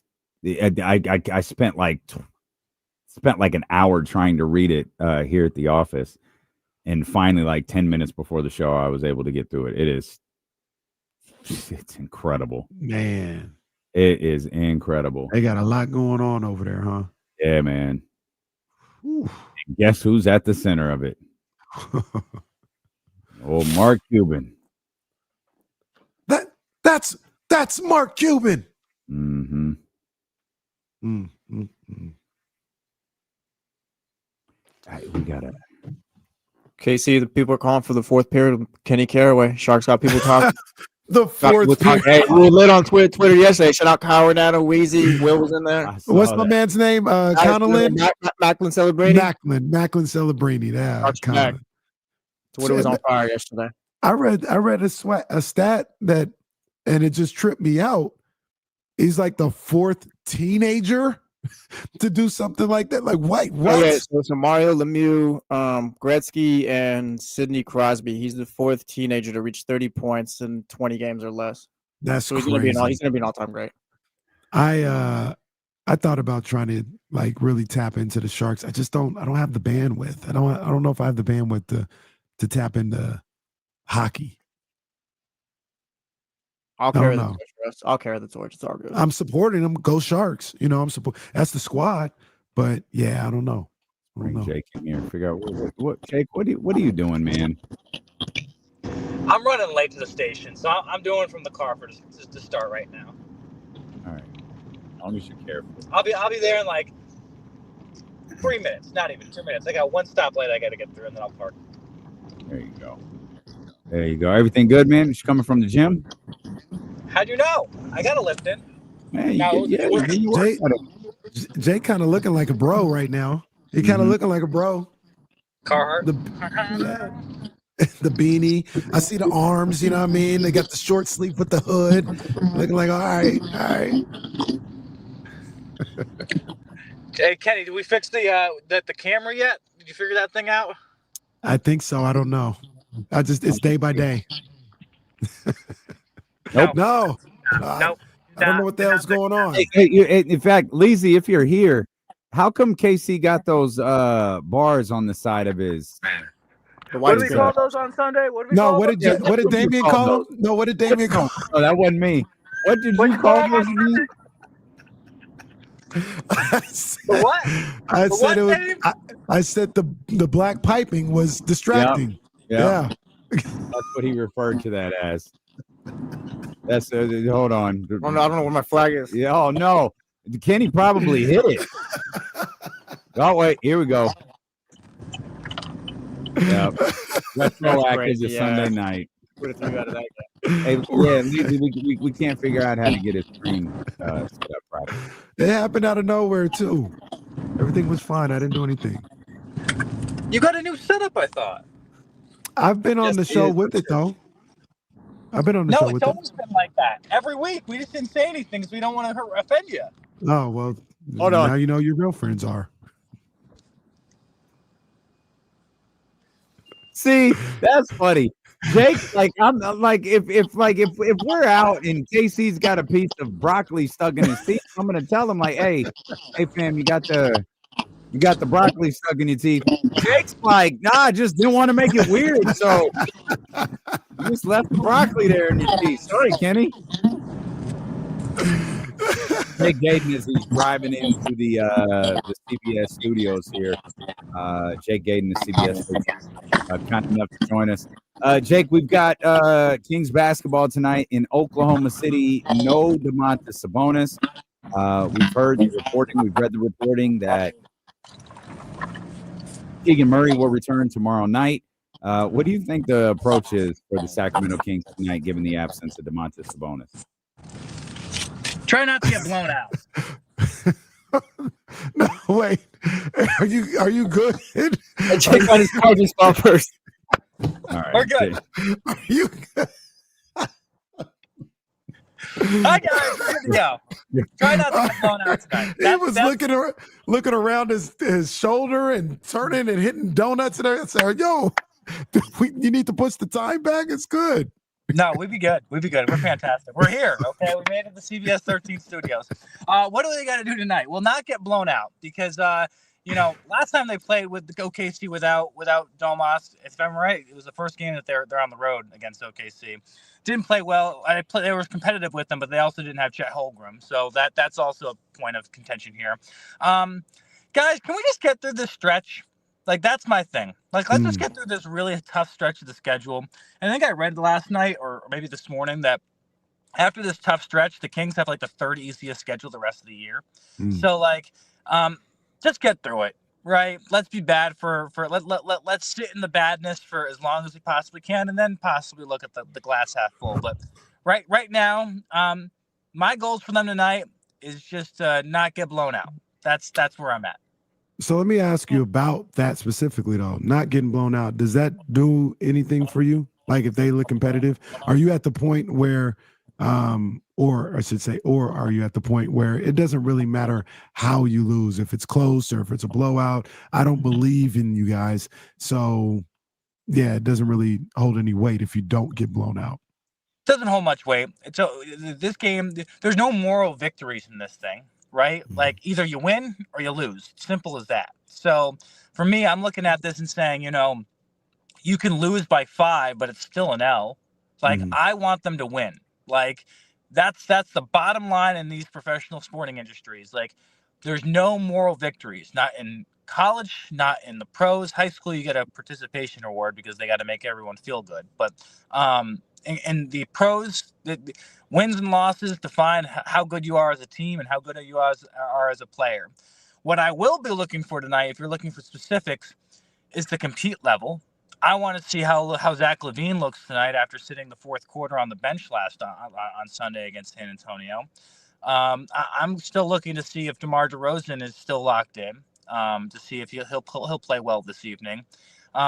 But more importantly, guys, I'm really looking forward to tomorrow night. Like, I know we take it one game at a time. We don't look ahead, but I'm intrigued to see what Keegan Murray looks like, and see how much the injury has kind of really affected him, and if he's like gonna not skip a beat, or if there's gonna be limitations to this game, and then kind of go from there. But my head has not been all in on the Kings right now. I'll be real with you. I'm just I'm more thinking about the future and what the future looks like right now, and quite honestly, spending a lot of time on the trade machine and seeing what moves they can make. Is there any chance? This is for both of you. Is there any chance that maybe we're overreacting to what we've seen a little bit? Maybe they've had a couple of bad nights. Maybe Doug had a bad night or two. Maybe this team is more together than we realize, and it just hasn't come together on the floor because, while their talent level might be higher than a 3-11, it in fact isn't that good. Casey, you want me to go? Yeah, go ahead, Jake. I would say I'm not giving them enough credit. I think that's they're exactly where I thought they were going to be, Dame. That's the problem. Like, they're not exceeding my expectations. They're not below my expectations. They're exactly where I thought they were going to be this whole time. If you're asking about vibes and how, like, I feel the team is around each other, like, vibes are still good. Like, I've not gone into the post-game locker room. The only time I've gone into the post-game locker room where I felt like it was really, really bad was the final home game of that homestand last week where they've lost 5 in a row. Like, where everyone cleared out. Everyone was upset. No one had answers. It was just a complete frustrating performance by everybody. And that's where I felt the vibes were bad. I haven't been on this road trip. I asked Chris Biederman, who was on the road trip, our good friend at the SACB, like, how was the first the first game in Minnesota? And he said, things were better. They're still together. They're still locked in. But like, prior to that last game where they got blown out at home, I put by Atlanta. Like, I felt vibes were pretty good, but right now we haven't been around this team since they're on the road, so I can't tell you if it's been good or bad since that blowout loss. To answer the question, yeah, it's absolutely a possibility that we're overreacting to some of the things that we saw last week. The amount that they lost by, it was jarring as well. Then I could speak for myself and Damon, you probably feel the same way. It was a little jarring and it's a little frustrating because I know us too, we don't think they're that bad. Like, maybe like a Jake and others are like, yeah, what'd you expect? Like, they're not that good. I don't think they should be getting beat up by 30 points. You know what I mean? On a regular basis in 3 or 4 games, they shouldn't be losing like that. The games, if you're going to lose, they should look a little bit more like they looked in the San Antonio game, Minnesota game, the Denver game. Because if you're not good enough, like you're not good enough to beat those teams, I get it. You shouldn't be losing by 40 damn near to the Atlanta Hawks. And that's where maybe the overreaction and the frustration comes into play. But Dame, we talked about this yesterday. I want to know what you think, Jake. I mean, or the other day, the schedule, like, just has been the schedule. The schedule's not easy. Like that, I wonder if that has played a part in the opening record, the season opening record, and the way they've looked. And once things potentially calm down a little bit on the schedule, maybe you could see them pick up some wins. They're not going to get me to believe, but you could see the record change a little bit. No, I'm with you. I completely agree. Like, I think the schedule has been damn near one of the hardest in the NBA, up there with the Warriors, with how many games they've played and how many tough opponents they've played. Like, this is the third time they've seen OKC this year, if I'm correct tonight. They've seen Minnesota twice. They've seen Denver twice. Like, they've only seen the Lakers once, but that's still an upper echelon team. Like, they've played probably the most quality opponents you possibly could play to start the year. And when you are trying to gel a team together that doesn't seem to fit together, playing tough teams exposes your weaknesses. When you can play an easy opponent like a Utah, like a Phoenix, like a Dallas, where, you can maybe figure things out and get away with a little bit more as you try to make this thing cohesive. Yeah, I think it could have been an easier road. But that's the thing, though. They're going to have time to prove it right now. Trade deadline's not going to really be anytime soon. I don't think they make any trades until like Christmas time. So they got another 3 or 4 weeks to really kind of show that when their schedule softens up, hey, can we still compete and win more games? And if they are still losing to the quote-unquote bad teams of the NBA and it still looks ugly and looks like the game against Atlanta, then it's solidified. Like, this is just not working. But you don't know until the schedule softens up. No, you probably know now that it's not working. And it's just to what degree? Like, it's not working. Like, I think we know that. We understand that. I just didn't expect them to be 3-11. Like, that's all it really boils down to when I discuss this team is we could talk about them being bad. I didn't expect them to be this bad.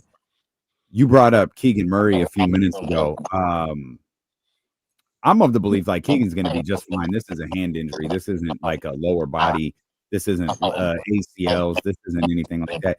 Jay, could you turn your phone down a little bit, or your car radio, whatever it is? They got us sounding like Charlie Brown when we talk back to you. There, that works. Whatever you did right there, it worked beautifully.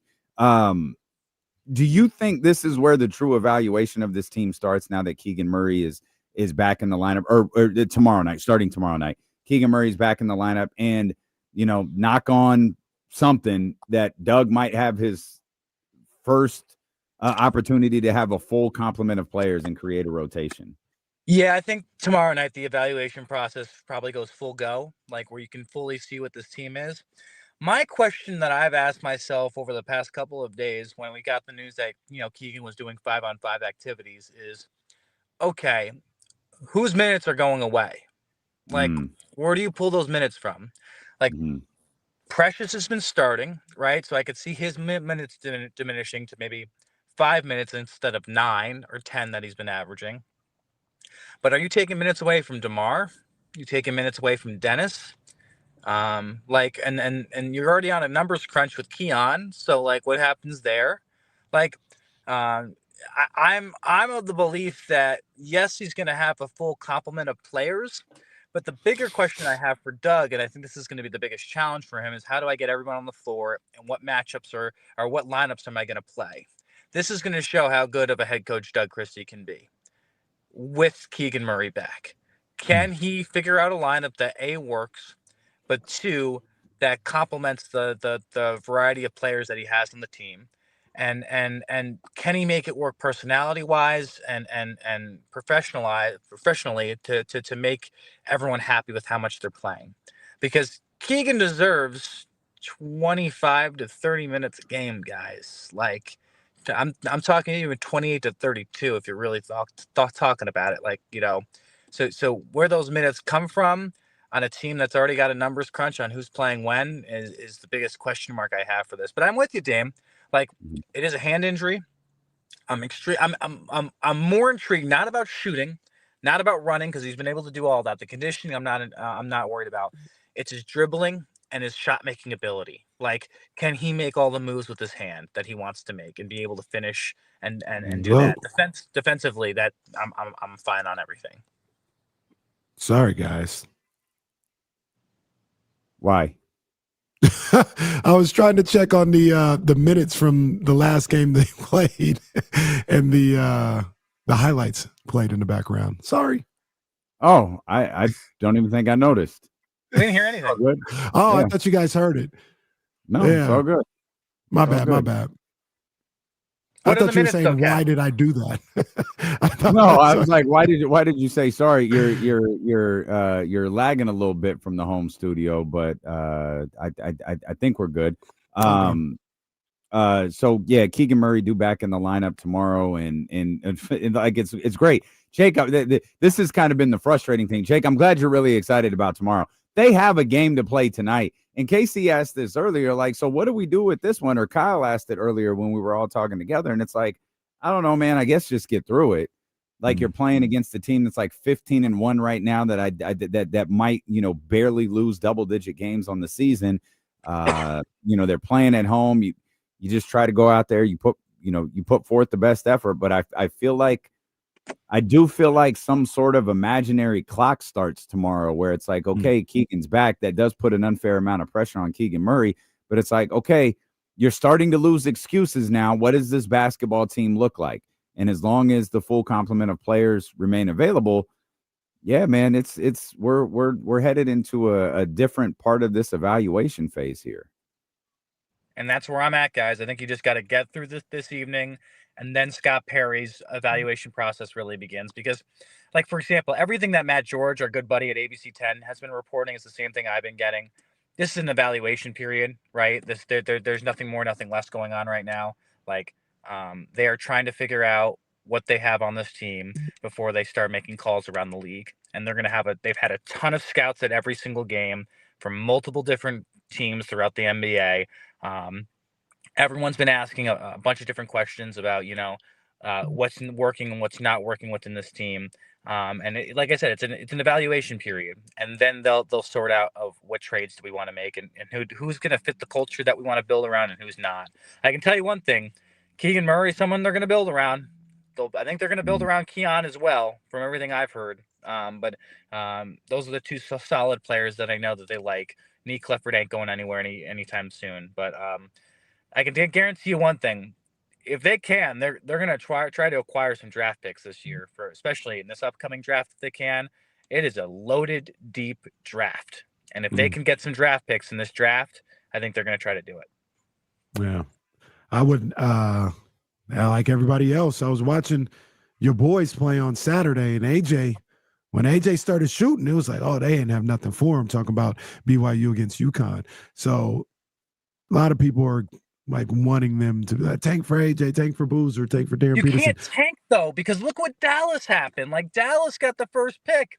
Utah had the worst record last year, and they still didn't get the best play. Like, tanking, I hate tanking. In the NBA, you can't tank. You got to try to remain competitive, and then you just got to hope the balls bounce your way when it comes to the lottery. Like, there's no reason to try to hope and try to get the 14%. There's just no reason for it. Just be competitive as much as you can.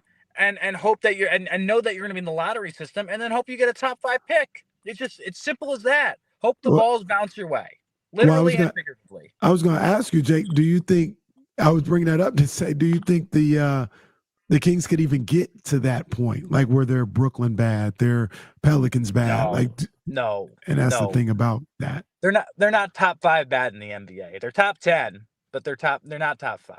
They are not a dumpster fire of a team. Like, there are comparable NBA players on this roster, and even if they trade some of them away for other players, they're still going to bring in comparable players to play. This is not a Pelicans team or a Brooklyn team. Like, the Brooklyn Nets, their best player is Michael Porter Jr. Oh. He was like Denver's 4th best player last year. Okay, like, it's not that bad. Indiana is injury hell right now.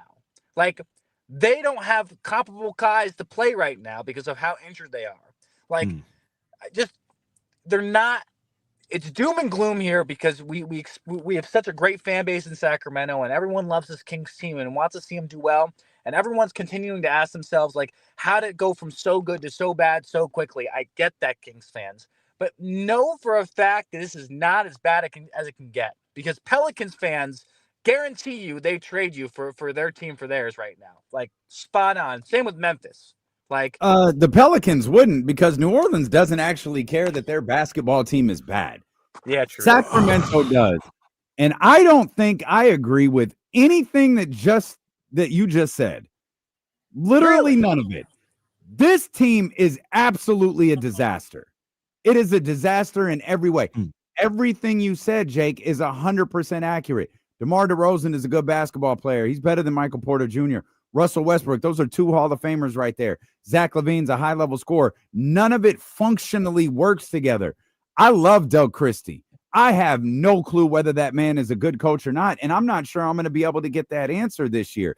That's how jacked up things are here in Sacramento. You could talk about Brooklyn, Washington. I don't know anything that's going on with those teams. I know Brooklyn's always going to be the little sister in New York, and I know that Washington, they're behind the football team. They're behind the goddamn hockey team out there. They might even be behind the Nationals out there. When you talk about fan bases and markets that are invested in their franchise, Sacramento sticks out above all of them. And this disaster is much, much worse, in my opinion, Jake, because they weren't trying to be a disaster.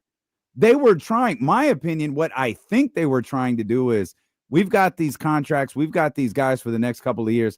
Let's play this thing out. We'll deal with whatever we have to deal with when these contracts expire, or maybe when we can move some of them next year, some of the bigger contracts next year. But let's try to play this thing out and be competitive as we possibly can this season. And they have failed so miserably that 12 games into the season, 13 games into the season, we're asking if this basketball team has quit. That's a disaster. You could call it a dumpster fire. You can call it whatever you want to. What we're seeing from the Sacramento Kings right now, 13 games in, is awful, with no signs of it getting better. Like I said, Jake, the other day, I'll be surprised the next time this team wins a basketball game, and that includes if it's against a 4-11 team in Memphis tomorrow. I do have a question for you guys because this is a good topic that Brandon and I have talked about. What's the identity of this team? Like, what are they good at? Well, right now, nothing. Like, there's not anything that they can name their End hat of on. conversation. No more. Nothing. They're not good at anything. Not a thing. Now, the reason why I say right now is because I think they can be a better offensive team, but I don't think they lean into it the way they should. I think Doug is still trying to get these guys to play defense, do all this other stuff. If they just said, "Hey, look, man, we're not going to be the 93 Knicks. Like, let's do what we got a bunch of offensive players. Let's go ahead and lean in on that." I think they could be a better offensive team, but you are what you are right now. Like, you're 24th or whatever in the league in offense. That doesn't mean that you're good just because you have offensive players. I'm not even sold on the offense though, Ken. Like, I'm sorry. Like, the offense was running through Domas, and now it's not running through anybody. That's my question. And like, who gets the ball when and how they share the ball on offense is probably the bigger question bigger question than how they're playing defense. Because offensively, it's just, for me, it's get out and run and hope that Zach can hit his shots and DeMar pulls up his mini game. But there's no process with it. There's no like flow. I'm like, oh, that's good offense. That's 4 minutes of really good. Like, I've seen that maybe like 3 times this year. Yeah. Yeah, 100%. I feel like, Jake, we were talking about something on Sunday that you wanted to discuss. Was it Sac State? Sure. It seemed a lot more riveting on Sunday night than it does at this particular moment. But I swear we said something. It must have been Sac State, because I know we were talking about Sac State basketball, and you go, yeah, we got to talk about that on Wednesday. Obviously, Sac State lost to UCLA last night. Well, I think it was the end of the Causeway. I think that's what was on. Yeah, it was the Causeway Classic. That's what I was talking about. Yeah, which is like done. Like, not even a hiatus. Like, you don't see these two coming to the table within the next 10 years. So a couple things that I'll hit on with the Hornets, because there's a couple things that I got to report on. One, Sac State basketball might have taken a massive hit last night. Bear Cherry went down with a knee injury. He's getting an MRI on it and trying to get the severity of it, but it didn't look good. I'm not going to call anything for what it is, but let's just say I don't think that man's playing basketball anytime soon. So, and he was he was supposed to be like Big Sky Player of the Year, guys. He was leading the conference in a lot of things, especially blocks, rebounds. Like, guy was going to be a force. So I'm hoping that the MRI just shows that it's not as severe as it looks. So that's one. Sac State football. This is going to be the last Causeway Classic for the foreseeable future. This is where the rubber meets the road. Sac State has offered UC Davis every possible option to continue this rivalry game, including buying out teams to play them next year. And what's up? Stetson, yeah, specifically. Yeah. And then on top of that, I've also tried to make it work down the road after 26 and 27, 28, 29. But UC Davis says, well, if you guys are going to be an FBS team, well, we want you to pay us like an FBS team. And if you want us to come to Hornet Stadium every single year, like, we want the same compensation like if we would be playing Washington or something like that, which I don't think Sac State wants to do. Now, would that be a different conversation if they split it back and forth each year? Sure. But name how many teams are, rivalries have one team in the FCS and one team in the FBS. And they're both playing each other on a yearly basis. It just and they're playing back and forth with each other at a home and home series. It doesn't happen that much. So from the people on the UC Davis side, it does not sound like they want to budge right now. They're kind of in a waiting pattern to see what happens at Sac State. And Sac State's trying to make every concession to make it happen.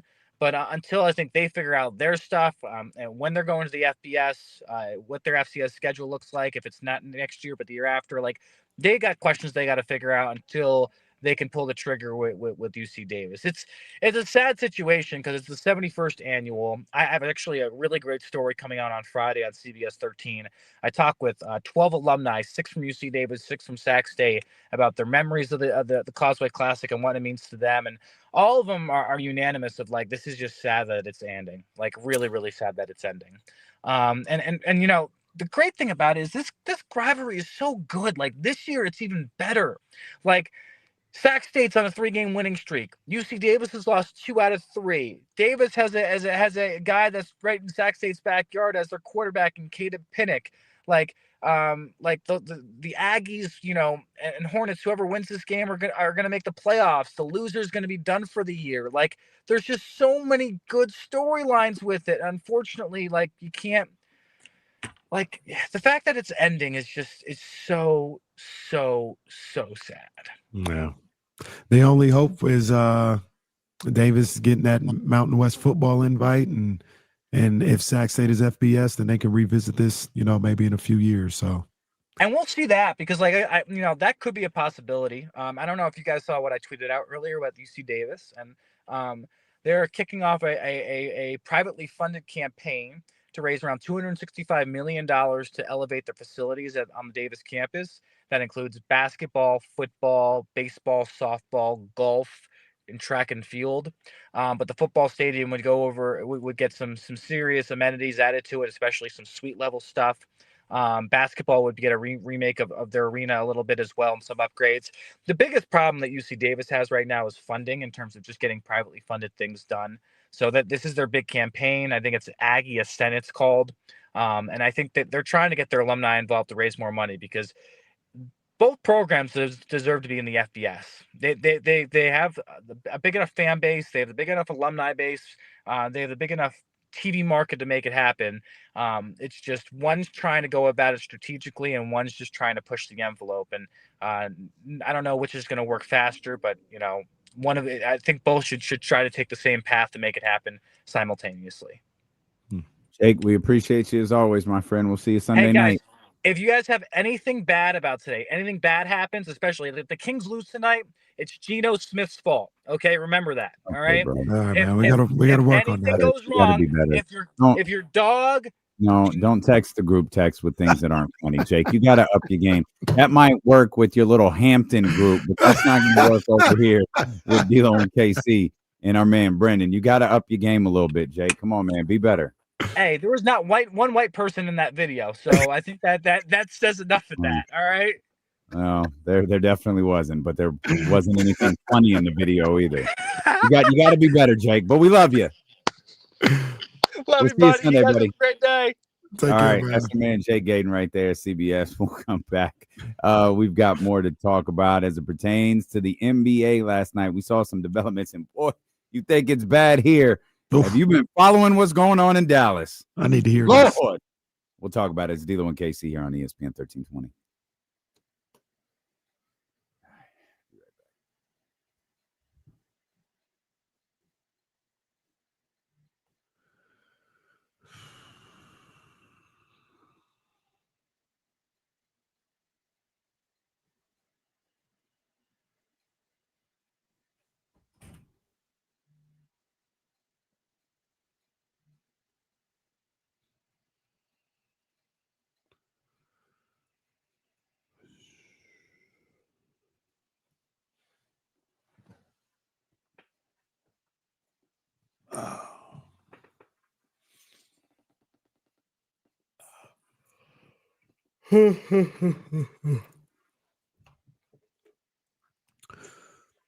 City of Beams. Where's it at? I don't know what the helmets or anything means for their relationship in the future, but they've had a partnership in a relationship for a couple years now. So it's talking about Sac State and Wilton Rancheria. So I don't know if they're able to do more now, or they're looking to do more, or what. I don't know, but they've had a connection for a little while.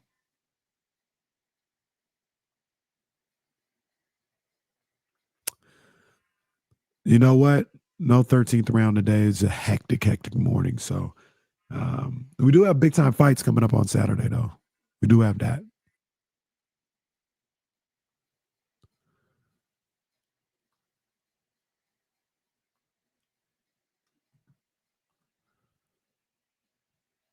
I'll be tapping in on Saturday.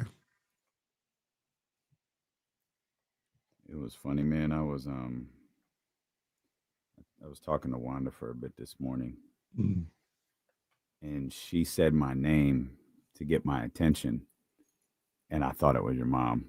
Your mom has a distinctive way of saying my name, and she said it the exact same way. It made me laugh. D'Lo, she's like, "Are you mad at me?" What? What? She's great.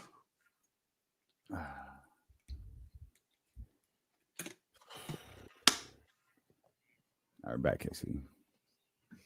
All right, big thanks to our man Jake Gadon for joining us. Open the phone lines back up for you because we got Hammer joining us at the top of the hour. So if you want to get in here, you most definitely can. 916-909-1320. We've been talking a little bit about, obviously, things are bad in Sacramento, man. There are a couple of articles, and I got an alert that something just posted here to The Athletic that I'll be interested in seeing. But I started to realize something, like, because obviously we're covering this basketball team and we're talking about what the offseason might look like. Hell, not even the offseason. We're talking about what the next few months might look like in terms of the ability to move guys like Zach LaVine or Domantas Sabonis or DeMar DeRozan. And if the idea of picking this team apart as much as possible and getting back what you can is the direction that this franchise should go.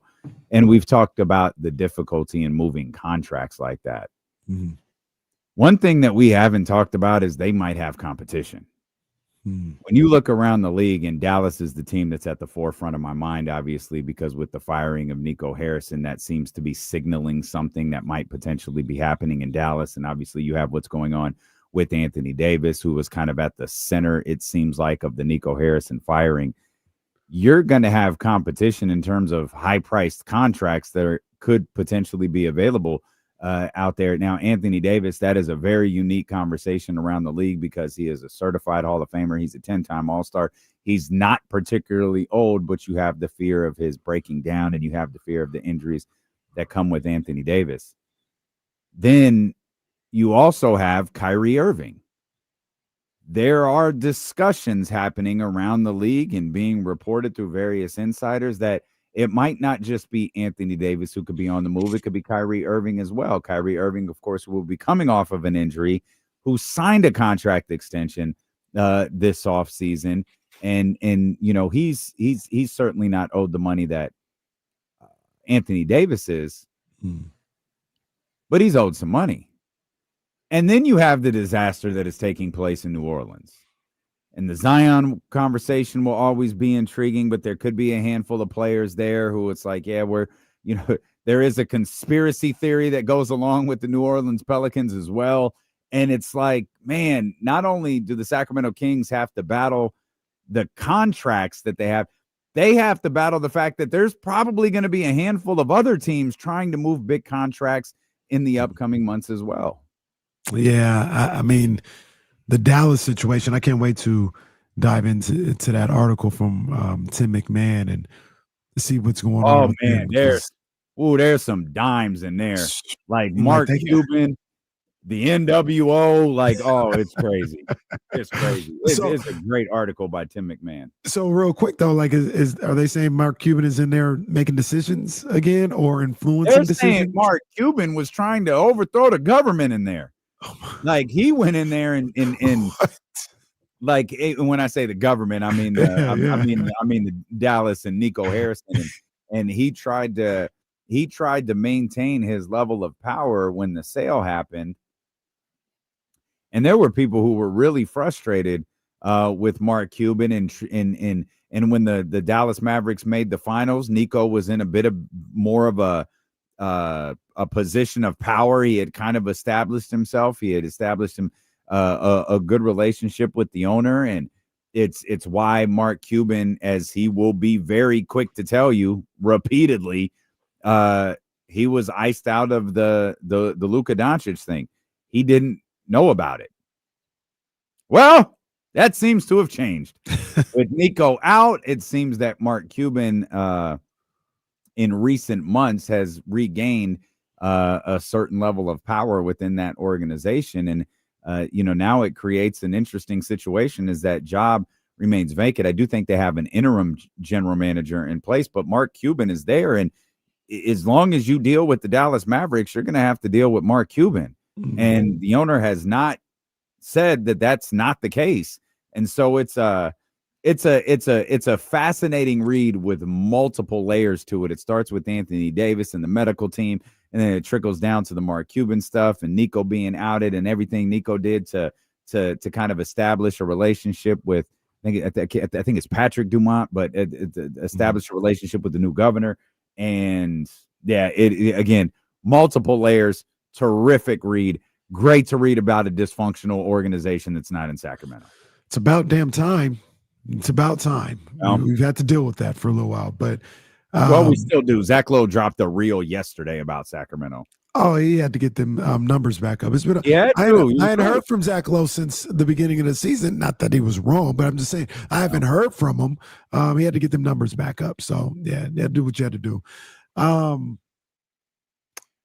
You look so Anthony Davis, Kyrie Irving. Throw Klay Thompson in there as well. Yeah, definitely. 17 mil, I think. Zion Williamson. And I can't think of anybody else on New Orleans. Would you say all four of those guys would be more coveted than anything that the Kings have outside? Oh no, I didn't say anything like that. But I did say like I would. It's that they're all in the same market at the same time. No, I know you didn't say. I'm just asking you. Do you think all four of those are more four of those players are more coveted than anything outside of draft picks that the Kings have?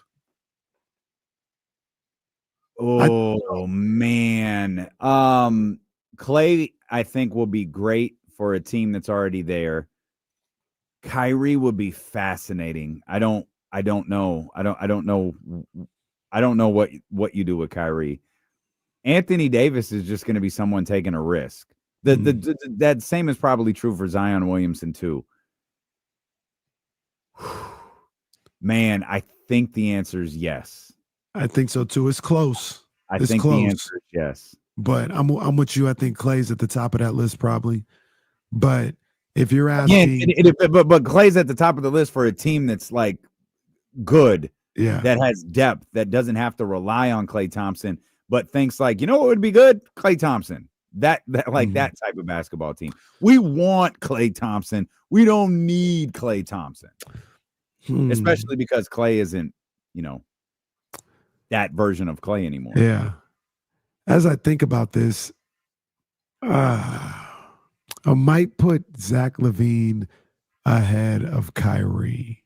And here's what I'm thinking. Really? I'm thinking a specific team. Let's just say the Clippers. Do you think the Clippers would take Kyrie or Zach LaVine if they were like, yo, we got to get one of these two, else the season is done? I think they'd take Zach LaVine. Well, they can certainly. Well, they can't do it this year. So if the move is this year, it's absolutely Zach LaVine. Yeah. I was just thinking. I mean, there might be a hope Kyrie can come back this year, but I would not bank on that. Right. And that's only. And I think when I say Zach LaVine ahead of Kyrie, it's team specific. It's like if your team has a point guard, they're probably not going to look to get Kyrie or anything like that. I'm trying to think of scenarios where Sabonis might be more appealing to somebody as opposed to Anthony Davis. Do you think those scenarios exist?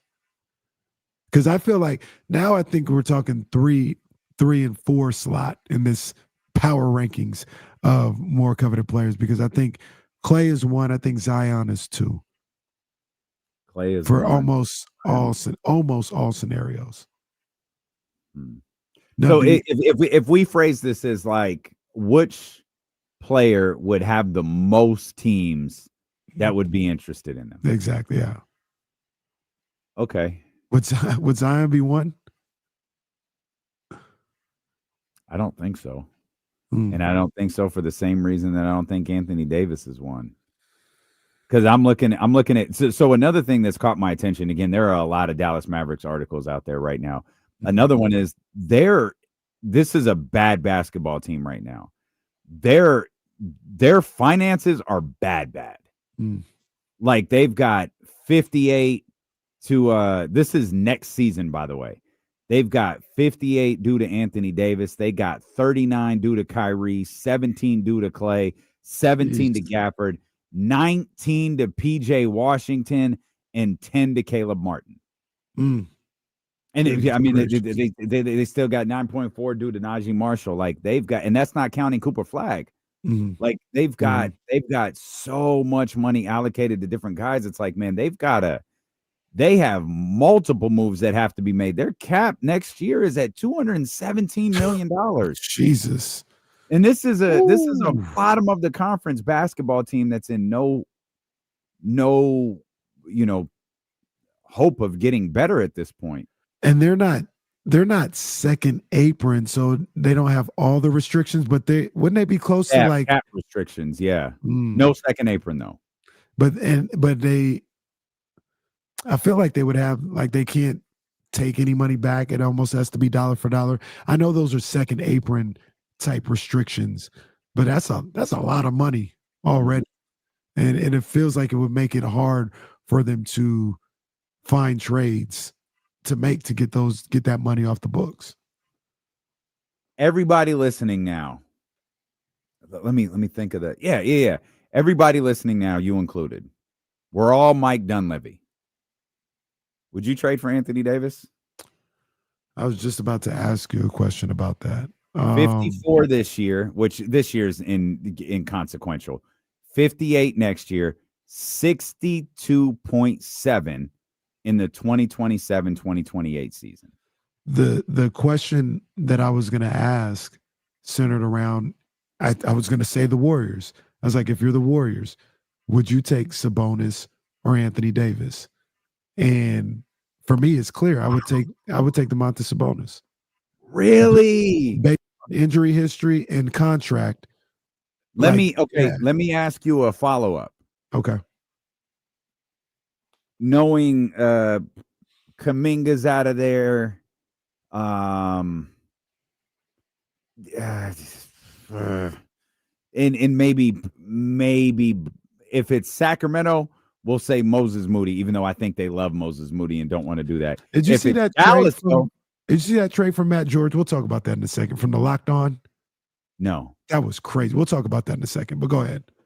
If it's Dallas, you could throw Buddy in there. However, you've got to make the money work. Mm-hmm. Are you more likely to win a championship with that Golden State roster and Domantas Sabonis, or that Golden State roster and Anthony Davis? I mean, in theory, it's Anthony Davis, but one of the like Anthony Davis is a far better player than Domantas Sabonis.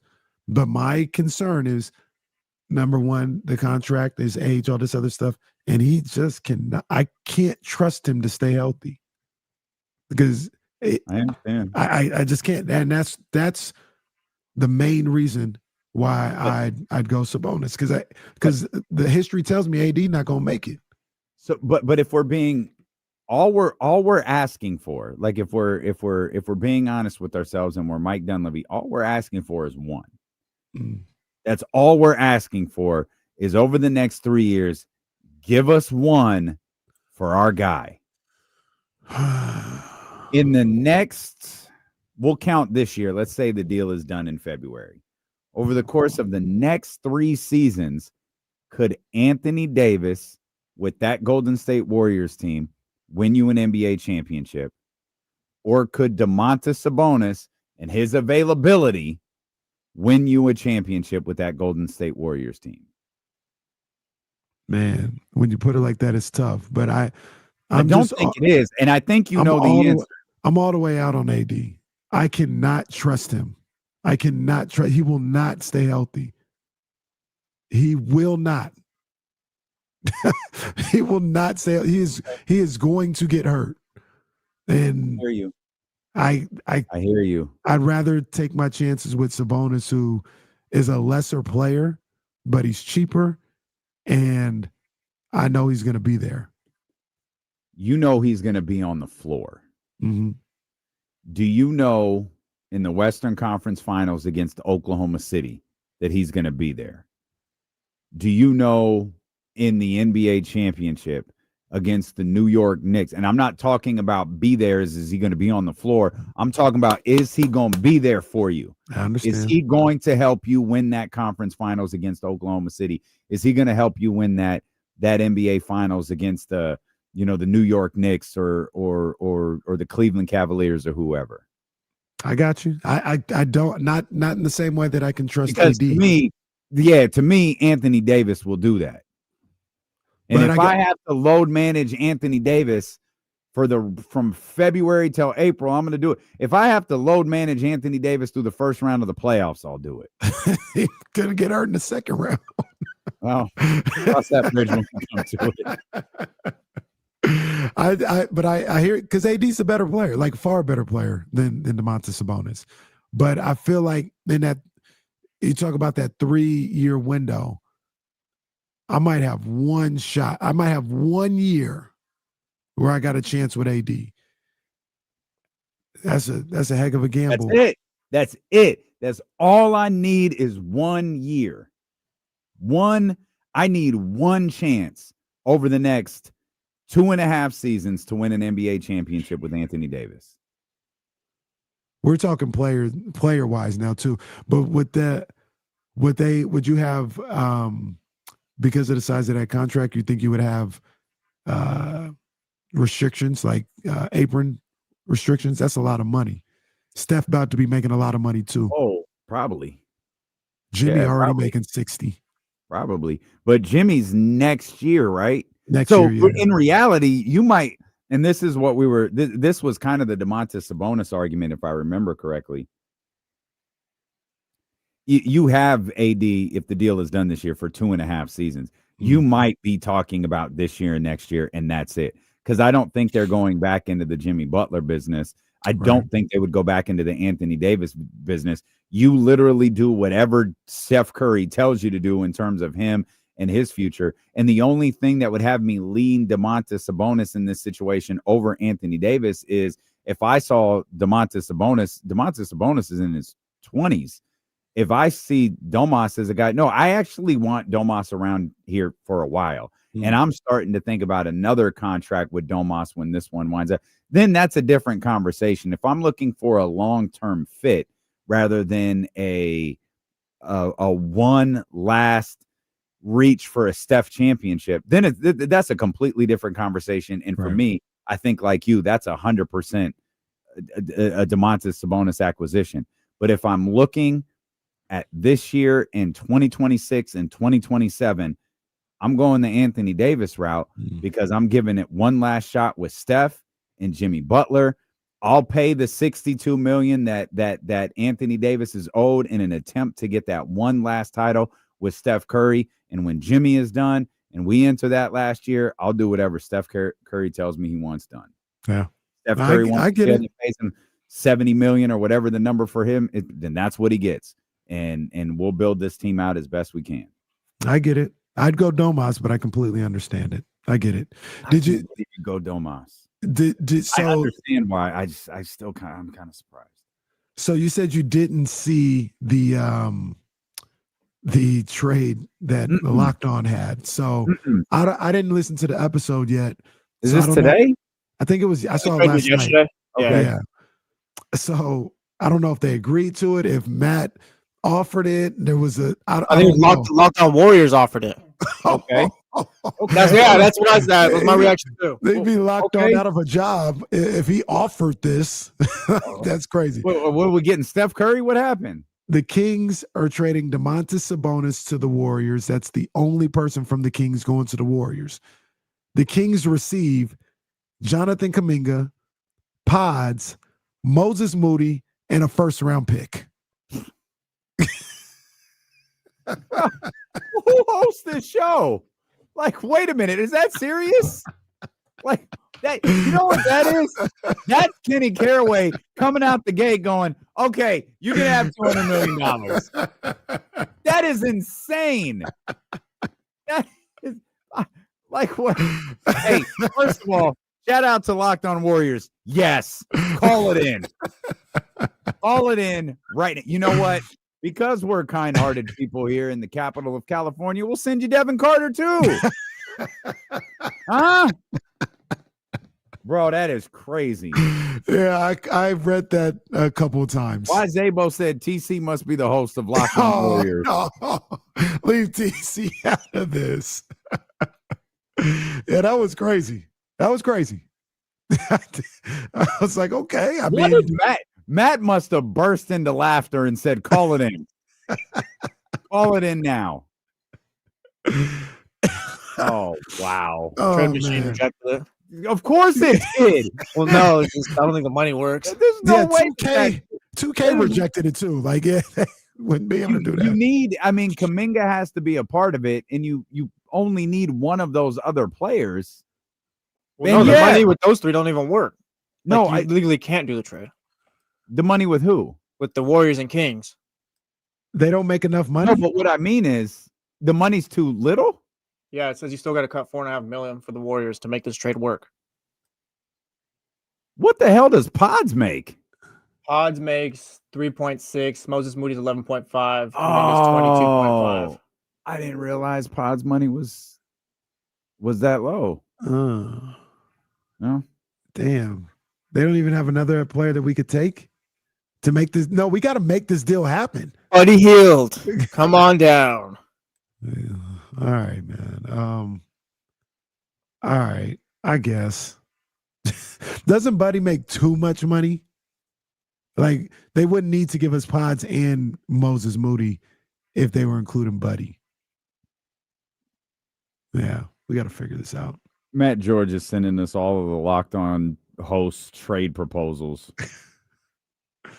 Oh. Hey, Matt, if I know you're listening, Matt, you're very obviously listening. Go ahead and block the Orlando Magic, the Locked On Magic guys. Go ahead and block them. Wait, I need to. Oh, yeah, hold on. It's Malik Monk right, and man. Devin Carter for Jonathan Isaac and Anthony Black. Stop trying to sell people on Jonathan Isaac. Please, for the love of God, stop. Do you know the problem is that Jonathan Isaac has 3 years left? If he was expiring, I'd do it because I like Anthony Black. Oh, so okay. So you do the deal for Anthony Black. That's fine. Yeah. Jonathan, the fact that he has 3 years left on the deal, it's like, all right, bro, I'm cool off of The that. fact that he had 3 years left on the deal, who did that? Same person that traded 4 first-round picks for Desmond Bane. What you think about? Orlando See, at 87 right now. that Memphis one looks interesting. The Memphis one that we see I closed it out. I'm sorry. is KCP, GG Jackson, a second round in 2026, second round in 2029, and a first rounder in 30. For Monk and Ellis. Monk Sorry and about Ellis. that. Yeah. KCP, Don't how hate many? it. I really like GG Jackson. You get I don't hate it. GG not even playing right now. You're just like, if you're doing, man, the Keon thing is really fascinating. I just don't know if they're out or not. You heard the nugget that Jake kind of dropped. He's like, yeah, Keon is in. He's part of their future. Jake low-key talks to people too, so. Yeah, I could be wrong, and yeah. Where's his contract though? Keon? Yeah. What's his contract offer? What I'm saying, if you really have him in your plans, like you don't have him signed beyond the rest of the season. Right. And I'm still unclear. James is going to join us in a couple of minutes. We can ask him. I'm still unclear as to whether they can sign him during the season or not, because I don't understand why they wouldn't be able to. I don't unless he said no and he's like, Yeah. no, I'm gonna hit the market, dog. Like, y'all Yeah, are but offering me. legally, it feels like they should be able to. I would think. I don't know. Yeah, I know nothing. We need that Warriors trade though. I need that. I need that. That's hilarious. That is absolutely hilarious. Locked On Warriors literally just gave us everything without asking. Just offered it up. Yeah, man, we'll take it. Good call. All done, Libby. We'll come back, man. LeBron James debuted last night, and the Pistons and Hawks gave us boy, Detroit. Man. 11 straight for the Pistons, man.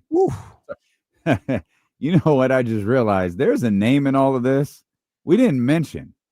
We were focused on Dallas. That's my fault. There's another potentially very high-priced player who could be on the market this February or leading into February that we didn't discuss. I want to hear it. I'll let you think about it, man. We'll talk about it when we return here on Sacramento Sports Leader, ESPN 1320. Yeah.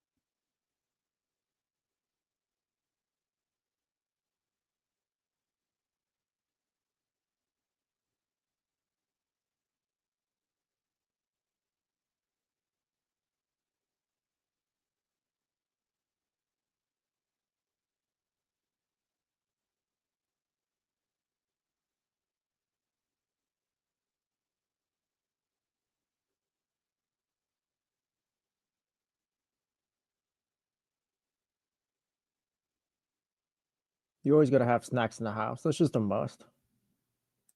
Mm-hmm. Whenever I don't, I'm always like finding myself going to the store across the street or something. I used to not. I'm bad at that. I used to not have snacks in the house until, the family moved in.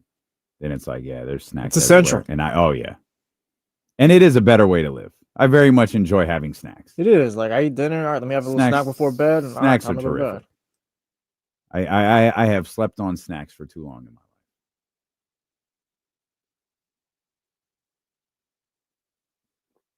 life.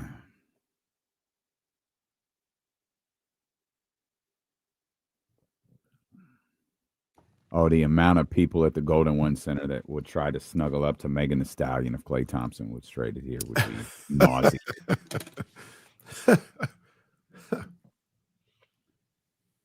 All right, James Ham going to join us coming up here at the top of the hour. Sacramento Kings in action in Oklahoma City coming up at 5 o'clock tonight.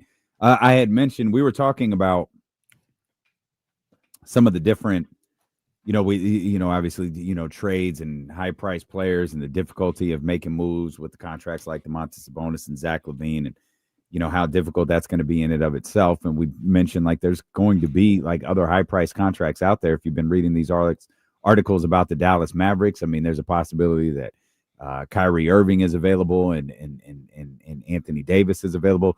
All those players that we're mentioning right there are 30, 40, and in Anthony Davis's case, $50 million a year players. We didn't even mention Trae Young. You've got an Atlanta team that that was running last night. They ran into a buzzsaw that is the Detroit Pistons right now, who won 11 straight. But leading into that game, I think the Hawks had won maybe 5 in a row. They've all been doing this without Trey. They chose not to extend Trey during the offseason. That's created a lot of conversation. I asked Trisha if she thought an extension was coming and if Trey would get money, in the vicinity of what De'Aaron Fox got, and she said no. And man, you start to look at November turning into December 15th getting in here, the calendar year turning, and man, there could be some very big names on the move here before the February trade deadline. That's a great name that you bring up. Trey is fascinating, and it feels. We'll bring this back to here in Sacramento, and it feels like Trey is available if you wanted him. It feels like he is. Yeah. And from everything that we learned, over the summer, doesn't seem like he wanted him. And it's like, man, talking about Scott Perry. Yeah. It's like, man, it's the money. It is the money too, because you got to sign him to that contract. But it's like, man, he's sitting right there for you if you really want him. Well, the question might be, and this is what I asked TK yesterday, is do you have to sign him to that contract? He's got 2 years left, this year and next. I don't think so. I think it's this year. No, I think this is the last year of his contract. Damn, so he's an expiring. I believe so. God, that seems crazy, but let me double check. Trey is, well, it's complicated. He's due what is essentially $46 million this year.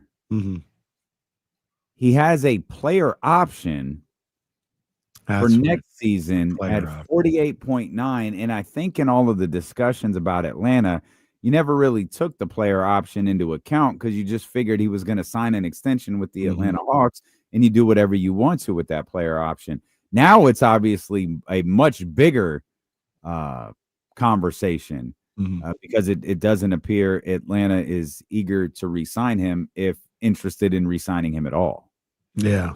And that's what turns it into basically 2 years of Trey Young. It's almost, is that oh man, off the top of my head, isn't that Zach LaVine's issue too? His next year is a player option. Yes. So everybody looks at it as a 2-year deal.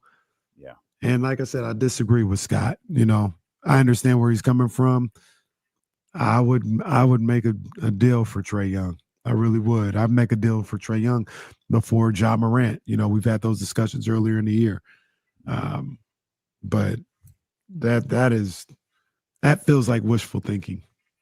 Like it doesn't look like they are even going to be anywhere in the sweepstakes, which goes back to your other point. Who is in the Trey Young sweepstakes? Yeah, and I don't know.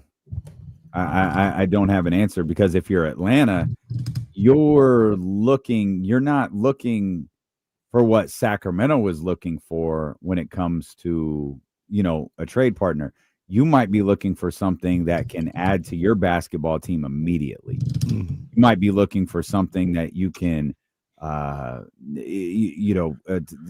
whatever this run that Atlanta is on right now, that's got them at 9-6, which is above, they're generally at or below the 500 clip.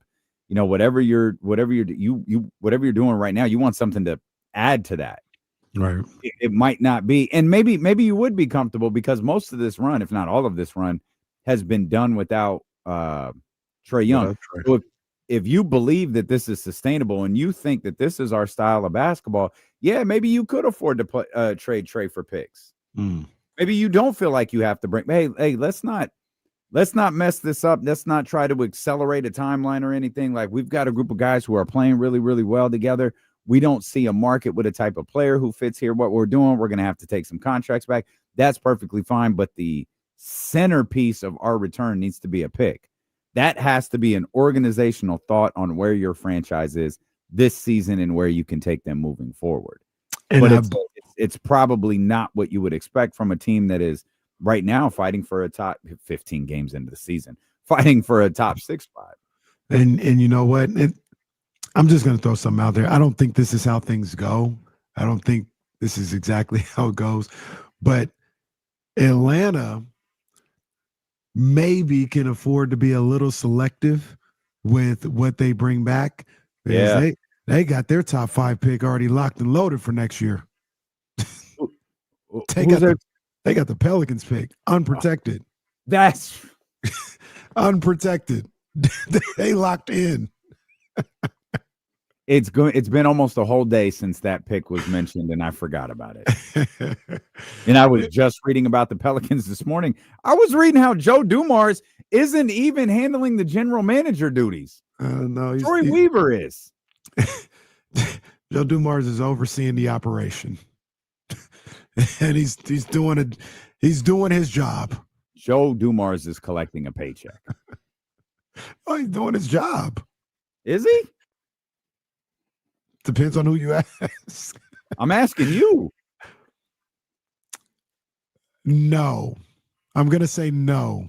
He's not doing his job. I believe his job is to be a upstanding NBA general manager, and he's not doing his job. What I'm alluding to is, if you believe in conspiracy theories, they're trying to drive the NBA out of New Orleans and use them as an expansion team. And part of that is you run the franchise into the ground where attendance is bad. People don't care about it. A relocation team. Relocation. Did I say expansion? Yeah. Relocation. Yeah, and relocate to Seattle. That's a conspiracy theory.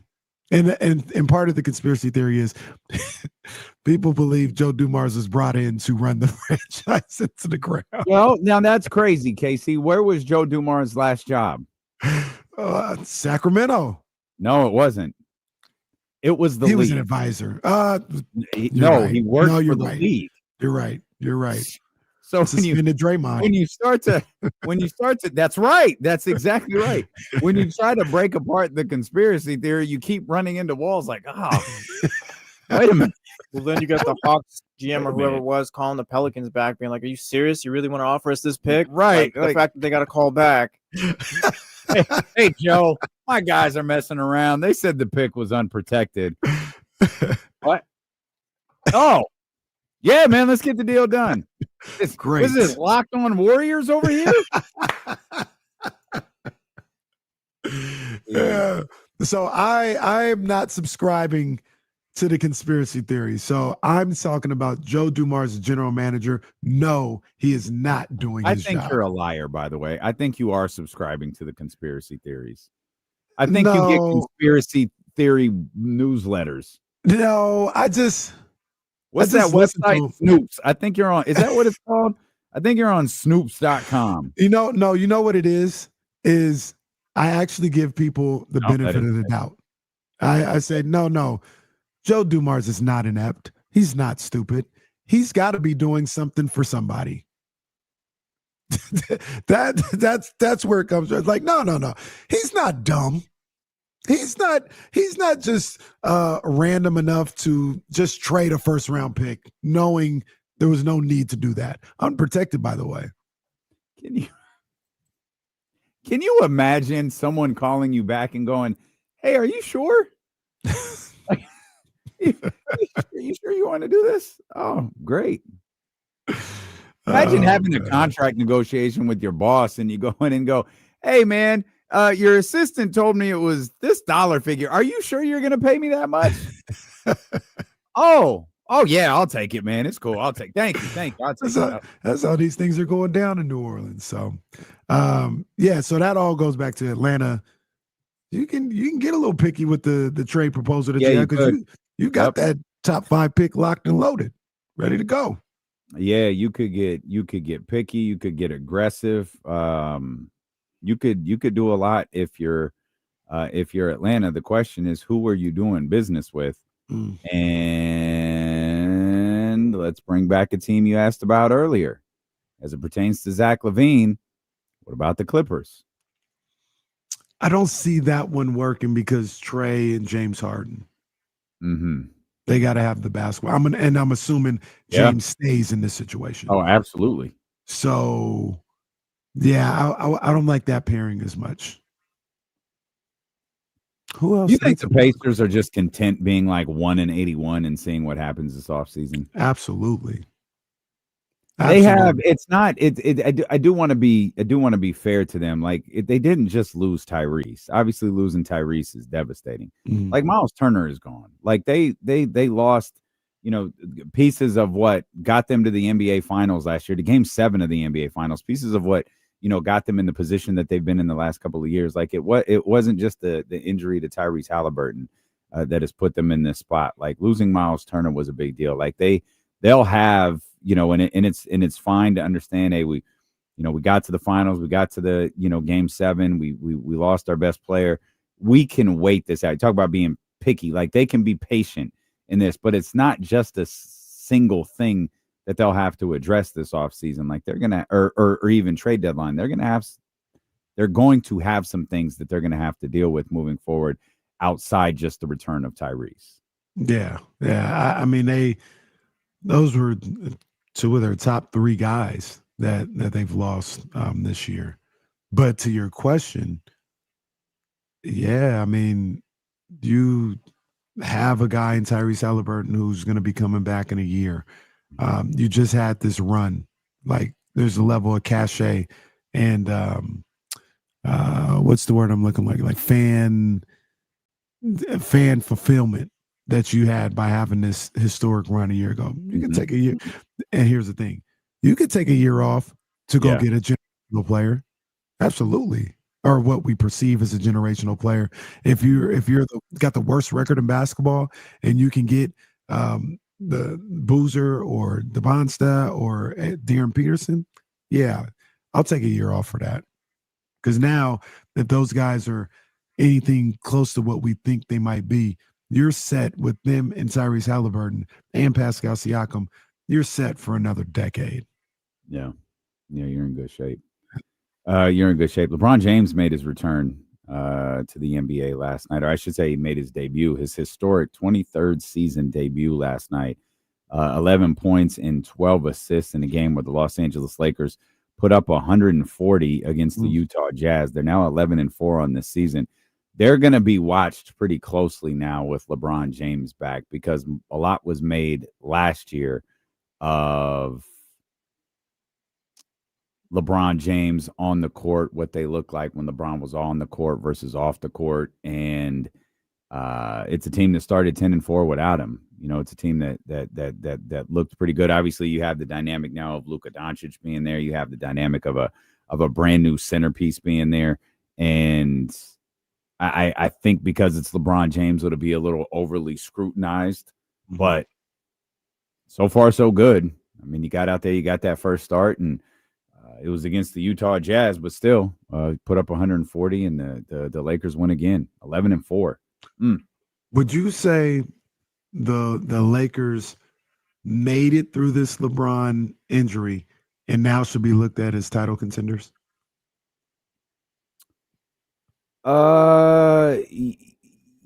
Yes. There's a slight caveat to that. I think I had the Lakers in the top 4 before the season. Yeah. So I might have thought a little higher of them than you. Sure, but yeah, like sure, they would be 4th though. Like I don't think I like them more than Houston.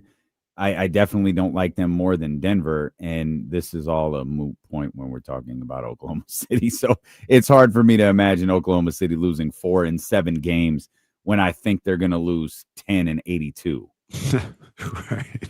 Or 12 or something. Let me ask you another question here, as I'm just full of questions today. Do you think LeBron coming back helps them? Yes. I do too. It's a very weird question to ask because we're talking about LeBron James. But the reason why I ask it is there was really no hassle about who is having the ball, when they're having the ball, who has it in the clutch, all this other stuff. It was Luka It was Austin Reeves when Luka doesn't have it, or if Luka wasn't there, and there's Austin Reeves. Like, it's simple. Like, those were the guys. Everybody else work around that. Now you're adding another guy into that dynamic, and you're adding not just another guy, but LeBron James into that dynamic of he's going to need his touches. He's going to be the one to bring the ball up, and if he's not bringing it up, he's just going to stand in the corner. I don't know. That could be an issue. Do you think that might potentially mess up the dynamics of which was created while he was out? No. I think LeBron James is one of the most self-aware players in the game. And I could absolutely be wrong. But if LeBron James sees the way that things are working with Austin Reeves and with Luka Doncic, I think he's going to find a way to fit into that. I don't think LeBron James is looking to – if this basketball team continues to win at this clip and LeBron James, what winds up averaging, 18 and 10 or 18 and 12 or something like that on the season, but this team is winning, I think he'll take that. I think he'll absolutely take that. I don't think he's worried about things like, points per game stats and streaks, like the 25 points per game streak broke, I think, last year because he averaged like 24.9 or something like that. I don't think that stuff is of value to him. I think if he felt like this team could win an NBA championship and he felt like the way that they've established themselves here in the first 14 games without him can win an NBA championship, I think he'll go along for that ride. Yeah. I agree with you. Just something I thought about with the dynamics. It's what everyone's watching back. for. Yeah. It's 100% what everyone's watching for. They're going to watch for Austin Reeves, and they're going to, look to see what happens late in the game, and Luka Doncic. Like, yeah, it's literally, it is absolutely what everybody is watching for. That scenario that you just presented. Yeah. Let's welcome in our man, James Ham here. James, what do you think about the Los Angeles Lakers? Would you put them up there with OKC, Denver, Houston as a potential, a title contender, Western Conference Finals team? I wouldn't. I think that they're a decent team. I think that they're in that group of teams in that next tier. And do they have a chance? Sure. But I don't really know that anyone in the Western Conference has a real legitimate shot to beat OKC in a 7-game series. And I'd say the same about the Eastern Conference at this point. Again, I think once they have all their pieces together, maybe they've got something, but, Luka Doncic, LeBron James have long histories of missing games in the league. And they still feel like the island of misfit toys to me. Do you guys? Does I think that's a little overblown. Sorry, I don't think Luka. I don't think Luka misses games. He did last year, but I don't feel like Luka misses a ton of games. I mean, just throughout his career. Yeah, I need to look at the numbers, but I think throughout his career, there's enough games that he misses that you're like, all right, All right. Fair enough. But both of you guys have said this within the last 10 minutes or so, and I understand why. Because they're the best team in basketball. They are probably going to win 70 games. They're the defending champions. But you guys really think no other team has a chance to beat them in a series? Not that they wouldn't be. Yeah.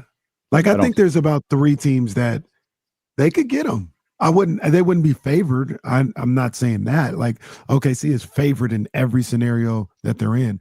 But I think Houston could get them. I think Denver could get them. Depending on how this works out with the Lakers, they've got the firepower to be able to get them in a 7-game series. Maybe.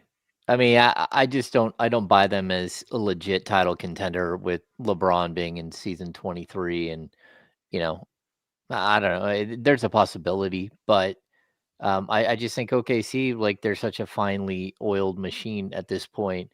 And I think what separates them from how I felt about Boston, and I really like Boston. I thought Boston would have rattled off more than one title, when they were all put together. But they weren't playing well before the injury hit them last season.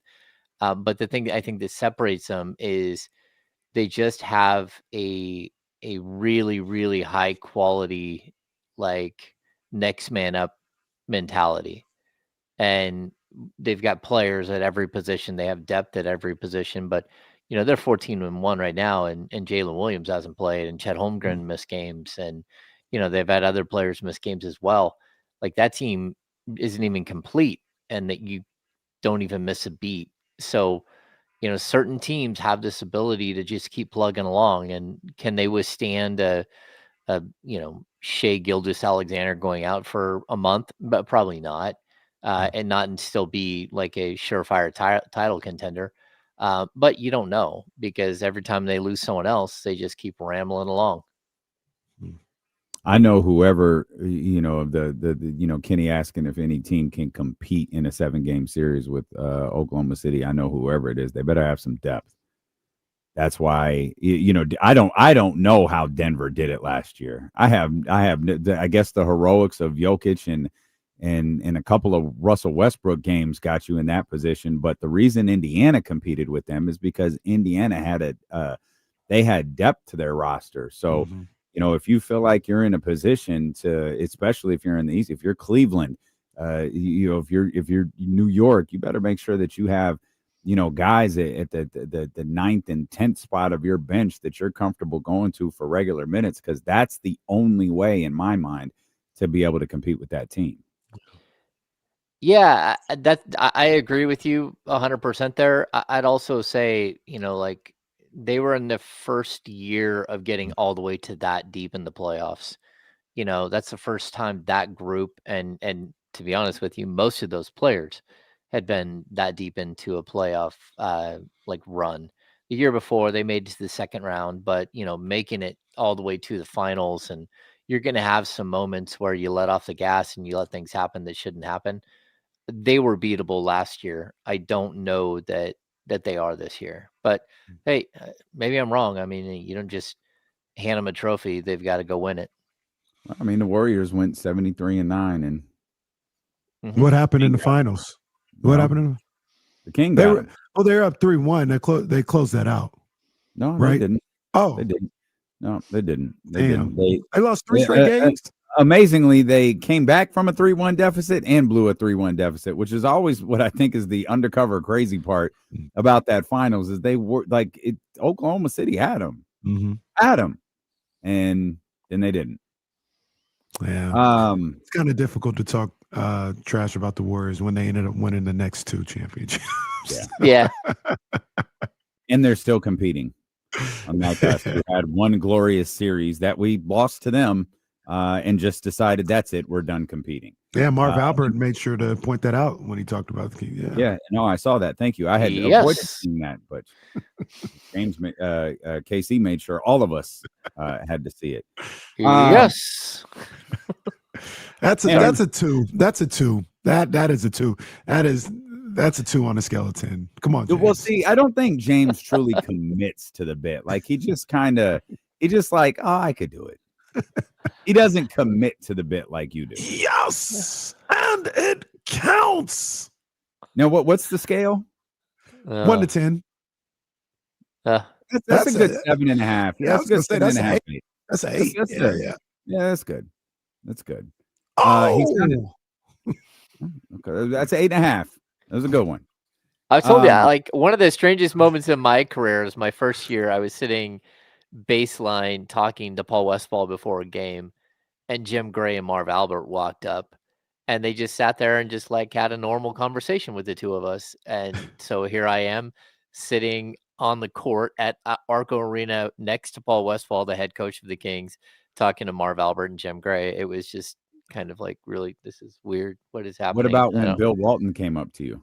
Wow, that's one of my favorite. Yeah, Bill Walton kicked me out of a scrum first.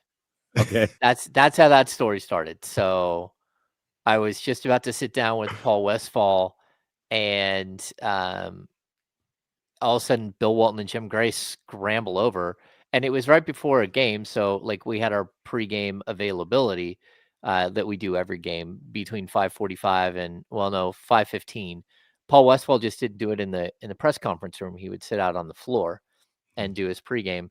So we were just about to get him, and sure enough, here comes like Jim Gray and Bill Walton. They sit down right next to him on either side, and or I think Bill Walton sat down and Jim Gray was still standing up. So I go over and I'm like, okay, I should probably give them a minute. So media relations came over and like, hey, what are you doing? And I'm like, well, they just like came in and sat down with him before we could go over there. Like, no, it's media availability. Go over there and sit down and do your thing. I'm like, all right. So I go and I sit down, I pull my recorder out and I start listening, and I'm about to ask a question. And Bill Walton goes, excuse me, young man. And I look over like, can you put that thing away? And I look at my recorder. I'm like, put it away. Like, okay. He's like, actually, could you just leave? We're having top secret television and radio stuff going on right now. I'm like, oh, okay. So I stood up and I went over. Media relations comes over. They're like, the hell happened? I'm like, Bill Walton just told me to leave.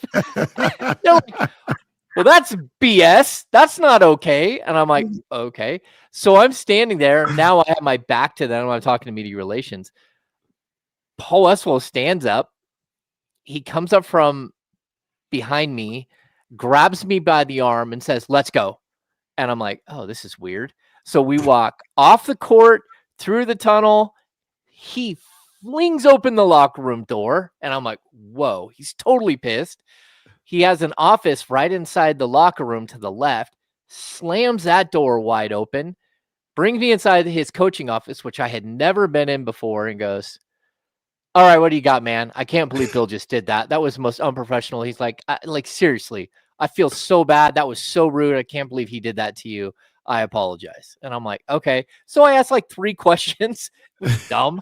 I get done. I walk back out and I'm standing on the baseline, and here comes Bill Walton. And like, God bless Bill Walton. He had like, I don't know what the grand total was, but it was something like 17 surgeries just on his ankles alone. His ankles were fused. He had a full cage put into his back to hold up his ribs. And he came sauntering over, and I'm watching this giant walk towards me, but it's taken forever.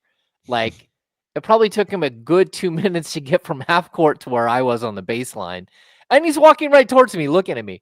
And he walks over and he's like, I have to apologize. That was really rude. Hi, I'm Bill. And he introduced himself. And he said, I shouldn't have done that. I don't know. Clearly, Paul Westphal had given him the riot act. Like, bro, you can't do that. He's like, my local media guys. You can't do that. And so he apologized. And later on in the night, he actually introduced me to his wife. And, I think he even said, yeah, I was really rude to James earlier, and like introduced me. And then I told Luke this story years later. And Luke's like, that's the first story I've ever heard where my dad was rude. He's like, I believe you. He's like, but that's the first time.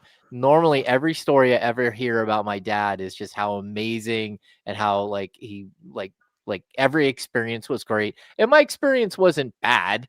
It just was in the moment was very awkward.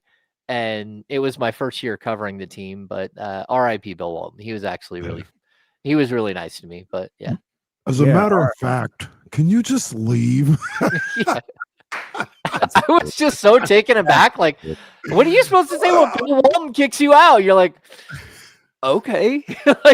I guess that's what I'm supposed to do. Damien, how could you give me a 2 in that situation? I was talking about Ham, and James Ham was that's engaging with a private conversation we were having. You guys know something in about the Pac-12. Mention Russia or something. Then it would be fun. Yeah, I think UCLA could take down Russia, the Soviet Union. Right. That's one of my favorite. I think that is my absolute favorite James story. And even Bill, God rest his soul, he could probably play the 5 or 4 for the Sacramento Kings right now. Yes. What are we were talking about this earlier, Hammer, with Jake, and I'll ask you, does the true evaluation of this basketball team begin tomorrow night?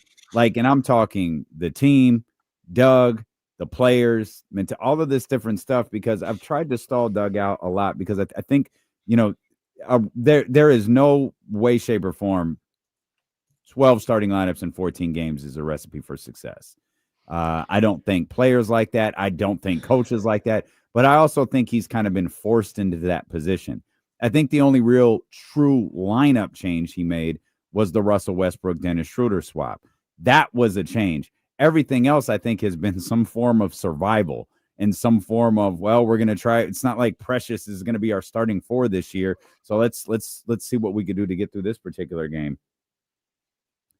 But when Keegan Murray returns, assuming everybody else is healthy, and obviously that's a big assumption given that Domantas Sabonis is out tonight, you have the opportunity to start what was going to be your starting lineup and develop a rotation. And for me, that's where I'm going to start watching things with this basketball team and this coaching staff a little bit closer. Yeah, I mean, I think we still have to decide what exactly is going to happen once Keegan does come back. Like, first of all, of course, he's starting at the 4. Like, whether it's game 1 or it's game 2, it doesn't matter. He's starting at the 4 from here on out, right? As long as he's healthy, he's in there. And until they make a move and allow him to go back to his natural position at the 3, he's going to be there. But what does happen with Russell Westbrook at the point? Do they try to give Dennis Schroeder like a little bit of the benefit of the doubt and say, hey, look, part of the reason why you weren't able to be successful is because you didn't have enough shooters on the court. So we're going to let you see what it looks like with Keegan Murray on the court, and maybe he helps space the floor. I don't know. But I do think the real assessment of the team, I would give Keegan a couple of games back to make sure that he's right. But then what do you look like? And what do you look like in, we talked about the first 18 or 19 games. What do you look like from game, 18 to game 28 or game 30? Like, do you rebound? Do you start to bounce back as a group and start to show some life, especially as the schedule lightens up just a little bit? I'm intrigued to see what they look like. And I think that's why I don't think anyone's making some panic move or anything right now. The plan has always been and will always be to assess this team in year 1 and to make changes as they become available, and to be opportunistic, which is something that, again, we heard from the previous group, but in this situation, it really is to be opportunistic. But I think what separates this front office versus a previous one is, in this situation, opportunistic, I don't believe means to go out and get some way better player. Opportunistic means to clear the decks. If there's a way to make a big trade, to do something that brings back picks or that just gives you some sort of relief from this cap hell that you're in for the next 2 seasons, I think that's what they're kind of waiting for. And there's always a possibility that we see something like the Kuminga trade pop back up again, or some other big trade that might speed up the process here of reinventing the roster. But I do think that everything is on the table with this group, where the previous group, it was always trying to be opportunistic to add the next piece, which they never did. So that's where I think there's a little difference. You talked about it a little bit, Hammer, but do you see a scenario? Let me take that back. How do you see the scenario with the minutes playing out? Like, who might be the get the short end of the stick? Is it Precious? Is it Keon? Is it less Malik Monk minutes, less Schroeder minutes, like less Westbrook minutes? Like, who do you think gets the short end of the stick and all that? Yeah, I think it's everybody, to be honest. But I also, you didn't mention Drew Eubanks. I think once Keegan's back, I think there will be more of a conversation about who's going to be the backup 5, whether it's Eubanks or whether Precious steals some of those minutes. Just because Precious is a more versatile defender than Eubanks is.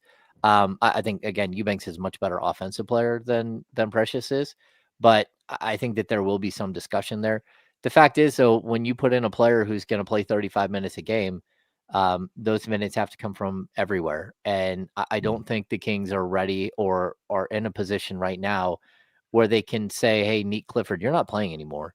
We're, because Keegan's back, we've got to get, give all those minutes to DeMar, and we're going to have to spill over minutes from the 1, 2, 3, 4 guards that we have that have to play, maybe even 5 guards when you count Keon Ellis. So I think, Doug already mentioned it, that minutes are going to get really tough, even for Keon, more difficult to get minutes when Keegan comes back.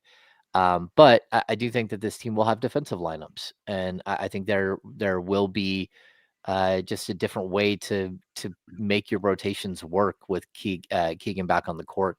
Just because, again, I think this team has been completely hamstrung the first 14 games by the fact that they never have more than one legitimate shooter on the court at any time. So now you're going to have two on the court at any given moment. And for every moment that they can have two shooters on the court, you're going to see a rotation that does include Zach LaVine shooting and maybe some Keon Ellis because of his shooting, but also with Keegan and then Malik Monk being like the fourth shooter that they have, or they might be able to have rotations where you always have two guys on the floor to space everything out. Hammer, can you take care of this little piece of housekeeping for us? A bit unclear. Can the Sacramento Kings sign Keon Ellis if both parties wanted that at any point here during the regular season, or is this something that has to wait until the offseason? No, it has to wait until February 9th. I was able to get that cleared by someone within the front office. Like there's been some back and forth on that, whether it's Keith Smith or it's, like any of the big Bobby Marks and all that stuff. But I was able to go to someone in the front office and say, hey, just what does this look like? And they said they have to wait until February 9th. And to be honest with you, I expect them to actually, like, if he's still on the roster after the trade deadline, I expect them to approach and potentially give him an offer. Like maybe it's not what they're looking at. Maybe it's not for the dollar amount that Keon wants. And maybe Keon would prefer to go into an unrestricted free agent situation. But that's also like the tightrope that Doug has to walk between now and February 9th. Like you have to show Keon that he's part of the future of this team. Because if not, like, trust me, there are a bunch of teams out there that want Keon Ellis. And the Kings know that. But there are a bunch of teams that not only want Keon Ellis, but are probably looking at mid-level exception type money or really close to it. They would prefer something like a 4-year 48. But like if someone has to go the full, 4-year, roughly 60 million with a mid-level exception, then sure, they can, go ahead and offer that with a mid-level. Do you look at Keon as do you think the Kings look at Keon as somebody that they want to move forward with? Like we have all this talk about the playing time and all this other stuff, but Scott and Doug are like, no, we want him here. We just have a certain price for him, but we absolutely want Keon here. Do you think the Kings look at him like that way? Yeah, I think they do. Whether it's to bring him back as a long-term fit or it's to bring him back as a player on a reasonable contract that you might be able to move down the road. They do look at him as an asset. You've heard Doug Christie talk about just how much he likes Keon and that how many conversations he's had with Keon. I think he sees a lot of himself as a defender in Keon, just a younger, again, I think we all think of Doug Christie, the player who came to Sacramento. But you have to remember that Doug was 29, 30 when he got to Sacramento. And he had a whole bunch of failures in his career before then, whether it was being drafted by Seattle and not playing, getting traded to the Lakers, getting traded to the Knicks, and having Pat Riley tell him on day one, hey, man, you're not going to play. And him sitting next to Herb Williams and learning how to play defense. And then him finally getting his opportunity in Toronto before he eventually ended up in Sacramento. But like those are years that you're not only do you mature as a player, but your body matures and you just become like usually a wiser, smarter basketball player. And I think we're still in that process when it comes to Keon. Keon's only a third-year player, just like Keegan is, and he's going to make mistakes. And he also is playing on a team that doesn't have a true role for him at this point, where even last season's team had a true role for him as a defensive 3-and-D guy to come in. Once you change the dynamic of the backcourt, when you traded your starting point guard for a starting shooting guard and a shooting guard that's going to play 30 to 35 minutes a game, it really did kind of like change the early career trajectory of Keon. And so now you got to figure out how he fits. I have a lot that I want to ask you about what you just said. So it's going to take longer than 90 seconds. So we're going to step out. We'll come back. We got more with James Ham ahead of the Sacramento Kings game tonight against the Oklahoma City Thunder in Oklahoma City when D'Lo and Casey return here on Sacramento Sports Leader, ESPN 1320. I'll be right back, fellas. Mm-hmm. Cool. Yeah, look at that. Doug was 30 when he started with the Kings. That's crazy, man. I didn't know he was that old. Well, yeah, I think people forget too that when the Kings signed Vlade was also, I believe, 30 at least. 30 or 31. I got it right now. Yeah, he turned 30 that year, the 98-99 season. Yeah, and then, played a really, really good 1, 2, 3, 4, 5, 6 seasons in Sacramento where he missed a total of 6 games.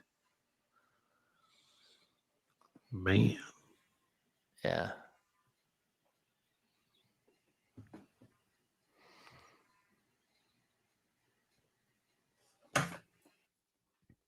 You guys are going crazy in the chat. Someone asked me about that. Crazy all day. Yeah. Someone asked me earlier about the downtown plaza. Yeah, I helped build the downtown plaza in 1993. And before it was a downtown plaza, it was the old K Street Mall, and it was just horrible. Like, it was dark and dingy. Like, the only good thing about the downtown plaza was they had like a really cool shoe store, and they had a Carl's Jr. that was awesome. Carl's Jr. was fire. Yeah, Carl's Jr. was fire. And they had like a lids, right? They had lids. They had a lids. They had Get a Clue. They had the movie theater. That was the first time the movie theater was downtown, right? When they That's when they built the K Street Mall had, the crest, but it wasn't until they built the downtown plaza that they put in the movie theater. Right. Yeah. That's all I remember. I don't remember pre-downtown plaza. I think what was that? That was probably 90. My guess is not, I'll look it up, but 93 is when downtown plaza was built. Yeah, that's when I worked. I was a lather apprentice on the plaza. So 93, I got it right? Yeah, it was 93. 93, it was almost done at the end of 93. There you go. Count it, Jesse. Count it. 93. That is a point for me. I didn't even know that. I did say the year before, but that's okay. Yeah. Yeah, but I don't remember. Did there used to be a Woolworths downtown before the mall? Maybe. Montgomery Ward's maybe. Montgomery Ward's is a good one. I don't remember life before downtown plaza though. I don't remember. Okay. That. Yeah, they used to have 2 Macy's. There was a regular Macy's, and then the men's department and the furniture store was a different building. Which is, I'm trying to think where that is now. I think it's where the Starbucks was, like that end of the mall. Yeah, like when I was working on the mall, I worked swing shifts, so 3 to midnight, and it was horrible. It was so hot, and we had lights on for a good portion of it, though. I did work. Yeah, I have a little visitor. That's unusual. She doesn't usually come in and sit with me. Didn't they have a Disney store downtown? Huge Disney store. Yeah, that was in the big like below the food court. Yeah. And then later I came back and someone mentioned America Live. America Live was awesome. Like that was a cool club. But then that became, the upstairs was Copeland's, and I worked at Copeland's for a year up there. Shout out Copeland's. And that was a huge Copeland's, but like America. that was, you said America Live. I'm thinking of Incredible Universe, which was in the Northgate. Yeah, Northgate. Northgate. Yeah. Which turned into Fry's. You're right. What's there now? Nothing. It's open for rent. Yeah, somebody can rent it out. That's one of my other great stories. Have I ever told you about my time at Incredible? Okay, so I was with a group of buddies. We went to Incredible Universe. I think I was probably 18 or 19. So this is a long time ago. And when we go inside, if you remember, they had a karaoke booth, right? Vaguely. Incredible Universe had this cool karaoke booth. So we walk in and there's a big line of people, and Olden Polonese is there signing autographs. I think I was there that night. No cap. Like that's what I remember about being there for Olden Polonese autograph night. Yeah. Okay, so I got in the end of the line. I was the last person in line. I walk up and I'm like, hey, I don't really want an autograph, but would you go sing in the karaoke booth with me and my buddies? And he's like, no, come on. And I'm like, come on, man, I'll let you choose a song. He's like, all right. So Olden Polonese and me and 3 of my buddies went into the Incredible Universe like karaoke booth, and we sang Teddy Bear by Elvis. And me and Olin shared a mic, and then my 3 buddies were on the other mic, and we were singing, they were singing. Yeah, it was ridiculous. OP singing Elvis Presley. Oh boy. Yeah, good voice, big deep voice. Yeah, like exactly what you'd expect. Yeah, and he was super nice. I mean, he was incredibly nice, and I've actually run into Olden quite a few times since then, and like we always have a laugh. Yeah. I think he came on the podcast one time. We talked about it. I wasn't there that night, so I guess I just didn't get to. Yeah, where were you at? You should have been there. Everybody was there. Right. Everybody was there. I wasn't invited to the party. We were talking about Keon Ellis a few minutes ago, and I think Keon Ellis is certainly one of the mysteries of this offseason. Or the mysteries of this early part of the season, I should say, in that everyone is asking, we want more Keon minutes, but then we get Keon minutes, or we get Keon starting, and it doesn't really go well. You talked about he's a third-year player. He's going to make mistakes. He has made some really frustrating mistakes in his minutes on the floor so far this year. I don't even know that he has made the most of his time on the floor this year. Is that something you think the Kings front office will hold against them? You mentioned like this is a team that doesn't really have a role for him. The makeup of the roster is pretty rocky. Like, do you think that that's something Scott Perry and his team are taking into account when trying to evaluate him as a player? Do you think they've already decided they know who he is as a player and they like him, hate him, love him, whatever the case may be? I mean, I think he can be a mixture of everything, right? I think the Kings know that there are teams around the league that and sort of what they would pay for Keon, like whether it's via trade or whether it's going to be this offseason when he's an unrestricted free agent. Like I don't think the Kings are dumb. They have a pulse on the league, which I think is pretty accurate. Like this is Scott Perry. The one thing he does do is he knows everybody and he talks to everybody. And so that's one of the things we learned the first time around, that there isn't a person in the league that hasn't met Scott Perry and hasn't had some sort of relationship with him.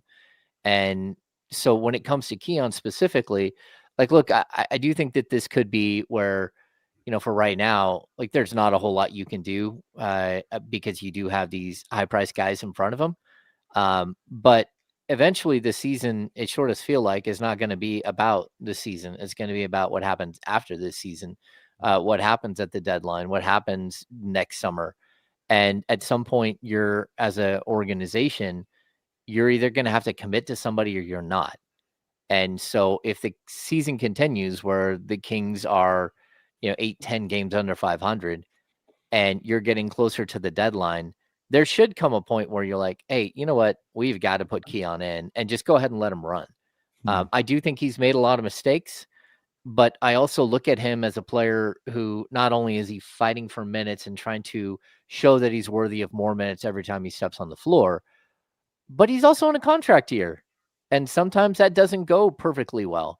Sometimes you're a little, amped up when you go out on the court. And that's what it looks like to me. He's just overly excited and just makes, silly mistakes that we aren't used to seeing Keon make, over the last couple of years. I also think there's something about being one of the few players, and this is what I worry about Keegan as well, being one of a few players on a roster that isn't a self-creating playmaker, like that doesn't go get their own buckets all the time. Because in order for Keon to be successful, it's kind of contingent on other people like giving him the ball.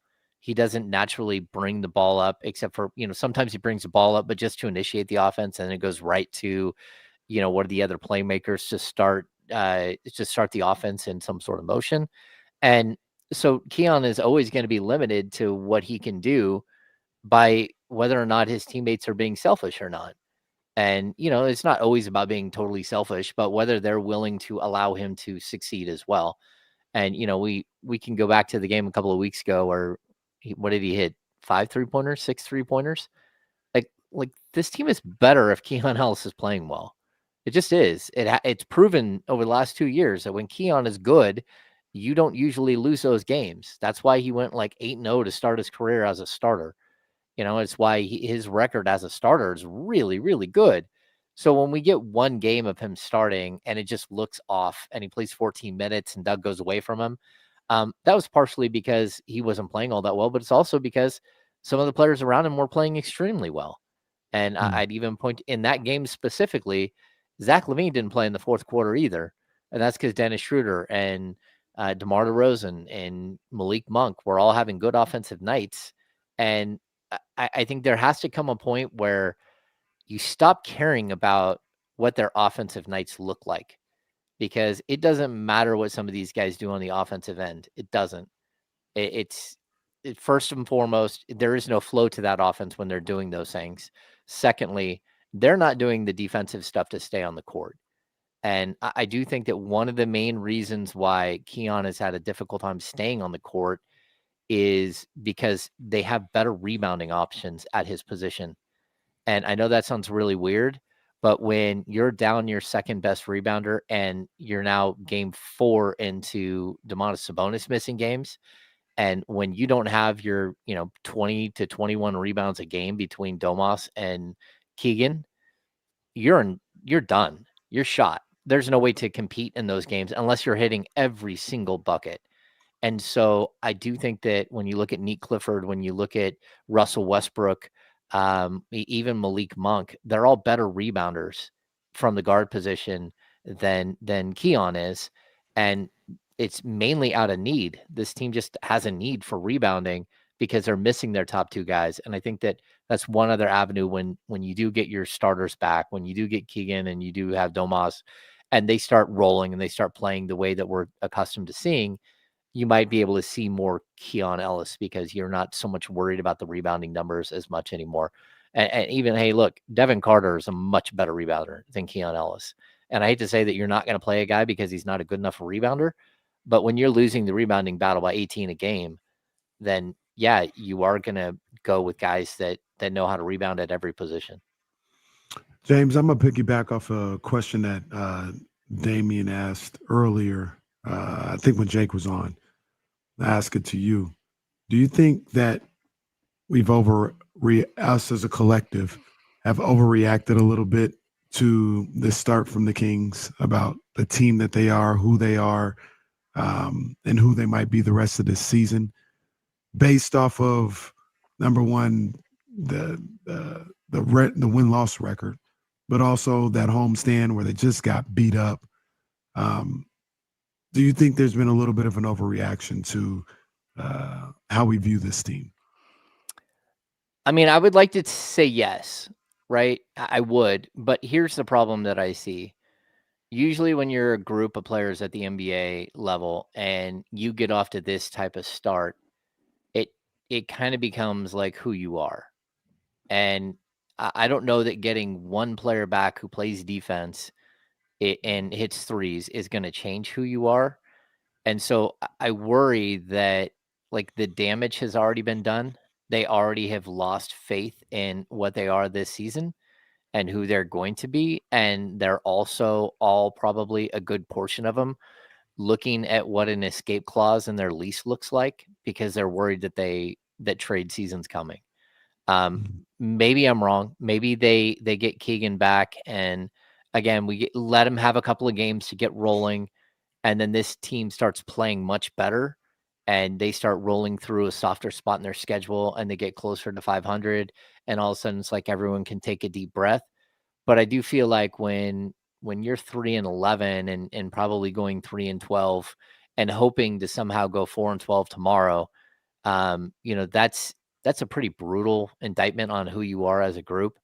And it's really difficult to flip the script and become something bigger than you are today.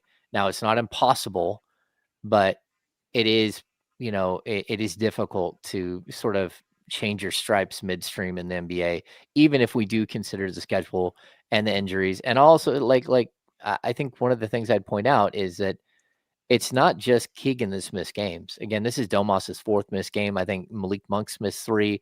Zach LaVine has missed 2 or 3. Like, it feels like there's always somebody who's sick or who's out or who's not feeling good. And it just feels like the whole season has almost been like a group of players that aren't 100% committed now to what's happening. And maybe some of them are looking and saying, okay, well, maybe it's possible that when Keegan gets back, he'll save us. And we'll have the real King show up. But it's also possible just, again, that the equivalent of, David Carr as a quarterback has happened here, where they've just been sacked so many times that, they don't want to get back up anymore. We're just going to have to wait and see the resiliency of this group once it's all said and done. You brought up trade season a second ago. Casey and I were just having a conversation where if we have discussed, and James, you have outlined repeatedly the obstacles in trading the likes of Zach LaVine and Domantas Sabonis and some of these bigger contracts, even the bizarre difficulty in trading a really good $18 million Malik Monk contract. But if you've been reading the different things that are happening around the league, there is a potential that someone like Trae Young is available. Trae Young has a player option for his contract next year at $48 million. We've talked about everything that is going on with Dallas right now and the $50 million that's owed next season, $50+ million that's owed to Anthony Davis, and the $30+ million that's owed to Kyrie Irving in the first year of his extension. And you realize not only will the Sacramento Kings face difficulties of trading high-priced players because they are high-priced players, you realize there actually could be a large market of high-priced players who are on the move over the course of the next 2 months or so. Yeah, that's totally true. But the problem is that I think the Kings and other teams that are in this situation are going to face is these stupid aprons, man. The aprons just restrict, like it wipes out like a huge percentage of the NBA population that could potentially trade. And let's be honest, the teams that have high payrolls are usually the good teams. And those good teams with high payrolls that might say, hey, Anthony Davis would really put us over the top here. Like some of those teams are the ones that are already hard capped at, the first apron, hard capped at the second apron, or above the second apron. And when they're at the second apron, like the restrictions are crazy. Like you have to trade dollar for dollar. Like you can't aggregate players in a trade. So that means that if somebody wants to, let's say a team that's 20 million over the second apron, they want to go out and get Anthony Davis. They have to have a player who makes more than Anthony Davis to pull that trade off. Or they have to have a player that makes $1 more than Anthony Davis to pull that trade off. So it really does become restrictive. And that's why, I think when we start seeing some of these like multi-team trades where it's a team that's not over the second apron, but is a team that's over like the first apron or whatever, like they're a little easier to work with. But again, I mean, the Kings can't take back more than like at this point, more than like 5 or 6 million above what their salary is right now in a trade.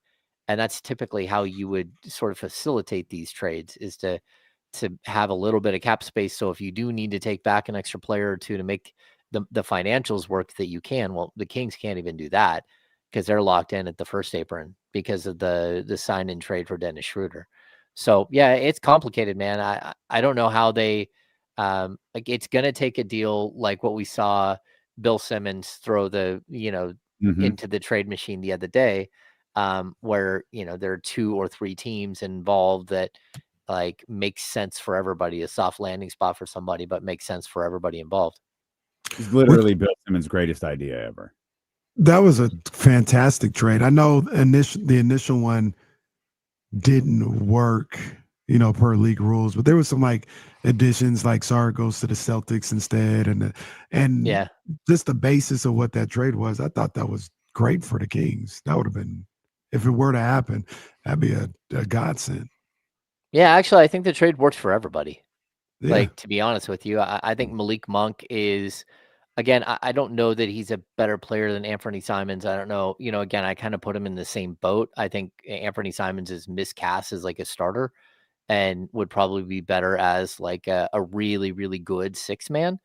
But I also, when you make 27, almost 28 million bucks, if you're Anthony Simons, it just puts you in a really difficult situation because the Celtics aren't going to pay that moving forward for you. It's a 1-year deal. So if you're looking at having to extend Simons, and even if it's 25 million a year for 3 or 4 years versus getting Malik Monk at 3 years at 60, you'd probably go the Monk route. They're around the same age. There isn't a huge difference in that. And the other thing is that Malik Monk has proven that he's really, really good off the bench, where Simons is still, bouncing back and forth between a starter and bench minutes. So sometimes the unknown of what it's going to take to re-sign Simons and all that stuff is more complicated than just going with a player like Monk, who, again, knows his role and is really, really good at that role and could really help a team like the Celtics as like a third or fourth scorer. Is there any chance if the rumors, reports about the conversations about Malik Monk in the trade market this past offseason were accurate, do you think he has done anything through the course of the start of this season to change anyone's mind?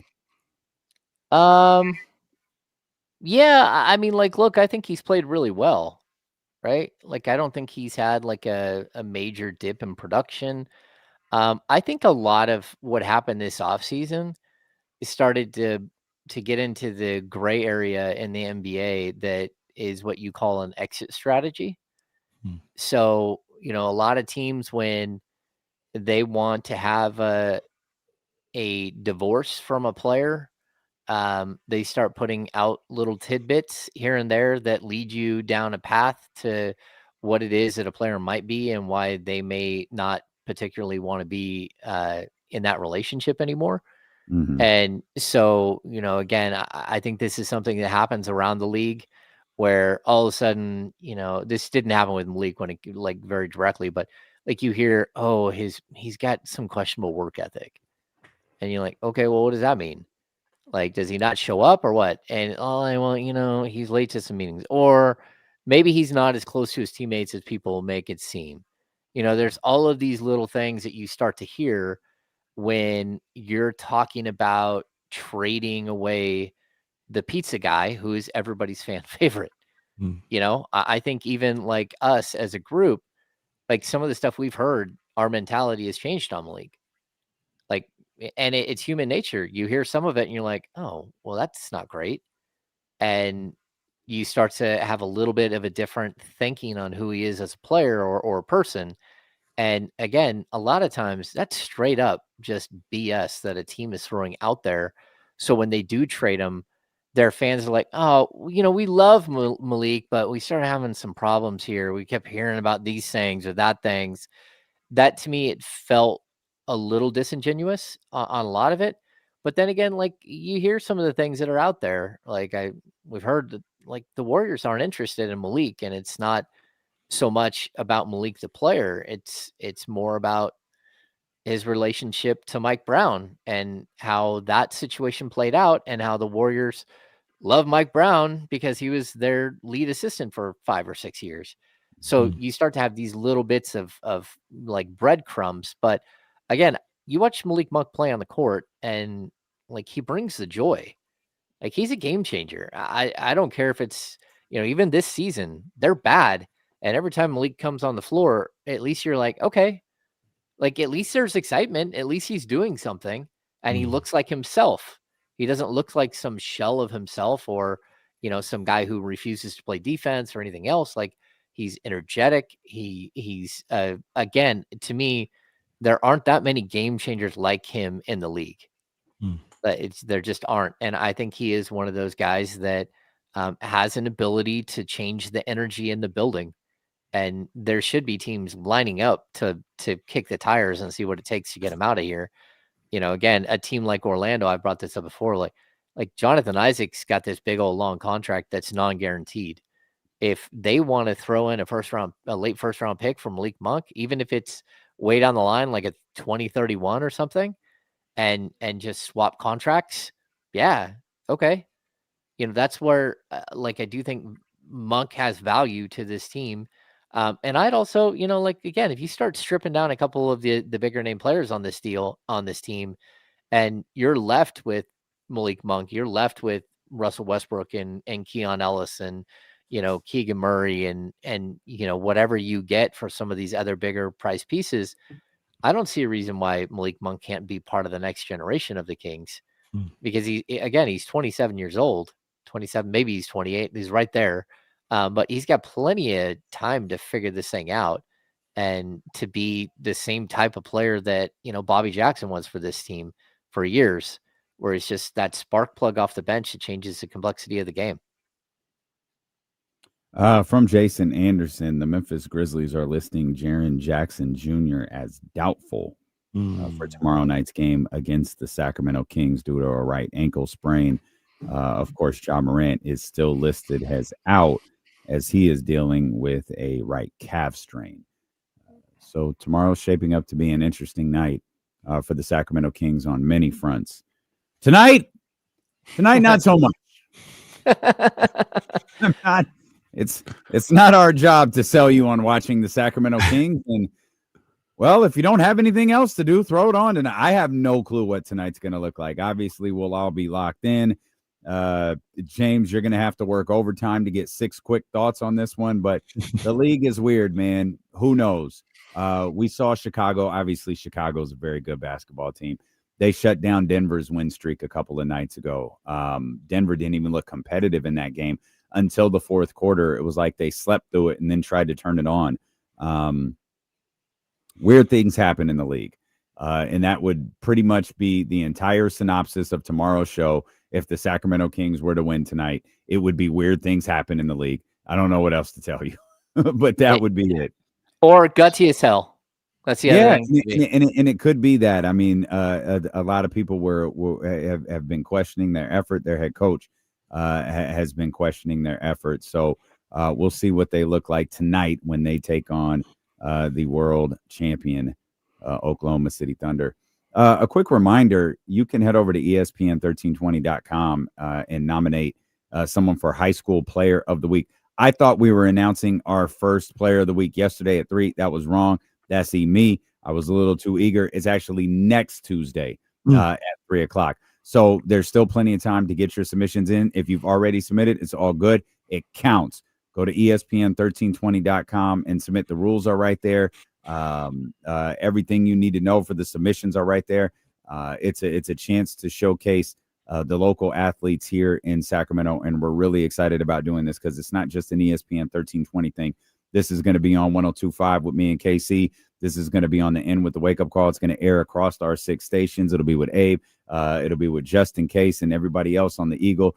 So again, head over to ESPN1320.com and submit for a High School Player of the Week. All of the rules are right there on the website. And we'll be back tomorrow morning, beginning at 10 a.m.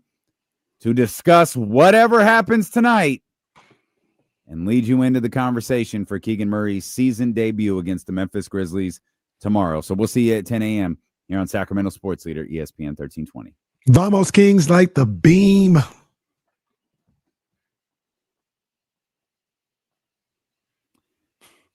All right, y'all. I'm already getting called into a conversation, so we will. Oh, wait a minute. There it is.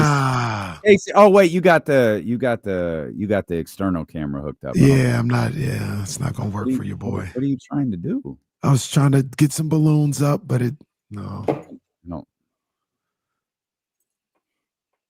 No, not for me. No, it's not working. You got that high-end camera. It doesn't work anymore, man. It doesn't work for you.